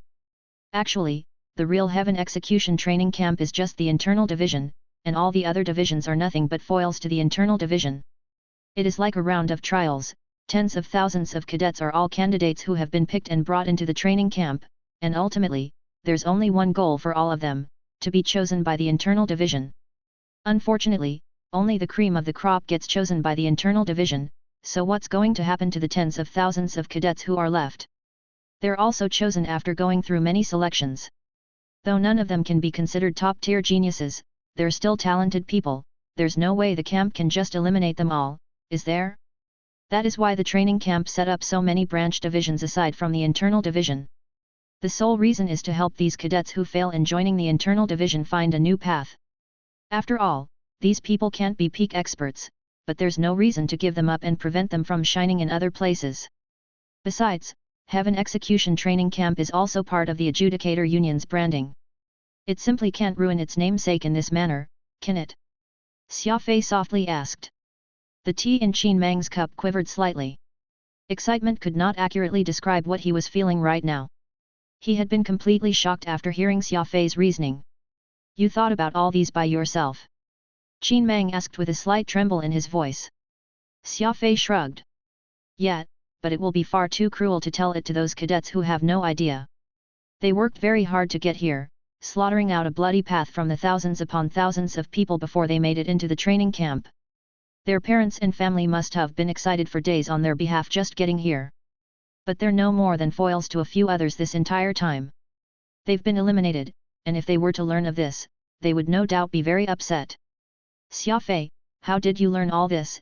Asked Qin Mang once again. Xia Fei flashed him a slight smile. All this is actually very apparent.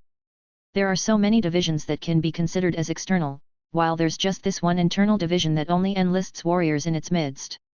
Logically speaking, if the internal division is reserved for elites, then the internal division should also be like the rest, setting up an equal amount of subdivisions to recruit the elites of the various branch divisions and not specifically picking out the warriors. This more or less proves my hypothesis that only the internal division is considered as the real heaven execution training camp. The so-called branch divisions were only set up to give the rejects a way out so that they will at least pick up skills applicable to life after they leave the training camp and find themselves a job out there. Furthermore, doing so will also help increase the prestige of Heaven Execution Training Camp, telling people out there that anyone who leaves the camp can do well for themselves. After hearing all this, Qin Mang abruptly got up and could not help but applaud. Amazing! Brilliant! This is the most remarkable analysis I've heard my entire life. You're absolutely right, all the branch divisions are nothing but foils to the internal division, and the only reason why there are so many outstanding cadets gathered together is to make it easier for the internal division to take its pick. After all, an internal division member mustn't just be formidable in martial arts, their character, intelligence, and all other characteristics they have are also very important. Every individual who joins the internal division is only chosen after long-term inspection before they can be determined, readily concurred Qin Mang. This point is something that many old faculty members, who have practically worked in the training camp their whole lives, have not been able to grasp even now. You've only been here for a handful of days, yet you've already identified the essence of this training camp. Just this point alone means that your analytical thinking has already achieved the criteria to join the internal division. It was unknown when that black cat, which had been sound asleep, opened its golden eyes and trained them onto Xia Fei as it examined him from head to toe. It got up and walked to Xia Fei's side in its indolent, feline behavior. It meowed a few times, almost as if asking for Xia Fei to carry it. Xia Fei placed the cat in his arms. Damn buddy, you're really heavy. The black cat sprawled in Xia Fei's arms and rubbed its chubby face against him before it lowered its head and fell asleep. Looks like old black here is hungry. Qin Mang smiled. He pulled out a silver key and handed it to Xia Fei. Help me run an errand. Head down to the basement and bring out old black's cat food. I am old and don't wish to walk that far. Understood. Xia Fei placed old black on the desk and headed down the basement. Which room is the cat food in? The key's in your hand, so find it yourself, Qin Mang said. Watching Xia Fei disappear as he took the corner, Qin Mang held old black in his arms and caressed it. You're still the one who knows me best. He's been given a chance, so now it's up to that rascal Xia Fei to see if he's really clever enough. There were 2 doors in the basement, one on the left and on the right. Made from silver alloy, both looked completely identical with no distinguishing features. Xia Fei first stepped to the door on his right, fitted the key into the keyhole, and twisted at the knob for quite some time, but it did not budge. Thus, he went over to his left. He very easily opened this door, and when Xia Fei took a look at what was inside the room, he was momentarily dumbfounded. Chapter 91. Librarian. The room was not large, and the white light from within was as bright as day, with only a single clear glass cabinet placed right in the middle of the room. Xia Fei walked over and looked into the cabinet through the high-tempered glass. There was only a book in the cabinet, and the book was bound in a thick leather back, roughly several centimeters in thickness. The dark red leather had already suffered wear and tear to the point that it was unseemingly tattered in many areas, though the paper bound within was still perfectly preserved. The moment Xia Fei could make out the title of that old tome clearly, his mouth hung agape from shock, feeling dumbfounded. Phantom just so happened to appear while Xia Fei was in this room. Usually, Phantom would be hiding in his moorstone for whatever reason, but the moment something new was about to happen, or if a discovery was to be made, Phantom would always appear in a very timely fashion. An Introduction to Coding Robots. Phantom read the title aloud, word by word. Like Xia Fei, Phantom was so startled that he could not utter another word out. The two of them stared at this tome for a really long time. Oh, heavens! This is an ancient civilization tome that details the process of coding robots, excitedly said Phantom. It had been a very long time since the ancient civilization was wiped out, and every item that they left behind was exceedingly precious, and this tome in front of them, it was immensely precious, for it was a book related to coding robots. Given the current technological standards, humans were actually capable of creating robots, but what they could not replicate was the sophisticated AI that the ancient civilization possessed. Presently, there were some uses of AI within the Alliance, such as the AI computer and the automated navigation found in spaceships, but these were all done with the aid of AI itself. Nonetheless, those were just rudimentary ACE and were far from the standards of ACE the ancient civilization had achieved. There was a stark contrast between the ancient civilization's AI and the present-day AI, and it was the fact that the former had emotions. Just like humans, robots that had AI would not only feel sadness and happiness, they would even be capable of forming their beliefs, living like real people. Aside from their mechanical bodies, they were no different from humans. In fact, these robots were even better than humans in various aspects, such as their intelligence, bravery, etc. The tome detailed how to code robots, and it might very well contain the legendary knowledge of creating AI. AI was the most advanced technology that humans had invented through the eons of history, and there was simply no way to measure its worth. Why would such a valuable tome be stashed in the basement of this library? Could this library be hiding away some secret? If it's such a huge secret, why would Qin Mang send me to this room? Xia Fei pondered. Collecting his thoughts, Xia Fei spotted a bag of cat food inside a cupboard in the corner, closing the door behind him upon leaving. Taking a deep breath, Xia Fei suppressed the uneasiness and excitement he was feeling inside himself and left the basement with the bag of cat food. After idly chatting with Qin Mang for a while, Xia Fei found an excuse to get up and leave the library. Before leaving, Xia Fei saw a poster regarding the recruitment of a librarian. Phantom knitted his brows and said, "Xia Fei, do you really intend to be a librarian?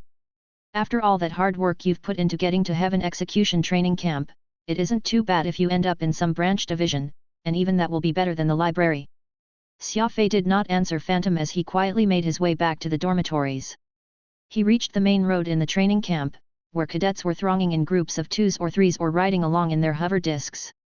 Xia Fei came to a stop and pointed to the cadets around him. "Phantom, what do you see?" Phantom turned in the direction where Xia Fei was pointing and asked, "What? Aren't they just cadets in the training camp?" Xia Fei shook his head. "Take a closer look." Phantom was a little impatient. "What I see is just a handful full of cadets, men and women alike, no matter their sizes are. Don't you think they all look similar?" Xia Fei asked. "There are almost 50,000 cadets here. If I were to end up joining them here and now, it would be equivalent to walking on this path with all of them. Do you think that's a good idea?" Xia Fei asked even as he thought about it. "Did I come here to the training camp just so I could repeat that route someone had already walked?" Xia Fei lowered his head and kicked a white stone along the road. This stone flew through the air and landed in a pile of similar rocks, impossible to distinguish which it was that Xia Fei kicked. "I don't like following the path someone else has set for me. This time, I want to choose a side road that no one has ever walked before, no matter where it leads," Xia Fei said solemnly. News always traveled fast, especially the bad and schadenfreude-inducing sort. There were many locations in the training camp that was convenient for people to spread rumors and exchange information. One of the top places for this was the dining hall. Among the purposes of this dining hall was for people to be able to exchange all sorts of gossip and rumors while they filled their stomachs with food. "I heard that the specially enrolled student this year, Xia Fei, went off to be a librarian in the library." A cadet of the training camp set down his cutlery and told his friend this. "You mean Crazy Xia? That's the one. Is he okay in the head? Why would he actually go be a librarian after working so hard to get into training camp? Right? Why else would he be called a madman? Crazy be as crazy, not choosing any of these so many exceptional divisions, only to run off to some library that not even birds go to leave droppings in and be its librarian. Only a madman would do what he's doing." "That's right. That's why I'm saying, especially enrolling someone like him is such a waste. I wonder what the battalion commander thinks about this." It might not be the intention of the one speaking, but Moon Song happened to have been drinking a beverage on the side.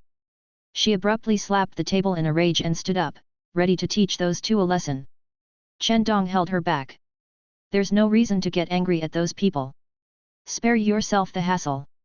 Moon Song suppressed the rage she was feeling inside her, though her expression remained nasty. "Xia Fei's really too disappointing. His action has caused us to lose face alongside him." Moon Song gnashed her teeth viciously.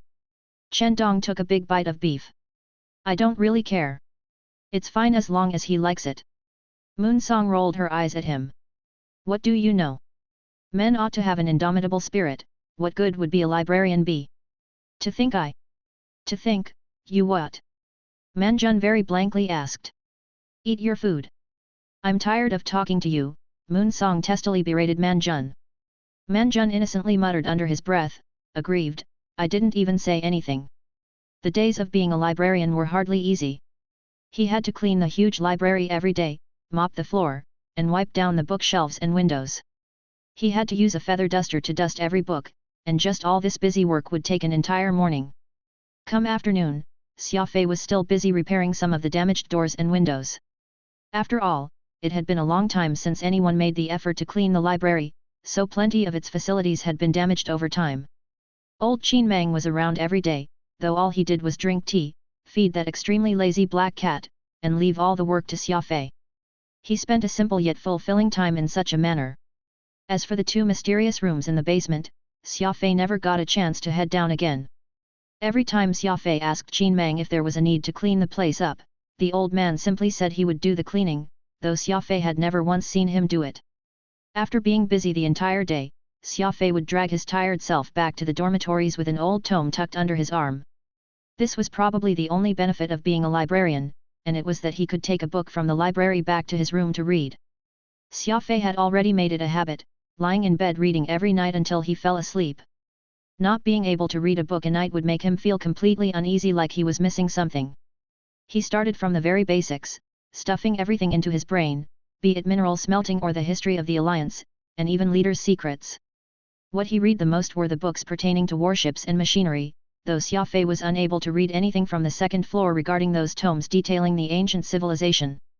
The information covered by those tomes on the second floor was very broad, and what Xia Fei had learned during his school days had all but been returned to his teacher. Given the structure of knowledge that Xia Fei currently possessed, there was no way he could read or understand any of the profound knowledge contained within those books. It was strange. When Xia Fei was in school, his grades were all a mess, but now that he had begun learning this advanced civilization technology, he never did find it strenuous. He was able to digest a book's content fully after reading it once, and those profound mechanical structures and mathematical equations had also become easy to grasp. Tossing the book to the table, Xia Fei turned on his AI computer and began to search for news about rice crystals carefully. If everything were to progress smoothly, the medicinal residue in his body should all be completely absorbed over the next few days. By then, it would be time for him to consume the next round of medicinal drugs, but he had yet to locate the important ingredient, rice crystal, which complemented well what he got.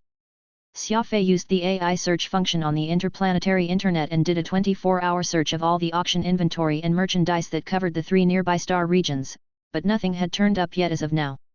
Logging off the interplanetary internet despondently, Xia Fei entered the training camps in Traib, hoping that he could get wind of it in the cadet exchange or that it would be available for redemption through the medicinal ingredients the training camp provided. The training camp provided plenty of ingredients for the masses, and as long as enough points were spent, cadets were allowed to exchange for them freely. In the list, there were many ingredients that were valued in the billions, but there was no sign of that rice crystal that Xia Fei needed the most. Heaving a deep sigh, Xia Fei began to search through the internal listing of items, which were for exchange. If there were still no signs of the ingredient, Xia Fei could only call it a night, do his reading, and go to sleep. All of a sudden, Xia Fei perked up. There was a notice several minutes ago that caught his eye. Urgently selling 80 grams of rice crystal. He glanced at the poster of this notice and saw that it was a cadet from the internal division called Davis. Without a moment of hesitation, Xia Fei clicked on the screen and sent a video call request. Chapter 92, Internal Division. Xia Fei had taken the day off from Qin Mang. First was because he would be heading to the internal division for a 24-hour special training tomorrow, and second because he had gotten hold of the rice crystal he needed for concoction and wanted to concentrate on formulating the medicine. Setting up the concoction machine, Xia Fei brushed his spatial ring with his finger and retrieved a milky white rock from within. The rock was uncut, angularly shaped, and translucent in appearance, looking of good purity. This was the legendary rice crystal, and Xia Fei had paid an exorbitant price just to get his hands on it. Xia Fei had only managed to get his hands on this small, white rock after trading in the 3,000 points he had gotten for winning the extreme hovercar race, plus the 4 cubic meter spatial ring in his possession. Xia Fei examined and inspected that sliver of rice crystal in his hand before he sighed. Placing it on the table, he then retrieved the Luan spirit he had from his spatial ring. These were two high-quality medicinal ingredients, one of which bearing the extreme cold attribute, while the other was extreme heat. Neither was compatible with each other. He would be taking a huge risk if he planned to mix the two extreme ingredients together. Even the slightest negligence on his part would cause a powerful explosion. This was precisely the essence of Phantom's drug concoction. By always choosing medicinal ingredients that were on the opposite spectrum of each other and mixing them, the clever concoction he ended up making, which was seemingly impossible to concoct, would become pharmacological marvels. After several hours of meticulous blending, Xia Fei's spatial ring had an additional bottle of clear medicine, and now all that was left for him to wait was for the medicinal residue in his body to subside, so he could take this new one. Early in the morning, Xia Fei, Chendong, Moon Song and the others arrived outside their dormitory and waited.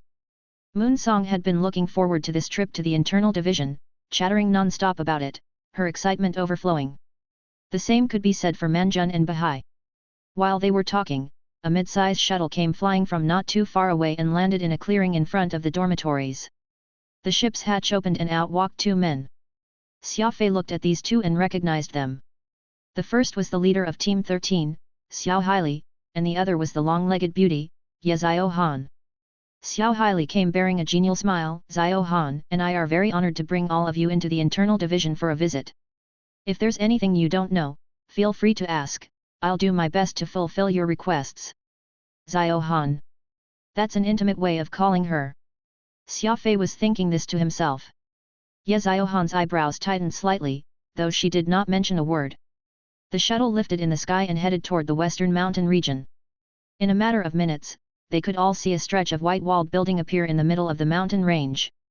A long and snaking river passed through the middle of the training site, essential splitting the training site in two, with 7 or 8 bridges erected over this river. Compared to the rest of the training camp, the buildings here on site were a lot squatter, and the tallest was no more than 3 stories high. The most conspicuous landmark was the circular structure right in the middle of the internal division.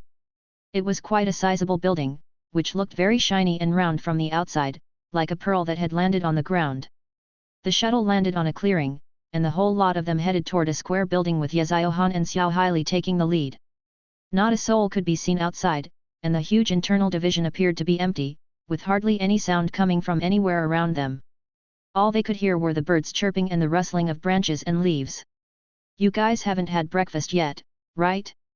This here is the internal division's dining hall, and we shall begin our first stop of the day here, Xiao Haili very courteously said. The dining hall was luxuriously designed. All the chairs were spacious and sofas were comfortable, each with automatic massage functions. Eating and drinking a little something after training would be a great choice. After having a simple meal and touring the training site for a few rounds, Xiao Haili and Ye Zio Han led the group to the eye-catching round building. The words Stygian Training Center were engraved on it. This here is the heart of the internal division, the Stygian Training Center. This is the true essence of this division. We did not see anyone while we toured this place because all of them are inside right now. The competition in the internal division is exceptionally fierce, and not one of them is the sort who will willingly waste time. A good number of cadets even eat and sleep in the training center, and we're now going to bring you in, so you can all have a look for yourselves, Xiao Haili introduced. Stepping into the Stygian Training Center, Xia Fei could immediately sense this place's strange atmosphere. The air was very peculiar, almost as if it was vibrating with energy everywhere, and he could not help but become excited as they walked further in. The energy here is thick. Phantom had poked his head out from the moorstone and commented after using his nose to sniff the air in their surroundings. Xia Fei could not explain it, but he could sense a vague unease enveloping him. It was as if the training center was giving off something strange, but as for what was strange about it, Xia Fei simply could not quite put his finger on it. In the middle of the huge hall was a large and deep well. A narrow, metal bridge went across it, and the well looked to be almost hundreds of meters deep, with rooms upon rooms lining its perimeter. Xia Fei did some mental calculations. If every level had 12 rooms, and there were a total of 50 levels, it meant that there were a total of 600 training rooms under the bridge, and it would be able to hold 600 cadets at any given time. Thinking back in the day when I once struggled here, the longest I have ever stayed in the training room is 5 whole months. Xiao Haili said as he reminisced about the past. The internal division has prepared 5 training rooms for you all. Now, let us go and experience the effects of a real high-quality training room. In 24 hours' time, we'll kick you guys out of them even if you don't wish to leave. Xiao Haili cracked a joke as he chuckled. Taking the elevator down 15 levels, Xiao Haili took out 5 numbered cards and handed them to the freshman. Ye Ziohan hesitated for a moment before she bit her lip and said, Xia Fei, come with me. The ever-mischievous Moon Song flashed a funny face toward Xia Fei and whispered, everyone, look, someone's getting preferential treatment. Bahai and Manjun covered their mouths and sniggered, while Xiao Haili felt unhappy standing at the side. However, he did not show it on his face and still maintained his bright smile. Ye Ziohan ignored the ridicule of the others and caught up to Xia Fei in a few steps, stepping into room 1512 together. Ye Ziohan reached out to take Xia Fei's card from his hand and stuck it into the slot next to the door to gain access inside. Come in, I have something to tell you, Ye Ziohan said in a low voice. Sound could easily travel inside the sealed space, so there was no need for her to be loud. Nevertheless, Moon Song and the others could still hear her clearly, and several of them broke into chortles again. Xiao Haili was clenching his teeth a distance away as he coldly stared at Xia Fei and Ye Ziohan. Xia Fei had no choice but to step into the room, and just as he crossed the threshold, Ye Ziohan shut the door behind him. The Stygian Training Center's training rooms are very extraordinary. There is an abundance of energy inside, allowing cadets to continuously replenish their energy while training, and it has the added effect of improving your physical function. You need to remember not to adjust the energy to its max from the start but gradually adjust it. Instead, Ye Ziohan instructed Xia Fei. Haven't all these been mentioned just now? Xia Fei asked suspiciously. Ye Ziohan lowered her head to think for a while. Am I very uncompassionate? Xia Fei was slightly stunned by this question, but he soon replied with a slight smile, honestly, a little, but it's not too severe. Ye Ziohan appeared to be slightly disappointed. She lightly nodded before turning to leave the room. Xia Fei paced around the room once to first familiarize himself with the surroundings. The training room was partitioned into an inside space and outside space. The outside is a living space, with an AI computer, sofa, table and chair, bed, and an ensuite bathroom. There were circular holes on the walls and ceiling of the inside space, a bit like a honeycomb, and soft carpeting on the ground. There was nothing else inside it aside from that. Xia Fei walked into the inner room and turned a knob in the wall just as Ye Ziohan had just mentioned. Just turning it a bit, Xia Fei could feel an intense energy wave, flooding the room wildly all around him, like an endless sea that was unceasing. This energy wave was very unusual, almost as if it penetrated the surface of his flesh and reached deep into the recesses of his body. It was like inflating a balloon. The unceasing flow of energy very quickly entered his body, and soon, Xia Fei's skin began to redden. Phantom was walking around the room on his tiptoes, examining the room as he did. Do you still remember the Heart of Spirit? Phantom asked. Xia Fei nodded. It's what we used when exploring Atlantis. I remember you saying that it's a kind of pure energy that contains the universe's origin power. That's right. I dare to say that the energy you're feeling now is the same kind as Heart of Spirit, but what I have difficulty understanding is how they managed to convert it into this sort of energy undulation that can be absorbed into the human body. Xia Fei had once read something in the books about how energy was split into 2 types, wave and linear. Linear energy could provide machines with power, but humans were unable to absorb it all due to their structural particularity. Our bodies could only absorb the scattered energy given off from the wave energy. To be able to convert the linear energy of the Heart of Spirit into the wave energy that human bodies could absorb, the technology behind this process was simply astounding. If humans could master this technology, humanity's dependency on food to replenish their energy could be eliminated, and they would be able to re-energize themselves directly just by holding onto an ore that contained energy. This would not only solve the inefficiency of humans needing to depend on food to replenish their energy but would also greatly strengthen humanity's physical constitution. This is just too wonderful. No wonder the Adjudicator Union can be this great even these days. Turns out that they're in possession of such advanced technology, Phantom excitedly muttered to himself. In a short while, Xia Fei could feel uneasiness overwhelming his body as if there was an uncountable quantity of silver needles prickling his body, making him feel unbearably itchy all over. Would having such energy help with my cultivation? Xia Fei asked. Nope, Phantom immediately answered. Your body's ability to cultivate has already been ruined, so this energy is useless for you. At best, it can let you feel very energized. Xia Fei was left speechless as disappointment crept up his heart. However, this sort of energy can speed up your cell movement, and that will be very helpful in boosting your body's medicinal absorption rate. If you stay in such an environment for some time, you can speed up the rate at which your body absorbs medicine, which will in turn help you rank up.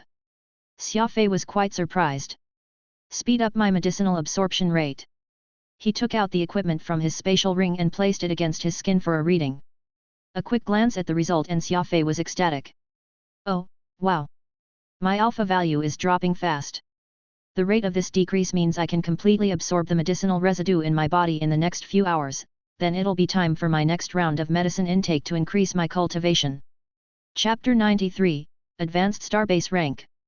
The training room was filled with a large quantity of energy, and not only did it help increase the cell movement inside Xia Fei's body, it even extensively increased the pain he experienced when imbibing the medicinal concoction. Xia Fei sat in the middle of the training camp, his body trembling non-stop. He would feel hot as if he were inside a volcano one moment, then cold as if he were standing at the center of a snowstorm the next. After a good while, these two starkly different sensations suddenly separated, and Xia Fei felt like the left side of his body was on fire while his right was being frozen. Xia Fei slowly adjusted the energy in his body, trying to combine the two sensations that would leave people crazed. Don't try and control them. The medicine is like a catalyst, and it is currently cleansing your body round after round. By the time your body is completely cleansed, the pain that you are feeling will have also naturally dissipated, explained Phantom, who was standing at one side. Xia Fei pursed his lips. You're not the one experiencing the pain, it's much easier said than done. Phantom grinned at Xia Fei. You're right. No matter what, you're gonna have to learn to enjoy the pain. Using medicines to increase your cultivation is like putting your entire body into an intense refining session. As the quality of the medicines you take increases, the intensity of this refinement also becomes more acute, so you'd better slowly get used to it. Xia Fei's body was racked with a heart-rending pain. He forcefully got up to his feet and tried to train his sly thrust technique, pouring his full concentration on his movement and ignoring what he was physically feeling, in hopes that doing so could distract him from it. Slowly, Xia Fei actually found himself becoming accustomed to the pain. Xia Fei finally understood that there was only a single solution to alleviating pain, and that was to focus his mind elsewhere. When someone chose to focus their attention on something, everything else would not matter anymore. 24 hours later, Xia Fei stepped out of the training room, his face visibly pale and his clothes wet from sweat as if he had just gotten out of a swimming pool. Are you all right? Moon Song asked Xia Fei when she saw him in such a terrible state. Xia Fei chuckled feebly. I'm fine, I accidentally fell asleep and had a nightmare. Sleep? You actually used this rare chance to sleep?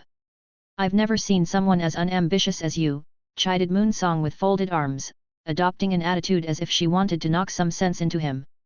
Boarding the elevator to bring them back to the surface, Ye Ziohan and Xiao Haili were both waiting in the hall, and beside them was the battalion commander of the training camp, Ye Jingshan, as well as an old man whom Xia Fei did not recognize. The old man looked to be in his 70s with dark skin and high cheekbones. There was not even an ounce of fat on his body, and his arms were as thin as deadwood.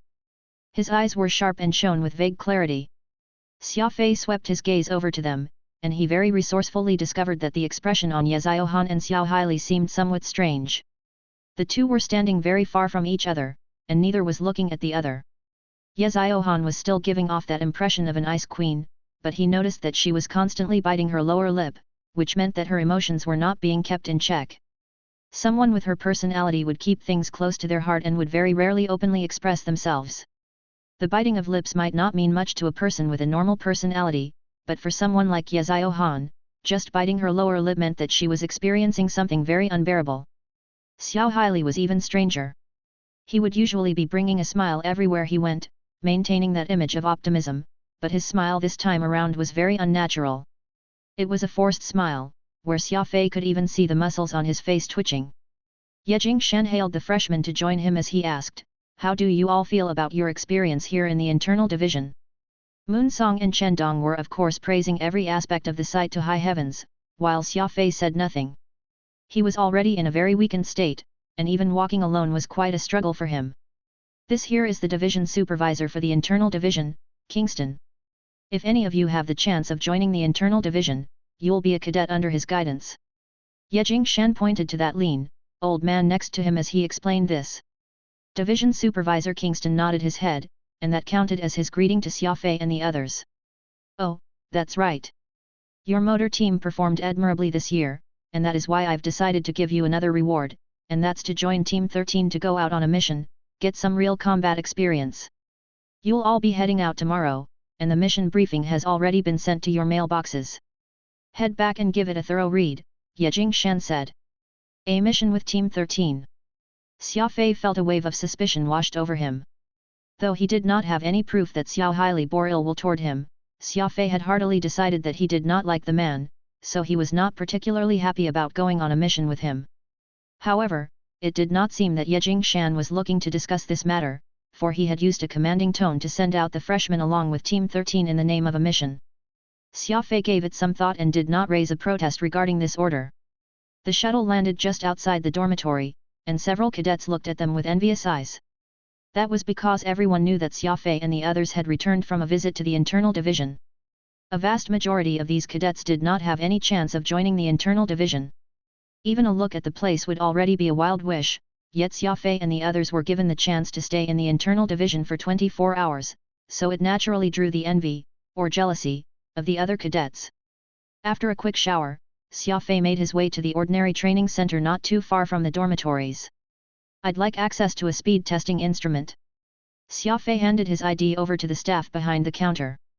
The staff checked the screen and said, "No 17 testing instrument on the 6th floor is free to use. I've already made the necessary arrangement, so you can head over now to use it." "Thank you very much." Xia Fei took his card back from the staff and made his way up to the 6th floor, then he used his card once more to open the door into the room. This room had an area of about 200 square meters, and inside was a speed testing instrument as well as a sofa for people to rest on. Xia Fei changed into his Windshade Mark IV combat suit and stood still on the speed testing instrument. With a deft touch of his finger on that screen, he turned on the testing function. This speed test machine was something like the treadmill on Earth. There was a track beneath his feet made out of soft metal, and he could run right on it. The ground would move in accordance with his running, and no matter how fast he went, the track would always be able to keep up with his speed without any discrepancy whatsoever. There was a screen at the right, which recorded his top speed, the distance he ran, heart rate, blood pressure, and other miscellaneous data.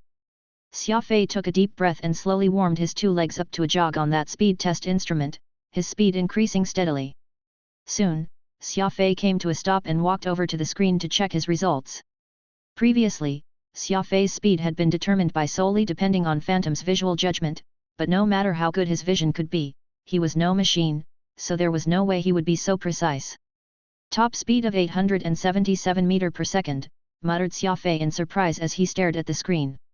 The requirement for speed ability users of the advanced starbase rank was 711 meter per second, yet Xia Fei was only discovering now that his speed had already surpassed the standard for the advanced starbase rank, and he was almost close to that of a primary star domain rank speed user. Furthermore, this was the result Xia Fei had gotten before his body had fully recovered from his intensive training in the Stygian Training Center. If he had been properly rested, he might very well see a 50 meter per second increase from this result. "Hey, the effect of the medicine this time ain't too shabby," commented Phantom after he looked at the numbers on the screen. Originally, Phantom's top speed merely ranged 380 meter per second or 400/s, and he had seen it double this time around. Xia Fei mulled over this before asking, "Phantom, why is Chendong's cultivation already close to the Star River rank, while mine isn't even at Star Domain rank? Are my qualifications really too low?" Phantom helplessly shook his head. "Your ability is speed. If you must know, out of all the abilities, speed is the hardest to rank up. The speed requirement for primary Star River rank is 8,148 meter per second, and that is almost 10,000 meter per second. If you truly have such speed, there'll be no one out there that can catch up to you. As long as you aren't trying to contain a speed ability user, everyone else will end up getting played by you. That's why speed is a very transcendental ability, as well as why it's the slowest and most difficult to rank up out of everything. The speed ability accounts for almost 15% of the total combat ability users, yet those who can truly cultivate it to a high rank are few and far between. Have you ever heard of any speed ability users that managed to cultivate to high ranks?" Phantom asked. Xia Fei shook his head. There were already few speed ability users in this training camp, so what more of anyone who managed to cultivate it to a high rank? Most cadets in this camp had special abilities, while the two most common abilities of strength and speed were actually the least represented here. You must remember, a low rank doesn't equate to weak combat capabilities. Once a speed ability user manages to cultivate to a high rank, opponents of the same rank will hardly have the ability to retaliate against them, and it isn't impossible for them to handily take on people of higher ranks, stated Phantom very solemnly. Oh, so it turns out that speed ability users would have such a hard time cultivating, Xia Fei muttered to himself. Phantom very gleeful bragged, meeting me is pretty much your luck at work. If you had to go about it on your own, I doubt you could even go up a rank your whole life. Of course, if you weren't so lucky to open the 7th region of your brain completely, the medicines I've prescribed to you would be useless even if you drank barrels of them. These two conditions were intertwined and could not do without each other. In the library, Qin Mang was presently hugging that black cat as it dozed off when he saw Xia Fei return. He narrowed his eyes and asked, "How is it? The internal division's pretty great, isn't it?" Xia Fei nodded, pouring some tea leaves into the teapot and boiling a pot of tea. He brought it back to the desk and poured a cup each for Qin Mang and himself. "It's not bad, though it's a little too quiet. I noticed that the people in the internal division barely spoke to each other, and it wasn't strange for even those who have been staying there for a really long time not to know each other," Xia Fei commented. Qin Mang was unsurprised by this. They can't be blamed for that. With such amazing training facilities available to them, they will of course be desperate to try and increase their ranks. Xia Fei took a sip of tea and turned on his microcomputer to check for the mission briefing for tomorrow. Qin Mang was shocked. "Mission briefing? Are you heading out for a mission?" Xia Fei nodded. "Yes, Battalion Commander Ye instructed us to follow Team 13 out for a mission tomorrow." Qin Mang knitted his brows and wondered aloud. "I've never heard of the training camp letting cadets go out on an actual mission before." Xia Fei lit a cigarette and stared at the briefing for quite some time. GPP 1796 Space Station, and its derelict to boot. Chapter 94, Derelict Space Station. Xia Fei drank 2 cups of tea and did a simple analysis of the mission briefing. Afterward, he began cleaning the library, while Qin Mang got up silently and went down the basement. Pulling out a microcomputer from his pocket, he established a video call with Ye Jingshan. Ye Jingshan, who had been in the middle of handling some documents, saw Qin Mang's call and immediately got up, tidied up his uniform and hair, puffed out his chest, and assumed a solemn expression. "Teacher, are you looking for me?" Ye Jingshan very respectfully bowed a full 90 degrees, which was as precise as a straight edge. Qin Mang waved his hand offhandedly. "Jingshan, I've already told you for the umpteenth time that there's no need to be so serious. I've always hated people who fake gravitas." "Yes, your student understands." Ye Jingshan straightened back up, his head slightly nodding, showing a look of utmost respect for Qin Mang. Qin Mang sighed. "Do you have something you're hiding from me recently?" Ye Jingshan was stunned as he quickly answered, "What made you say something like that, teacher?" "Let's start with Xia Fei." Qin Mang found himself a chair and settled in it, folding his leg up into a figure of 4. "A cadet of the training camp will only take on training exercises and assessment missions, but I've just learned that you gave Xia Fei a mission briefing, which is of the 2nd tier. Just what's going on here?" "This," Ye Jingshan hesitated. His head sank even lower as if a student admitting his wrongdoing. "Your student can't divulge anything on this." Ye Jingshan had no choice but to answer thusly. Qin Mang burst into laughter. "That's fair. I'm already unemployed. There are some things I shouldn't ask." Ye Jingshan's face turned red and white, dithering. "Teacher, it is indeed of grave importance, and this student simply can't say a word on it." Qin Ming narrowed his eyes at Ye Jingshan. "Jingshan, you're the most outstanding student out of all my cadets, the most hard-working but also the dumbest. I'm not trying to admonish you, but you're going to be exhausted living a life like that." "Fine. I won't make things difficult for you. I just wanted to inform you that I'll be taking in Xia Fei." Ye Jingshan was immediately very anxious the moment he heard that. He grimaced as he spoke to Qin Mang. "Teacher, you ought to take in a student, and I'm happy for Xia Fei as well, but you aren't planning to impart that thing to him, are you? That young man is far too flighty and isn't exactly dependable." Qin Mang coldly harumphed and knitted his eyebrows. Forget about the fact that it hasn't crossed my mind yet to impart that thing onto him, but even if I end up doing just that, so what? At least, he's cunning enough and not foolish like a certain blockhead. Even if I hand it over to you, you won't be able to protect it. Ye Jingshan somberly replied in a timorous voice, your criticism rings true, teacher. Qin Mang helplessly shrugged. Why are you so rigid? Forget it, I'm not gonna waste my breath on you anymore. No matter what big secret you're hiding, just make sure that not a hair on Xia Fei is harmed. Humph. Turning off the screen, Qin Mang stayed in the basement and thought about things for a little longer before he got up and made his way back up. Xia Fei was still busy cleaning and tidying the place, and it was a good thing his ability was speed, so it did not take him too long to dust the large library. Qin Mang stared at Xia Fei for a while before he beckoned the young man over. Is the tea slightly too bland? I'll help you make a fresh pot right away, Xia Fei said with a smile. Qin Mang shook his head. Xia Fei, you seem to have improved your speed again. Yesterday when I was at that training center in the internal division, I accidentally got promoted, so I'm now at the advanced starbase rank. Oh, so that's how it is. Qin Mang laughed. Promoting the speed ability isn't an easy task. Looks like you've put in quite a lot of effort every day, and that's good. Go bring number 65,894 here. Xia Fei jogged off and retrieved the book that Qin Mang had requested, placing it right onto the desk. Qin Mang picked up the book and looked at it. The words Emergency Guide for the MR5 Space Station Outpost were printed on its cover. You'll be going out on a mission to this model of the space station. Scan it all into your computer, perhaps it can be of use to you. Qin Mang handed the book to Xia Fei as he gave this advice. Xia Fei smiled. I've already downloaded a set of detailed information about MR5, and it's far more comprehensive than what this book contains. Qin Mang nodded. Good. Making prior preparation is smart, but you ought to know that there is some information that can't be made available on the interplanetary internet as it's not for all to read with the information involving sensitive. This book here was especially distributed by MR, one of the 4 major manufacturing companies in the universe. It's different from what you've downloaded online. Xia Fei was quite surprised. There's such a thing. Qin Mang used his fat hand to gesture at the library. Every book stored in this library has value. Don't blindly trust the interplanetary internet. You need to remember that if there's something or some information that everyone in the Alliance can learn and can easily access, then it's most definitely not anything good. Things that are of real value will always be kept secret. Xia Fei nodded heavily, glancing at the thousands upon thousands of books on the bookshelves from his peripheral view. Things that are of real value. Perhaps I've made the right choice in working at this library. An MR Inquisitor-class frigate took off from the Heaven Execution Training Camp's North Spaceport and plunged deep into the starry space.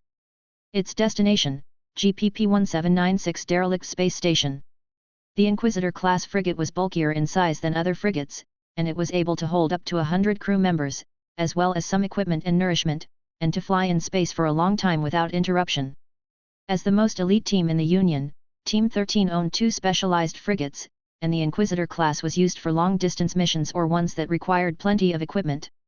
The other spaceship they had was a Mittal Rifter class, small and fast, used for emergency missions or pursuits. Xia Fei went around the spaceship once and discovered that it had plenty of equipment placed on deck, a majority of which was high-energy consuming and high-powered. There was even a multifunctional armored vehicle parked on its cargo hold. Thanks to the Inquisitor class's immense capacity and size, not even 1/3 of the equipment on this ship could have fitted on board Xia Fei's lunar eclipse. It was as the saying went, everything has its pros and cons. After this frigate had been fitted with everything, its mobility suffered as a result. According to Xia Fei's calculations, comparing this ship to his lunar eclipse, 15 minutes was all he would need to make this Inquisitor-class frigate disappear into the cosmos. After all, lunar eclipse had been retrofitted solely for the sake of combat, and in order for that to be possible, it lacked any non-essential equipment. Conversely, this spaceship had been fitted for the purpose of accomplishing a myriad of missions. It was huge and clumsy, a comprehensive repertoire of functions and equipment but lacking in top combat features. As the warship engaged in autopilot flight, Xiao Haili called Xia Fei and the others to the ship's mess, ready to hold a meeting regarding their mission. Because frigates did not have a lot of crew on board, most did not have a dedicated conference room. As such, the ship's mess had been given additional modifications, allowing people to dine, find entertainment, hold a meeting, and other such activities inside. The mess was large and had facilities galore. It even had 3 comfortable, long sofas as well as several gaming systems for leisure use. In contrast, lunar eclipse was completely overshadowed in this aspect. In order to designate more of the ship's space for combat purposes, lunar eclipse's mess comprised a square, metallic table and 4 chairs, totally Spartan-like. Quieras had very attentively poured a cup of coffee for Moon Song. Ever since they came aboard the ship, the ever-amorous Quieras had been badgering Moon Song. There was no way of him knowing about her sexual orientation being different from most girls, and that in order for him to gain her favor, he would have to be prepared to go through a sex change. Xiao Haili, Quieras, and Bo Xingwei stood across Xia Fei and the others, all looking like mentors. Xiao Haili intentionally coughed twice before he unfurled the large projector screen in the mess. Have all of you read the mission briefing? Everyone nodded.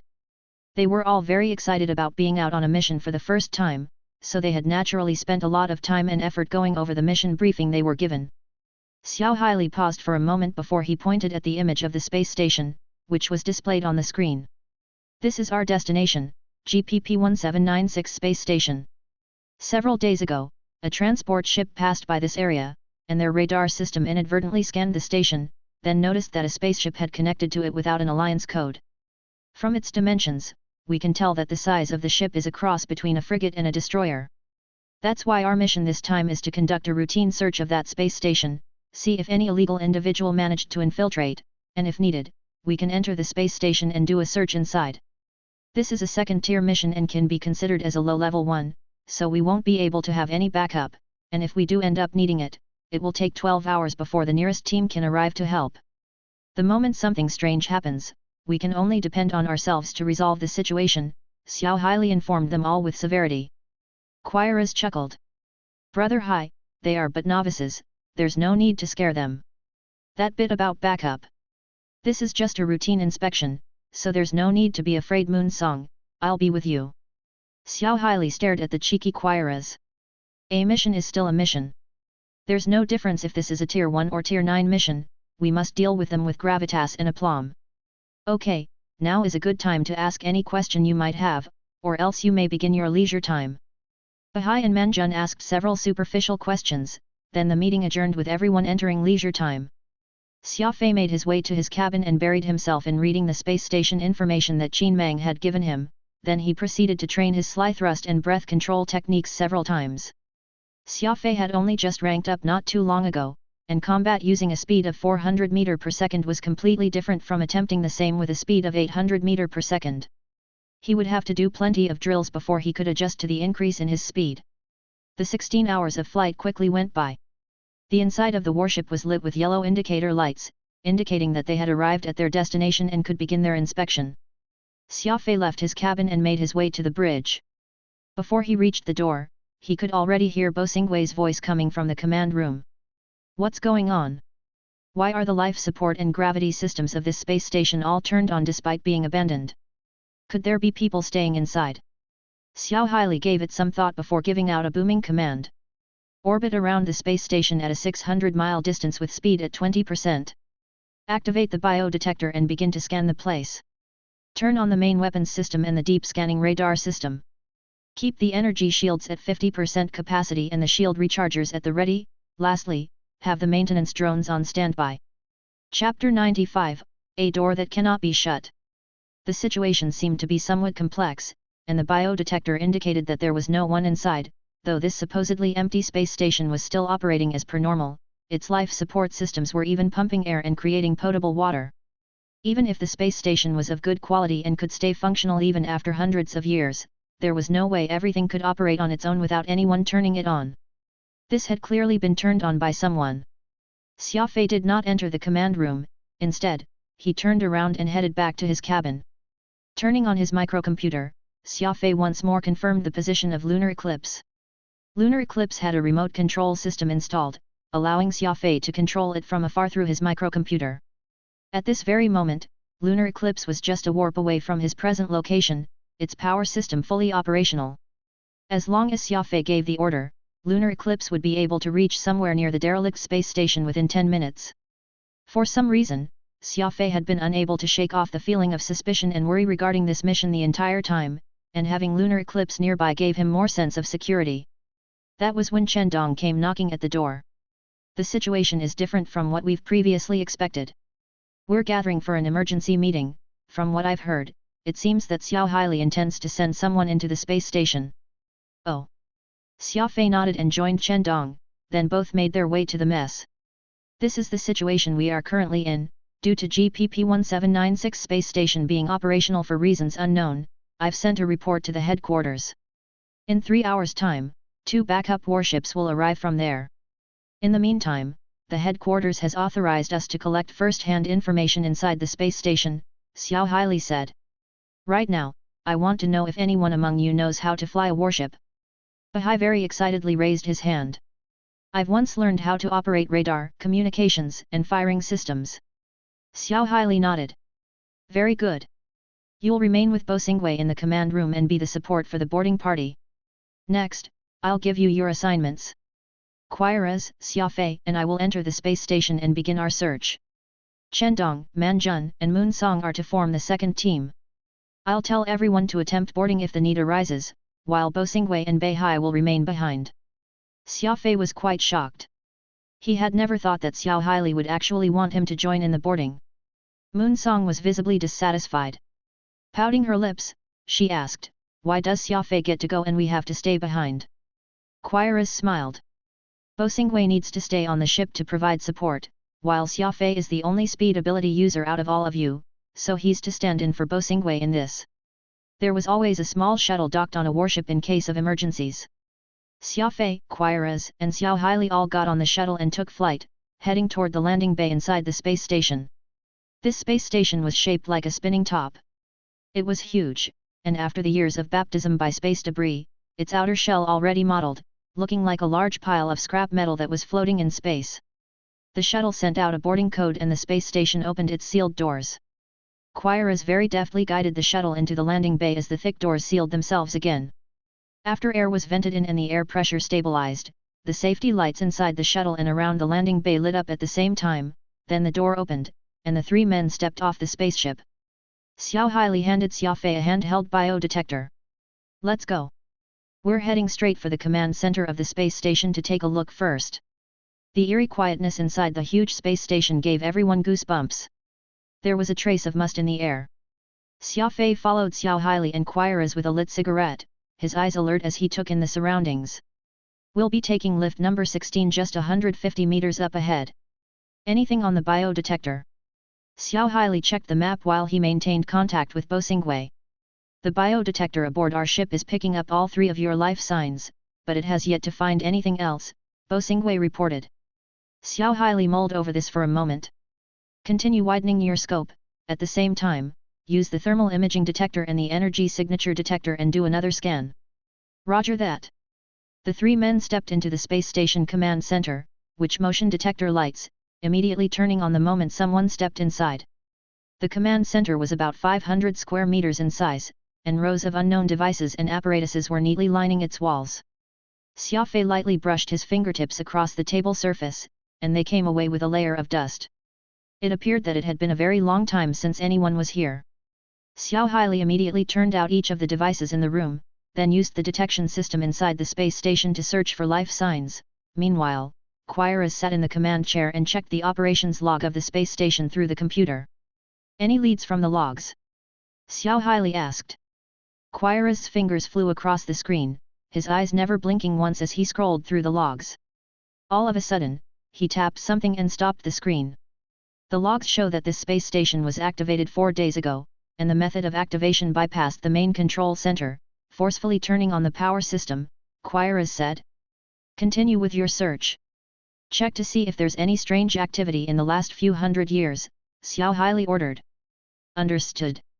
The quiet and lonely space only had the blinking stars, and Xia Fei suddenly felt that the upper left corner of the starry space seemed to be blurrier as if there was a layer of fog obscuring his vision. Xia Fei rubbed his eyes a little, then looked again, and that haziness seemed to have disappeared, for the stars he saw were back to normal. I've confirmed that, aside from that one instance of forced activation, nothing out of the ordinary appears on the logs. Perhaps the intruder has left long ago. Xiao Haili furrowed his brows and made a sound of uncertainty. Xia Fei walked over out of curiosity to look, and he could not help but be surprised. The screen displayed the complete blueprint of the entire space station, and there was a single small red dot flashing unceasingly on it. It was self-evident that the E131 automatic pressurized door on the 19th level was repeatedly opening and closing, like an elevator door that was being obstructed, unable to close no matter how hard it tried. Xiao Haili turned on the surveillance system in hopes of getting a look at the situation there, only for the light of the surveillance system to turn red. The surveillance system of the entire space station had been damaged long ago and was no longer in use. None of the three said a word as the atmosphere turned severe. That was when the results of the space station's biodetector system came back, and it clearly showed that there were only 3 living life forms in the entire space station, which was precisely Xia Fei and the 2 other men. Xiao Haili acted quickly. He switched on the power system diagnosis tool, and a look at its results left the 3 men even more shocked. Someone had made adjustments to the power system. At the moment, the power system had been partitioned into several independent zones. It had completely bypassed the command center and was able to be operated independently.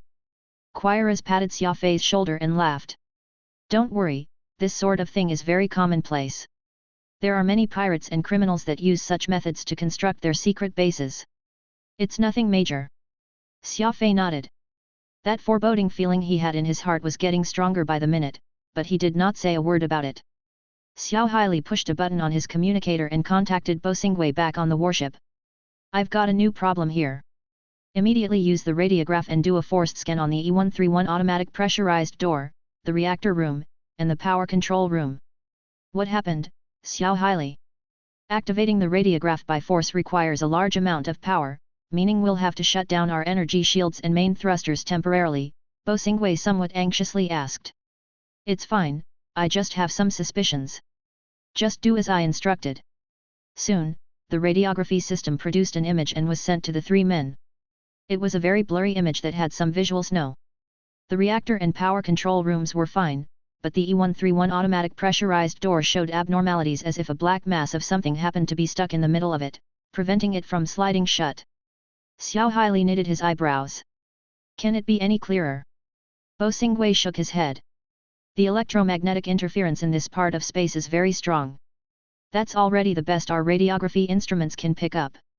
Xiao Haili was gritting his teeth when he ordered grimly, "Use the remote function to take control of this space station. We're heading down to find out just what that black mass is." "Understood. It's clear that we've come across an unknown organism, for the space station was modified by someone else. The mission level has automatically been raised to Tier 3, should we inform the headquarters?" "Not at the moment. The biodetectors have not discovered any life forms, so the space station should be relatively safe." The 3 men left the command center and got on the lift, now heading toward the 19th level of the space station. The moment the lift doors closed, Bo Xingwei's agitated voice could be heard from the communicator. Something happened. The E131 automatic pressurized door closed itself all of a sudden, but the biodetector showed no indication of any changes. Xia Fei could feel his heart sinking. That thing that had been blocking the door from shutting did not look small from the image they had seen before, so what was the reason for it to suddenly move? Could there be people aboard this space station? If that was the case, how was it that the biodetector had not managed to pick up their life signatures? The expression on Xiao Haili and Quira's faces turned unusually nervous, neither of them knowing what sort of situation they were facing. Xia Fei suddenly discovered that there were some particles of sand, which were nearly imperceptible to the naked eye in the air around him, and these sand particles were slowly orbiting around himself. Upon closer inspection, Xia Fei realized that they were not only around him, Xiao Haili and Quiras were also surrounded by the same strange sand particles. Quiras turned to Xia Fei and chuckled. "Quicksand defense, for your protection. A defense ability." Xia Fei was quite stunned, nodding his head deeply. The lift reached the 19th level, and Quiras was the first to dash out, with Xiao Haili right behind. Playing it safe, Xia Fei did not use his speed ability to dart forward. Instead, he very nimbly jogged behind them. After all, he was the lowest rank out of the 3 of them, so there was no reason for him to be taking the lead. "Oh, no. There are anti-surveillance devices installed in the lower levels of the space station, and our connection with Bo Xingwei has gotten jammed," Xiao Haili urgently said as he ran, the AI computer in his hand registering a blank. Shing! The moment Xia Fei heard that being uttered, he understood the severity of the situation that they were in. He astutely unsheathed the chasing light on his right arm. When they made it to the E131 automatic hydraulics door, all they saw was the ground completely covered in fresh blood, a long and gruesome trail that extended from the door toward to deep within. Evidently, someone had died here, and his corpse was dragged deeper inside. Xia Fei stooped, then lightly brushed his finger on that blood, and he could not help but break out in a cold sweat from his alarm. The blood was still somewhat warm. Chapter 96, Blood Raiders. Xia Fei sniffed at the blood on his finger. It couldn't have been 30 minutes since this person died. Xia Haili silently nodded. He pulled out a single-edged knife, taking a step back as he faced the door, ready to strike. Quiras pushed the button, and the E131 pressurized door opened. Xia Fei and Xia Haili rushed through the door at the same time, each of them taking the left and right respectively. However, the hallway was empty, and a blood trail suggested that the corpse had been dragged into the right hallway. After them, Xia Haili was taking the lead with a knife in hand, followed closely by Xia Fei. Quiras used his protection ability to protect their flanks and rear. The group discovered another blood trail as they rounded a corner. This time, it came from another direction, and it seemed quite fresh, too. The death toll was now at least 2, and they had most likely died around the same time they entered the space station. The blood trails ended at a huge metal door, and by the looks of it, the corpses should have been dragged behind this door. Based on the writing on it, this was the storage warehouse of the space station. Xia Haili gestured at Xia Fei to follow behind him, leaving Quiras by the entrance to guard their escape route. Xia Fei and Xia Haili carefully entered the warehouse. As the space station had been long abandoned, there was not much in here other than the various metal containers scattered across the room. Xia Fei counted 5 different trails of blood from different entrances leading into the warehouse, all of which were gathered around the few metal containers in the middle of the warehouse. Xia Haili and Xia Fei slowly approached the metal containers to find 5 abandoned corpses, which were letting out the strong smell of blood. All these corpses sported more than a dozen spherical wounds. Judging from the wounds, these people were probably pierced through by something round. Moreover, all of the wounds were in critical areas, such as the heart, brain, or lungs. The wounds seemed to be incredibly precise, each calculated to the point where there was no room for error. The victims all wore the same black combat suits. Xia Fei looked at the interior of one of these combat suits, only to discover that they had a silver 2-star adjudicator badge. Could they be adjudicators? Xia Fei suspected. He and Xia Haili both looked at the insides of the others' suits. Indeed, all had an adjudicator badge, 2 silvers and 3 bronzes. Kevin Hanting, Classifieds Investigation Department. Xia Haili quietly read out the words at the back of the badges. All the 5 adjudicators were all from the Classifieds Investigation Department. Still, why were they here, and who killed them? Xia Fei's eyebrows buckled. Someone that could kill 2 silver and 3 bronze adjudicators must not have been someone normal, and considering the time of these people's death, the killer should still be inside the space station. This was when the heavy metal door leading into the warehouse closed unexpectedly, trapping Xia Fei and Xia Haili inside. The sand particles protecting them fell to the ground soon after. Evidently, the enemy had used some method to cut off the protection that quicksand defense provided to Xia Fei and Xia Haili. "Shoot, we fell into their trap," Xia Fei said under his breath. Xia Fei exerted strength to his legs and quickly reached the door in an attempt to open it. If Xia Fei was the one planning the attack, he would surely try to eliminate Quiras first, as he possessed quicksand defense, which could be used offensively and defensively. It was the best weapon a small team could have. Quiras, who was on the other side of the door, was most certainly in danger. He tried to use chasing light and hack at the huge metal door several times. The metal door was over 10 centimeters thick. Although Xia Fei's chasing light damaged it, it was not destroyed. At this moment, a set of footsteps approached them. "Someone's coming." Xia Fei turned around and entered a defensive stance with chasing light in front of him, all the while keeping his eyes trained on the other side of the warehouse. Xia Haili also retreated towards Xia Fei with a heavy look on his face. They saw 4 different people walk in from the other side of the warehouse. They were tightly wrapped in beige coats, appearing to be weirdly crouched as they walked, like 4 walking lobsters. Xia Fei's pupils constricted, he was utterly surprised by what he saw. The 4 had scales all over their faces, and their mouths were filled with hideous teeth, each having a pair of black protruding eyes. They looked like 4 lizards that could walk on 2 legs, with their massive tails trailing behind them. They had 5 fingers in each hand, and each appendage looked like steel rebars that had incredible sharp tips. The wounds on the dead adjudicators were clearly caused by those very fingers. Blood raiders. They are the high-ranking insectoids, muttered Phantom under his breath. Xia Fei was shocked. Could they be shapeshifters? I think I've come across someone with the shape-shifting ability during my crisis grade assessment. Phantom shook his head. While they do seem similar, take a good look at their eyes. Shapeshifters are indeed able to change their appearances to closely resemble exotic beasts, but they can't change their eyes, whereas the eyes of insectoids are all of one color. That's the difference between them. Most insectoids were low IQ crawlers. Their numbers were astronomical, and they also happened to be decent at combat. However, they were cannon fodders at best and hardly posed a threat. The real leaders of the insectoids were intelligent bugs that could think like humans, capable of walking on their hind legs. They could even make warships and weapons. Blood raiders were a type of insectoids that possessed intelligence. They were considered to have above-average intelligence among insectoids and were often tasked with brutal classified missions, which was why they came to be known as blood raiders by humans.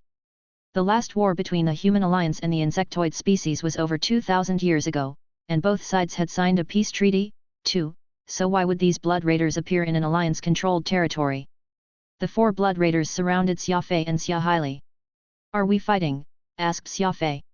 Due to the relationship between Ye Ziohan and Xia Yang, Xia Haili had harbored deep hatred against Xia Fei.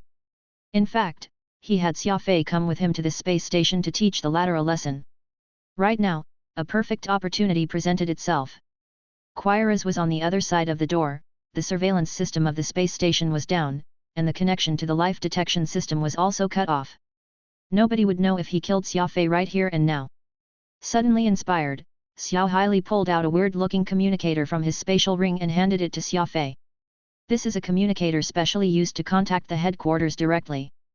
We'll split up, and whoever leaves this jammed area first will use it to get help from HQ. Xia Fei nodded and reached out with his left hand. However, just as their hands were about to touch, Xia Haili revealed a sinister smile and turned his palm to grab Xia Fei's wrist. Xia Haili was an expert at the legendary rank. He was among the highest-ranked intermediate adjudicators in the Enderostar region's adjudicator union, and his abilities greatly surpassed Xia Fei's. If he grabbed Xia Fei's wrist, there was no way the latter could use his speed ability, and he would be as good as dead. But at this moment, Xia Fei's superhuman reflex came into play. When he saw that Xia Haili's palm was about to touch him, Xia Fei abruptly withdrew his hand as fast as he could and, at the same time, retreated in a burst of speed by going along the walls of the warehouse at 800 meters a second without any hesitation. By the time Xia Haili realized what had just happened, Xia Fei was already hundreds of meters away from him, who proceeded to very deftly use his speed advantage to bolt past the blood raiders and did not even consider looking back.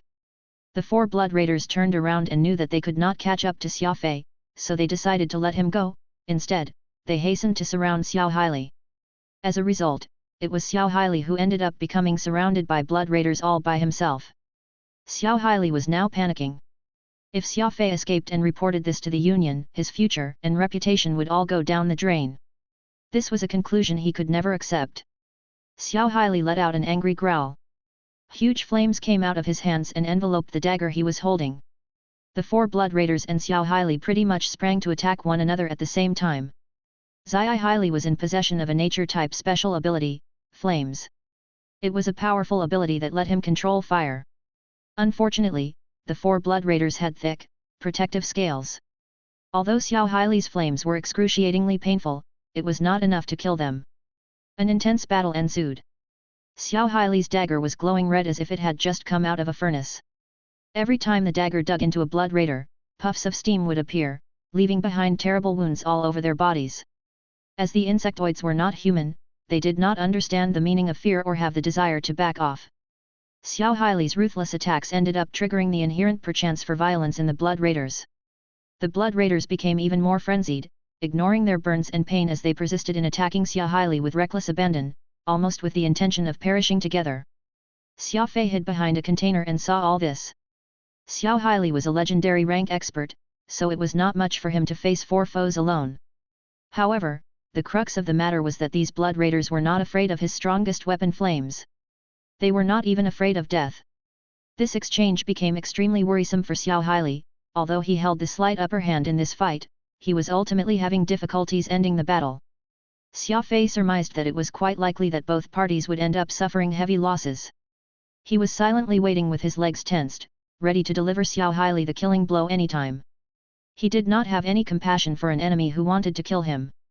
As the man had already displayed his killing intent, there was no reason for Xia Fei to let him live to see another day. Suddenly, countless red, warning lights around the warehouse lit up.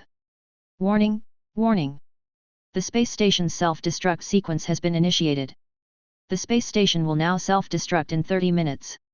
All staff at hand, please evacuate from the space station immediately. Chapter 97, On the Brink of Death. Xia Fei's heart sank upon hearing the word self-destruct. Who initiated the self-destruct sequence? The space station was probably controlled remotely by Bo Xingwei, and he could not have been the one to initiate the self-destruct sequence. Someone must have taken over the remote control and initiated the self-destruct. Thinking back on the Blood Raiders' infiltration and several adjudicators' death, Xia Fei came to the conclusion that the adjudicators from the Classifieds Investigation Department must have inadvertently stumbled upon the Blood Raiders in the course of their investigation, which resulted in them being killed summarily to keep their mouths shut. And when his group arrived, the Blood Raiders decided to destroy the entire space station once they concluded that they could not retreat in time. This would destroy the space station along with all the evidence. Realizing this, Xia Fei decided to ignore Xiao Haili, who was in a battle to the death, as long as he could keep his own. Xia Fei ran and soon arrived at the elevator at one side of the warehouse. However, there was not even a light indicating that he pressed a button when he tried to call the elevator. I'm trapped. It was the same situation when he arrived at another elevator. None of the elevator doors opened, and the warehouse was now sealed from the outside.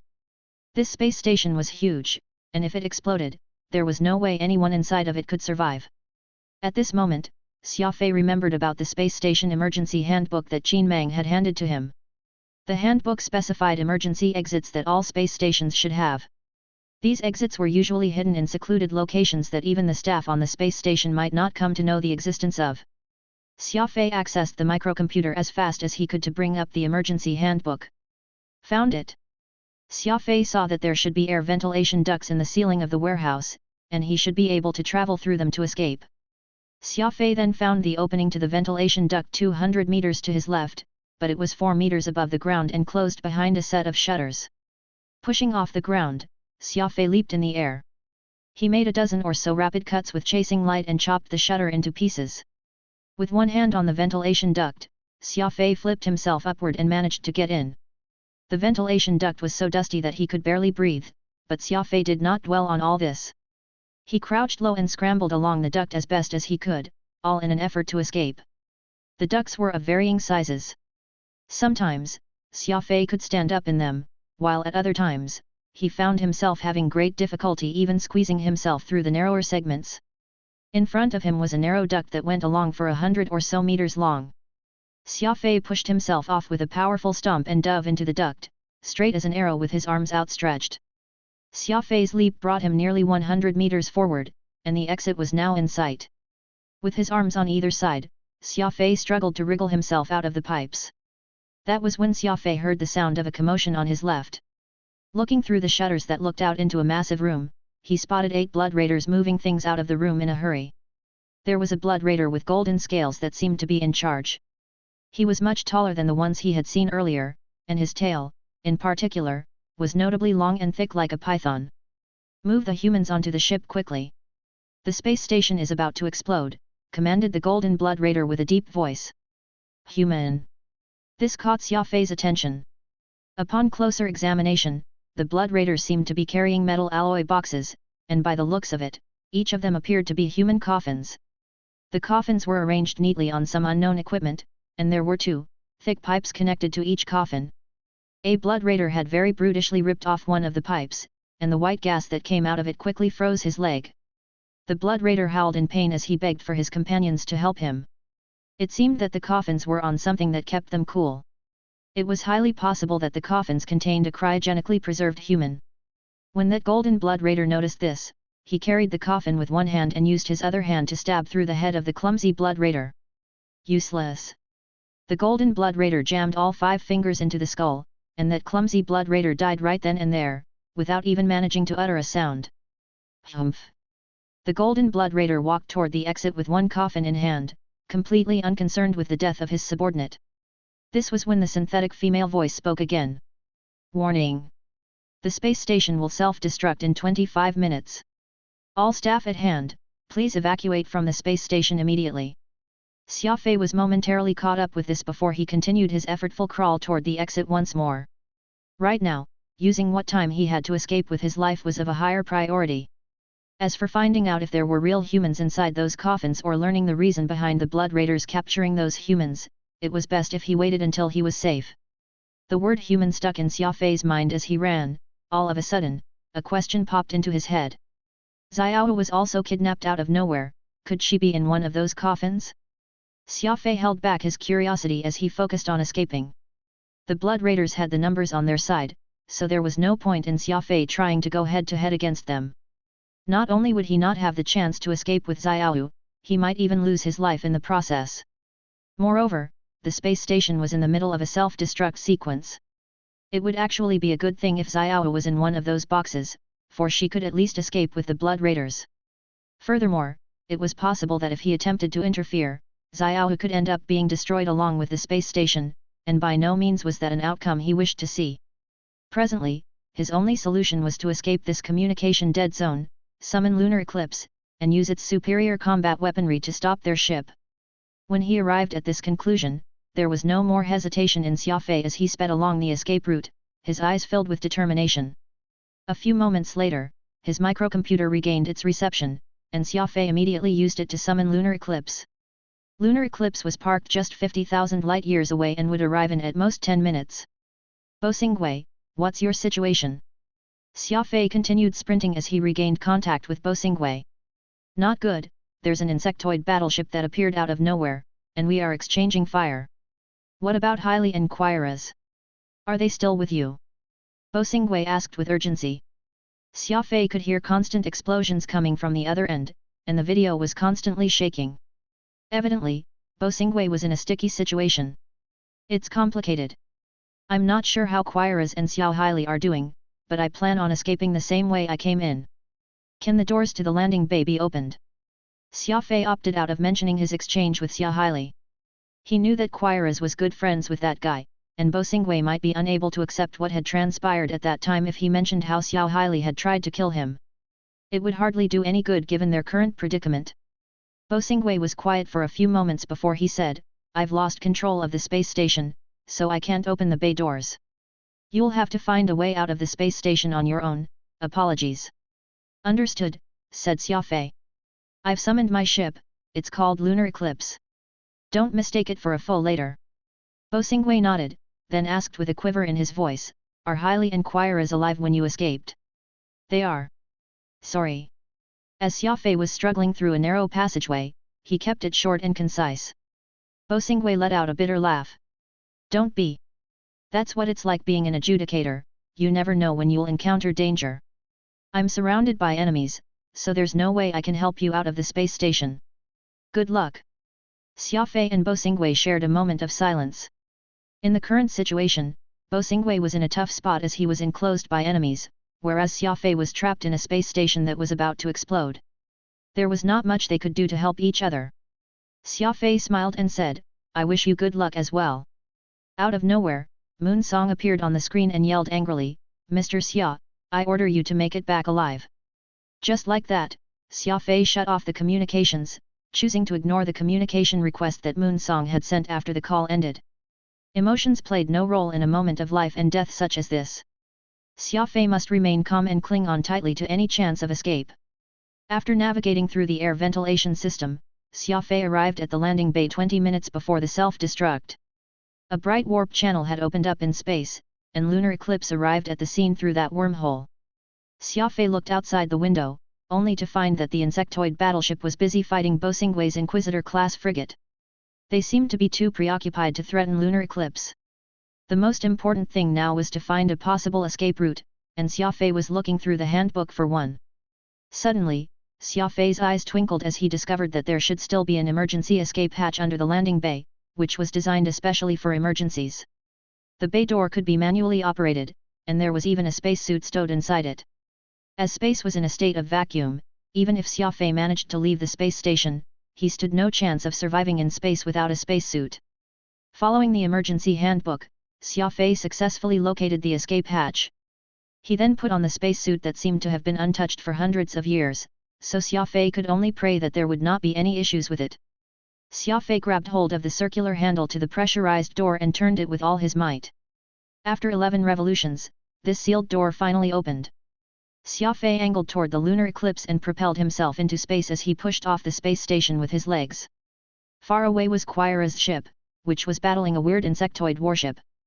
Bright lights constantly came out of the cannons equipped on the ships, looking like countless flashlights shining in the darkness of space, so bright that it was difficult to keep one's eyes open. Xia Fei turned on the propulsion system for his spacesuit as he navigated through space, making his way toward the lunar eclipse. His spacewalk was a success, and Xia Fei made his way onto the command deck of the light eclipse moments later.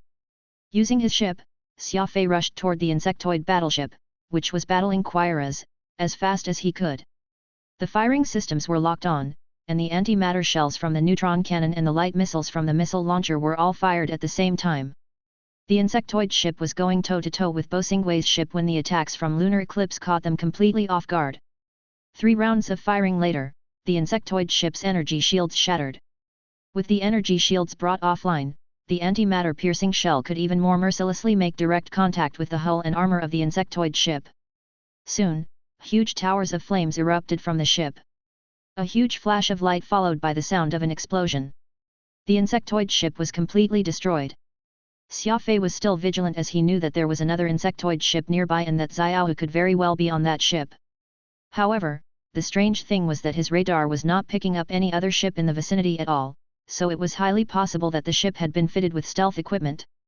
"Thank you." Bosingwei was relieved. "There's still another ship. Turn on your surge defense system, I'm about to let out a shock bomb," Xia Fei said, gritting his teeth with a serious look on his face. When lunar eclipse was being built, he had already considered the various situations that he might encounter, with stealth equipment being one of them. Although a shock bomb was not the best method to deal with invisible foes, it was the most direct and the most violent one. A shock bomb would deal damage to its surroundings regardless of who it was, essentially dealing damage to oneself with the expectation that the damage to the enemy would be greater. No one would like to use something so extreme aside from a madman like Xia Fei. "Shock bomb? You have a shock bomb?" Bosingwei was utterly surprised. "I don't have a surge defense system on my ship." Xia Fei smiled. "I'm sorry, then you'll just have to bear with it a little." Bosingwei was completely shocked and quickly realized Xia Fei was not joking. He quickly turned around and yelled at Chendong and the others, "Get on the ground and brace yourselves. Grab something sturdy." "He's crazy," hissed Bosingwei as he pushed the accelerator to the maximum. "What day and age is this? Who still carries shock bombs around?" Xiaohu's cute face flashed in front of Xia Fei's eyes. In order to rescue her, not only would Xia Fei use a shock bomb, he would even use a nuke without a moment's hesitation. "I won't let them take you this time," muttered Xia Fei as he pressed the red safety button on his command deck with strong intention. A black bomb detached itself from the ship's magazine and floated into the silent night sky. It was just 6 minutes and 17 seconds from the space station's self-destruct. Chapter 98, Shockwave. After dropping the shock bomb, the lunar eclipse started to beat a hasty retreat.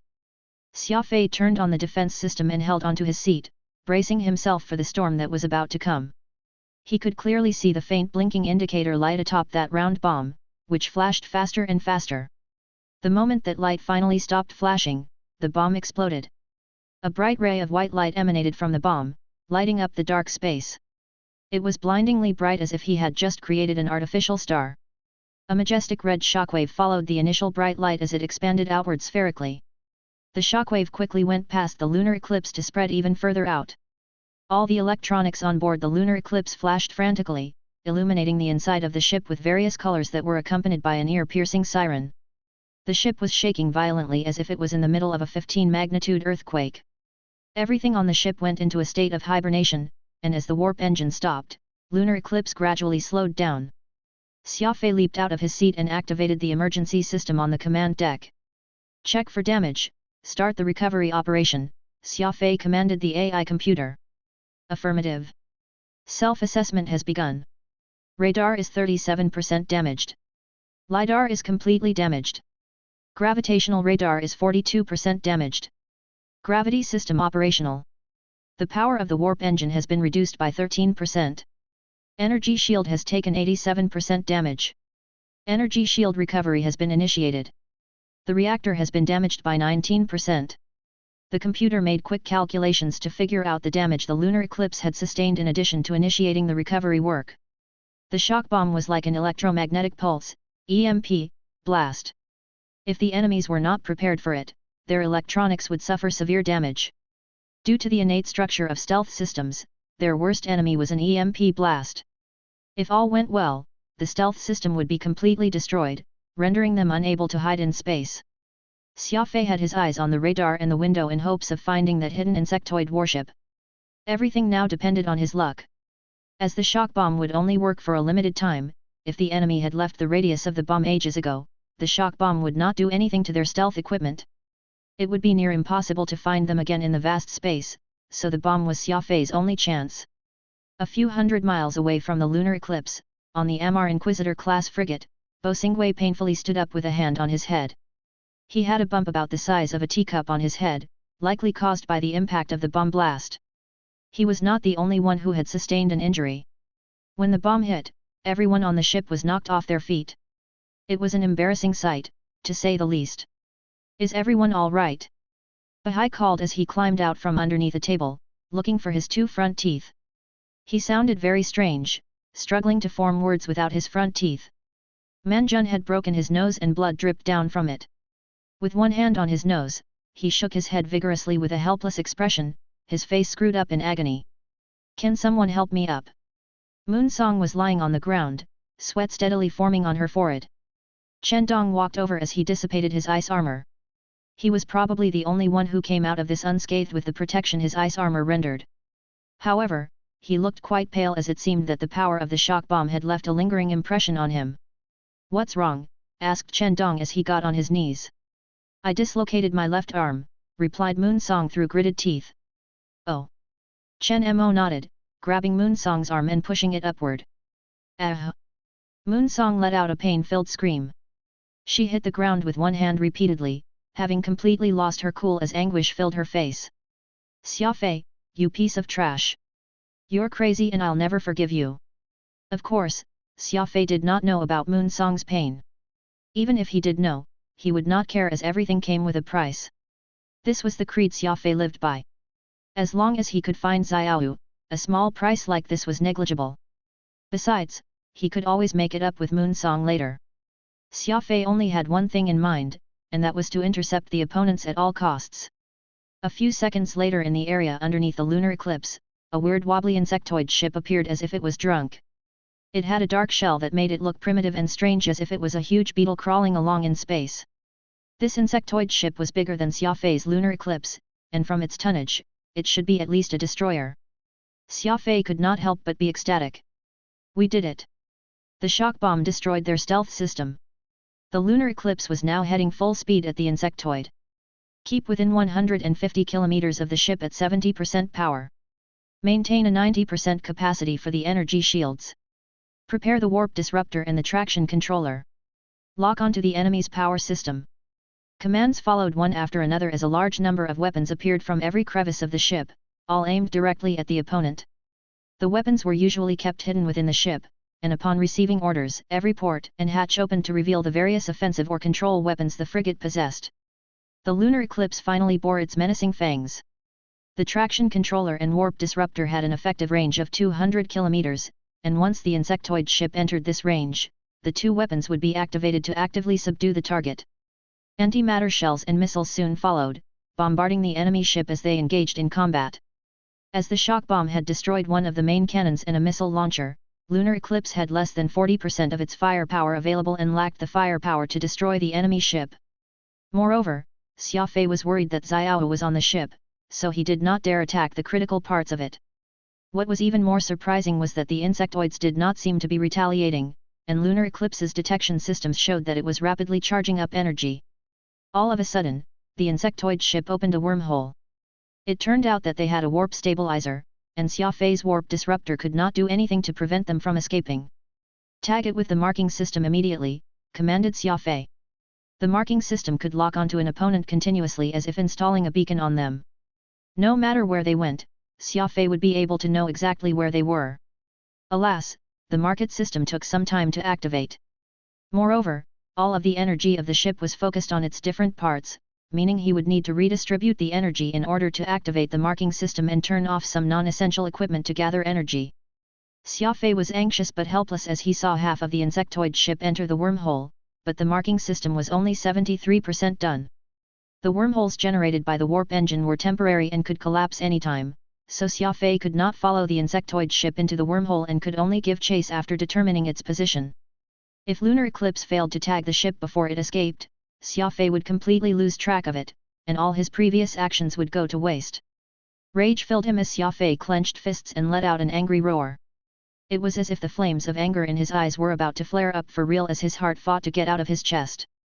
Just when the insectoid ship was about to enter the wormhole fully, the marking system shot out a faint green ray of light, hitting the tail of the insectoid through a tiny gap in the closing wormhole at the last possible second, barely marking the insectoid ship in time. "Perfect!" exclaimed Xia Fei as he slammed his fist onto the console. A white blip appeared on the projected screen immediately. The blip was advancing incredibly fast. Xia Fei zoomed out from the star map and saw the ship moving toward the outer reaches of the star region. The Enduro star region was a star region at the edge of the Pan-Human Alliance area, far away from its core areas. It appeared that his foes were trying to escape the Enduro star region altogether, making their way toward the military buffer zone set by the humans and insectoids. Military forces from either side were not allowed into the buffer zone, so the military would lose track of it once they entered that zone. They had to stop the ship before it entered the zone at any cost. "Bo Xingwei, are things all right on your end?" Xia Fei initiated a connection to Bo Xingwei's ship. "We are fine, but most of the ship has been damaged.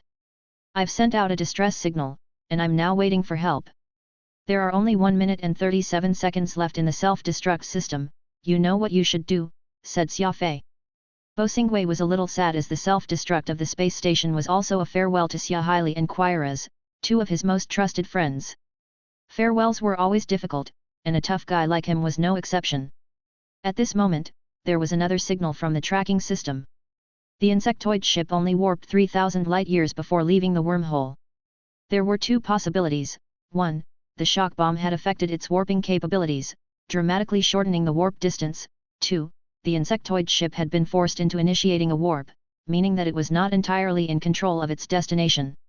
Without any hesitation, Xia Fei entered the insectoid ship's location into the AI navigation system and activated his own warp system to try and follow it. Ships needed to take some time to recharge their power after every warp, and they would be unable to open a wormhole during this time.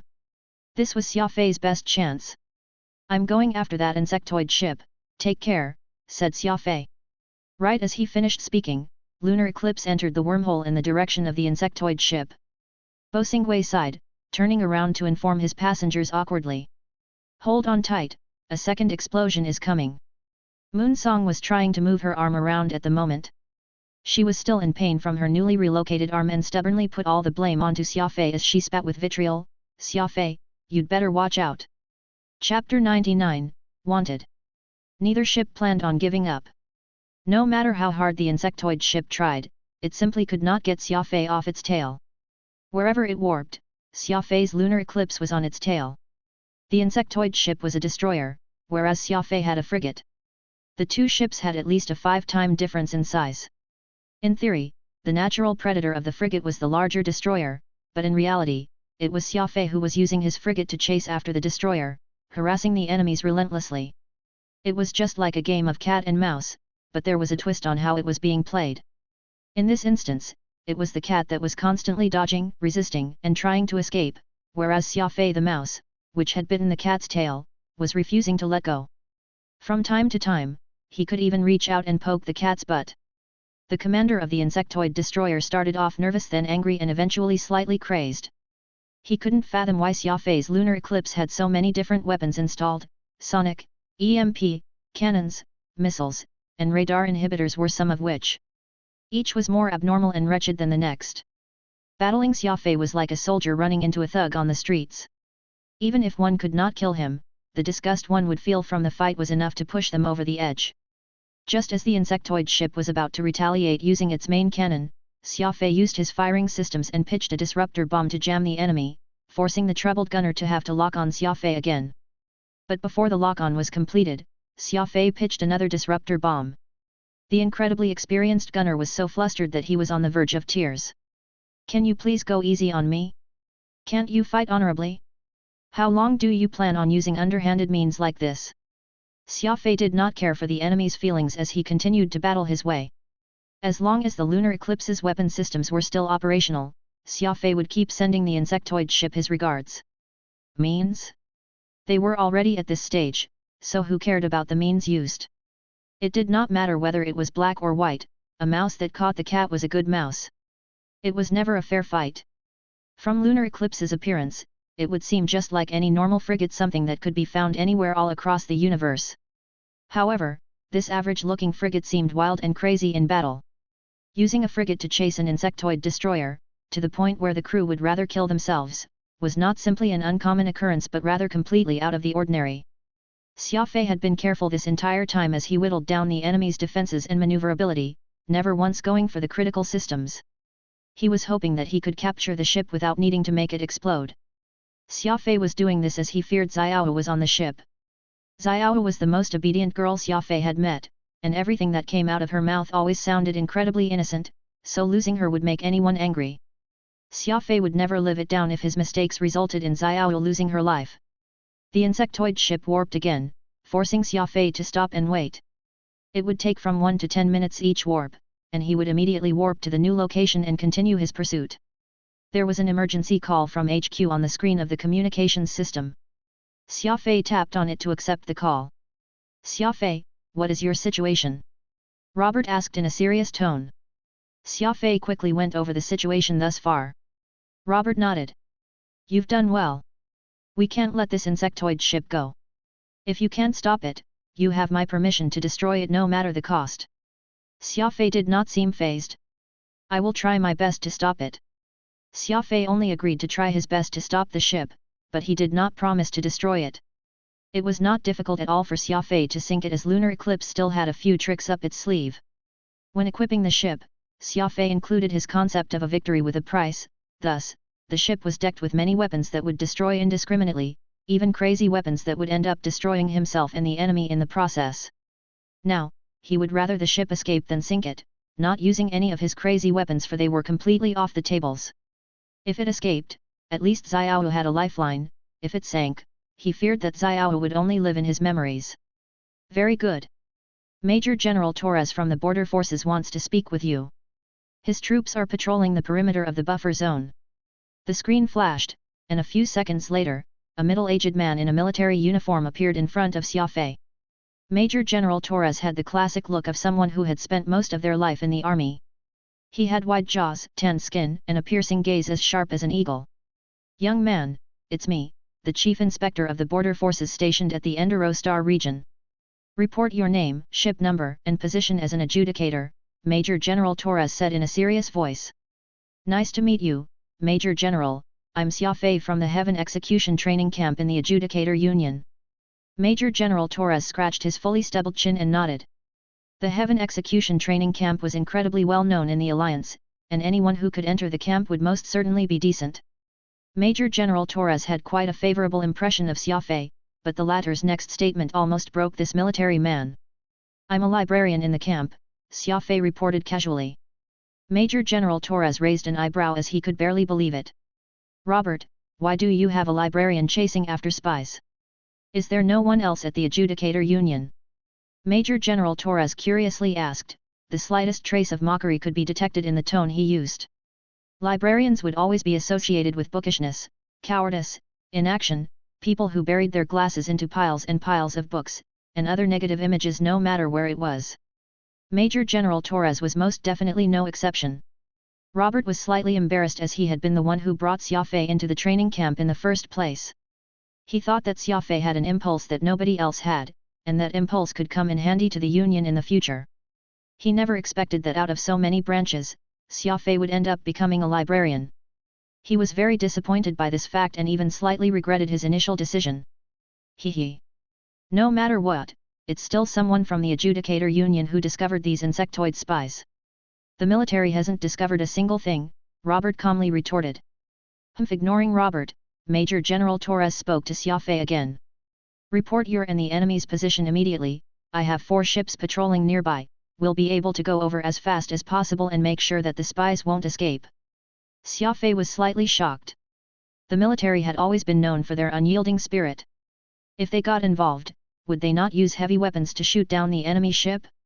If so, he would lose his only chance to retrieve Xiaoyu, and that was something Xia Fei did not want to see.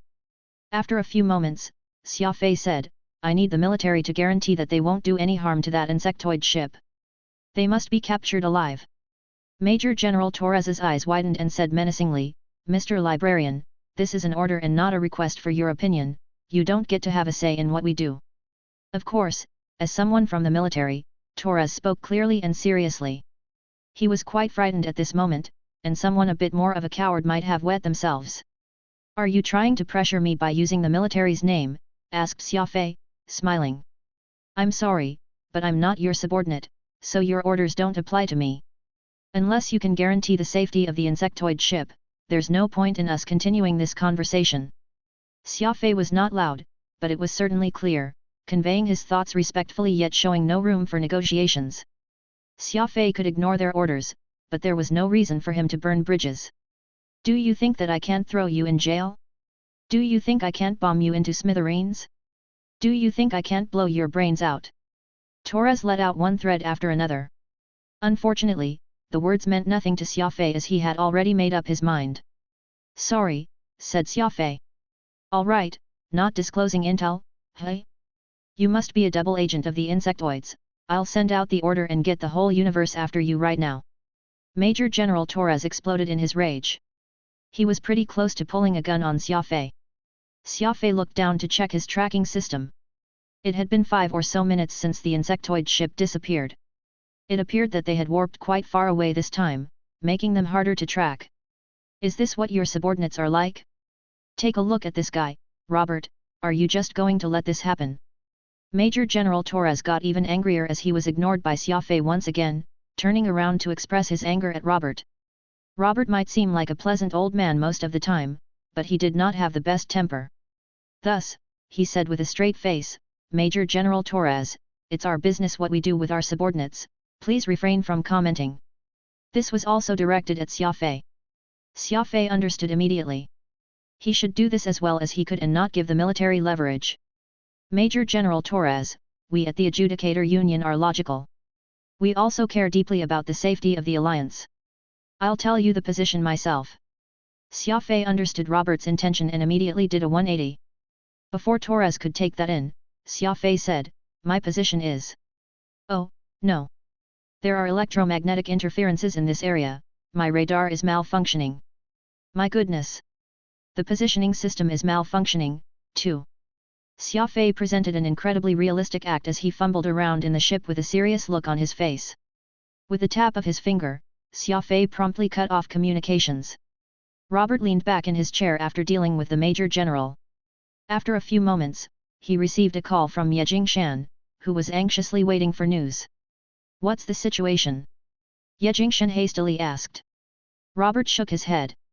Consider it a failure. Consider.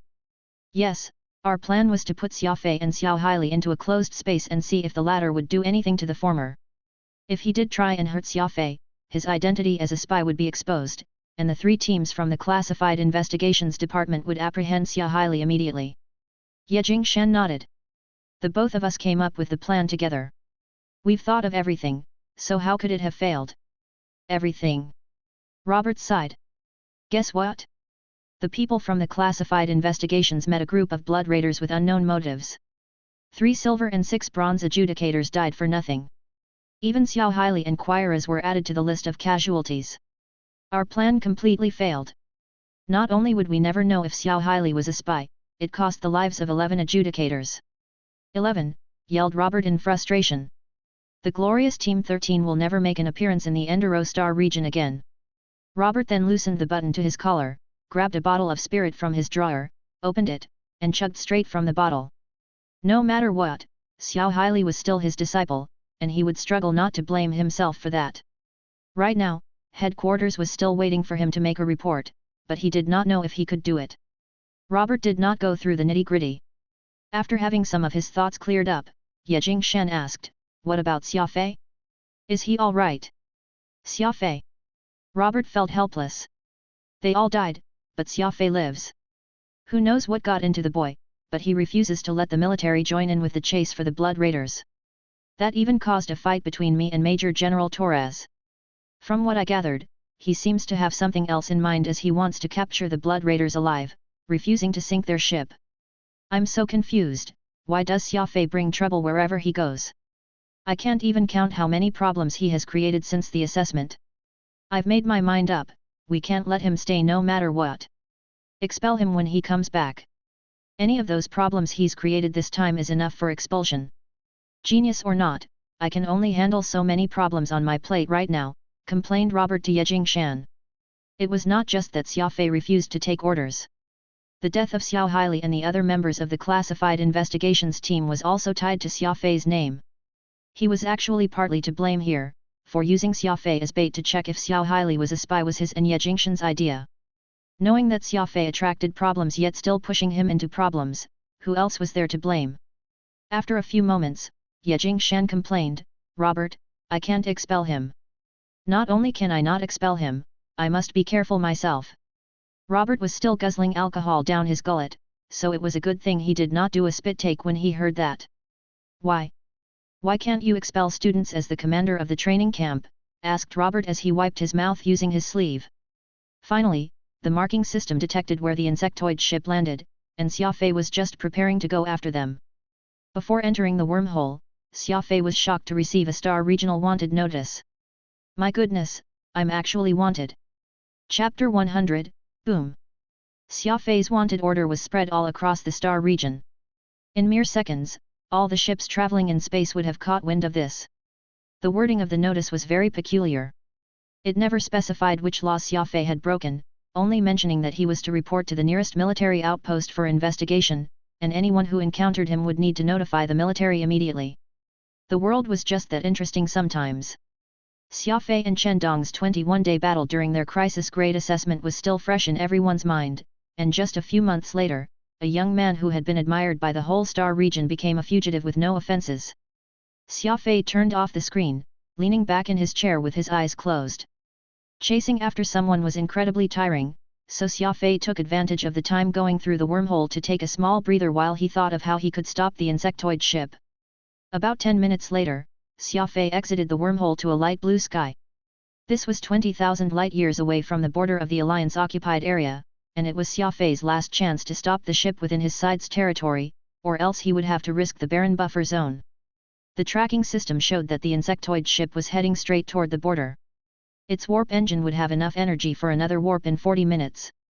Luckily, Lunar Eclipse was equipped with a Black Mamba 130 engine, which was much faster than what the insectoid ship had. It should only take him 18 minutes to catch up with the enemies. Based on that, Xia Fei had 22 minutes to stop the ship within the Alliance-occupied area. Lunar Eclipse traveled toward the insectoid ship at max speed as Xia Fei stood at the control panel, looking out with stern eyes. "Prepare the overclock system," commanded Xia Fei in a deep voice. As he finished, the overclocking chip, which was installed, analyzed the various parts and components of the ship, searching for the stress limit of the systems. Lunar Eclipse had already taken some damage from the impact of the shock bomb, therefore, initiating the overclock system was not the best idea as it would stress the already damaged components even more. As they neared the insectoid ship, rays of white light came from the barrels of the 4 main cannons of the Lunar Eclipse as they started firing. Xia Fei pushed the energy shield to its maximum, nimbly dodging left and right to avoid the barrage of enemy fire. Boom! The entire ship shook when a Gauss shell struck the energy shield of Lunar Eclipse. The energy shield dropped by 7% in an instant, prompting the shield chargers to start the recovery of the energy shield. Move around their ship while maintaining a 50-kilometer distance. "Prepare the traction control system," commanded Xia Fei. 50 kilometers was an incredibly close distance for combat.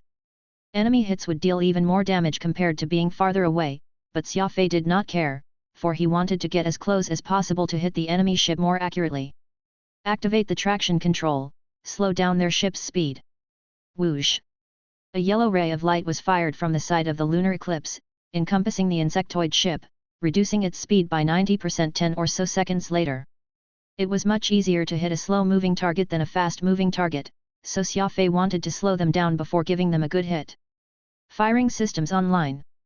Release a disruptor bomb. Whoosh! An oval-shaped bomb was shot. This was Xia Fei's last disruptor bomb. It would disable enemy cannons for a minute, but afterward, he would have to endure all the enemies had to throw at him. Engage a weapons system. Target its warp engine. Activate the overclocking chip and achieve maximum overclocking, commanded Xia Fei.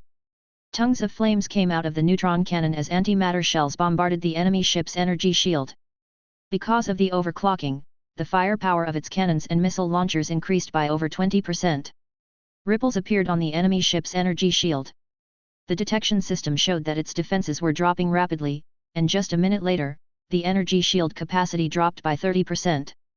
With this minute passed, the disruptor bomb's effect had expired, and retaliation started coming from the 4 main cannons of the insectoid ship.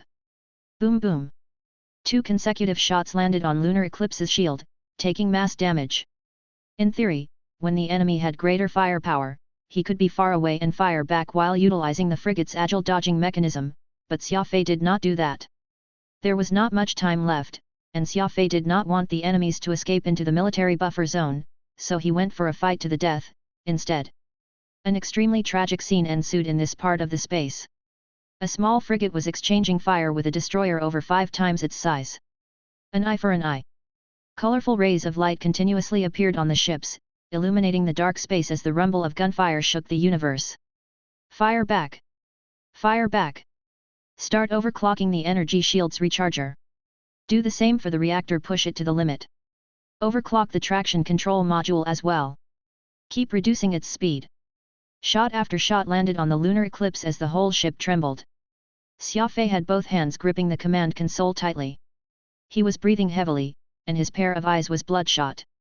If one should explain what Xia Fei had faith in, which made him brave enough to go toe-to-toe against a destroyer from an entirely different weight class, it would be how well Lunar Eclipse was equipped. It was a naval-issued frigate, after all. A frigate equipped with countless top-of-the-range weapons.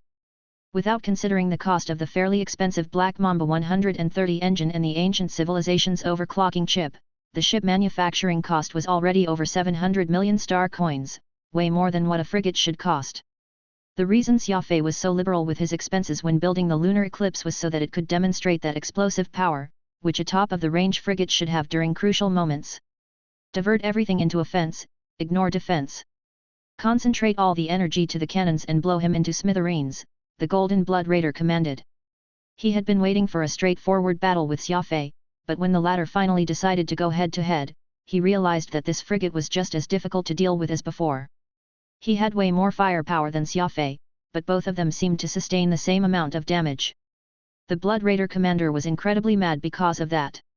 He refused to believe that a great insectoid destroyer could not beat an average human frigate. A few minutes later, the energy shields of both parties were zero, and it was now a battle between their armors. All ships had 3 different lines of defense. First was the energy shield, second the armor plating once the energy shield was gone, and if the armor plating went, the ship would only have its third and final line of defense, its structure. The structure of a ship was its last line of defense. Once the structure took damage, the ship was gone for good. Boom!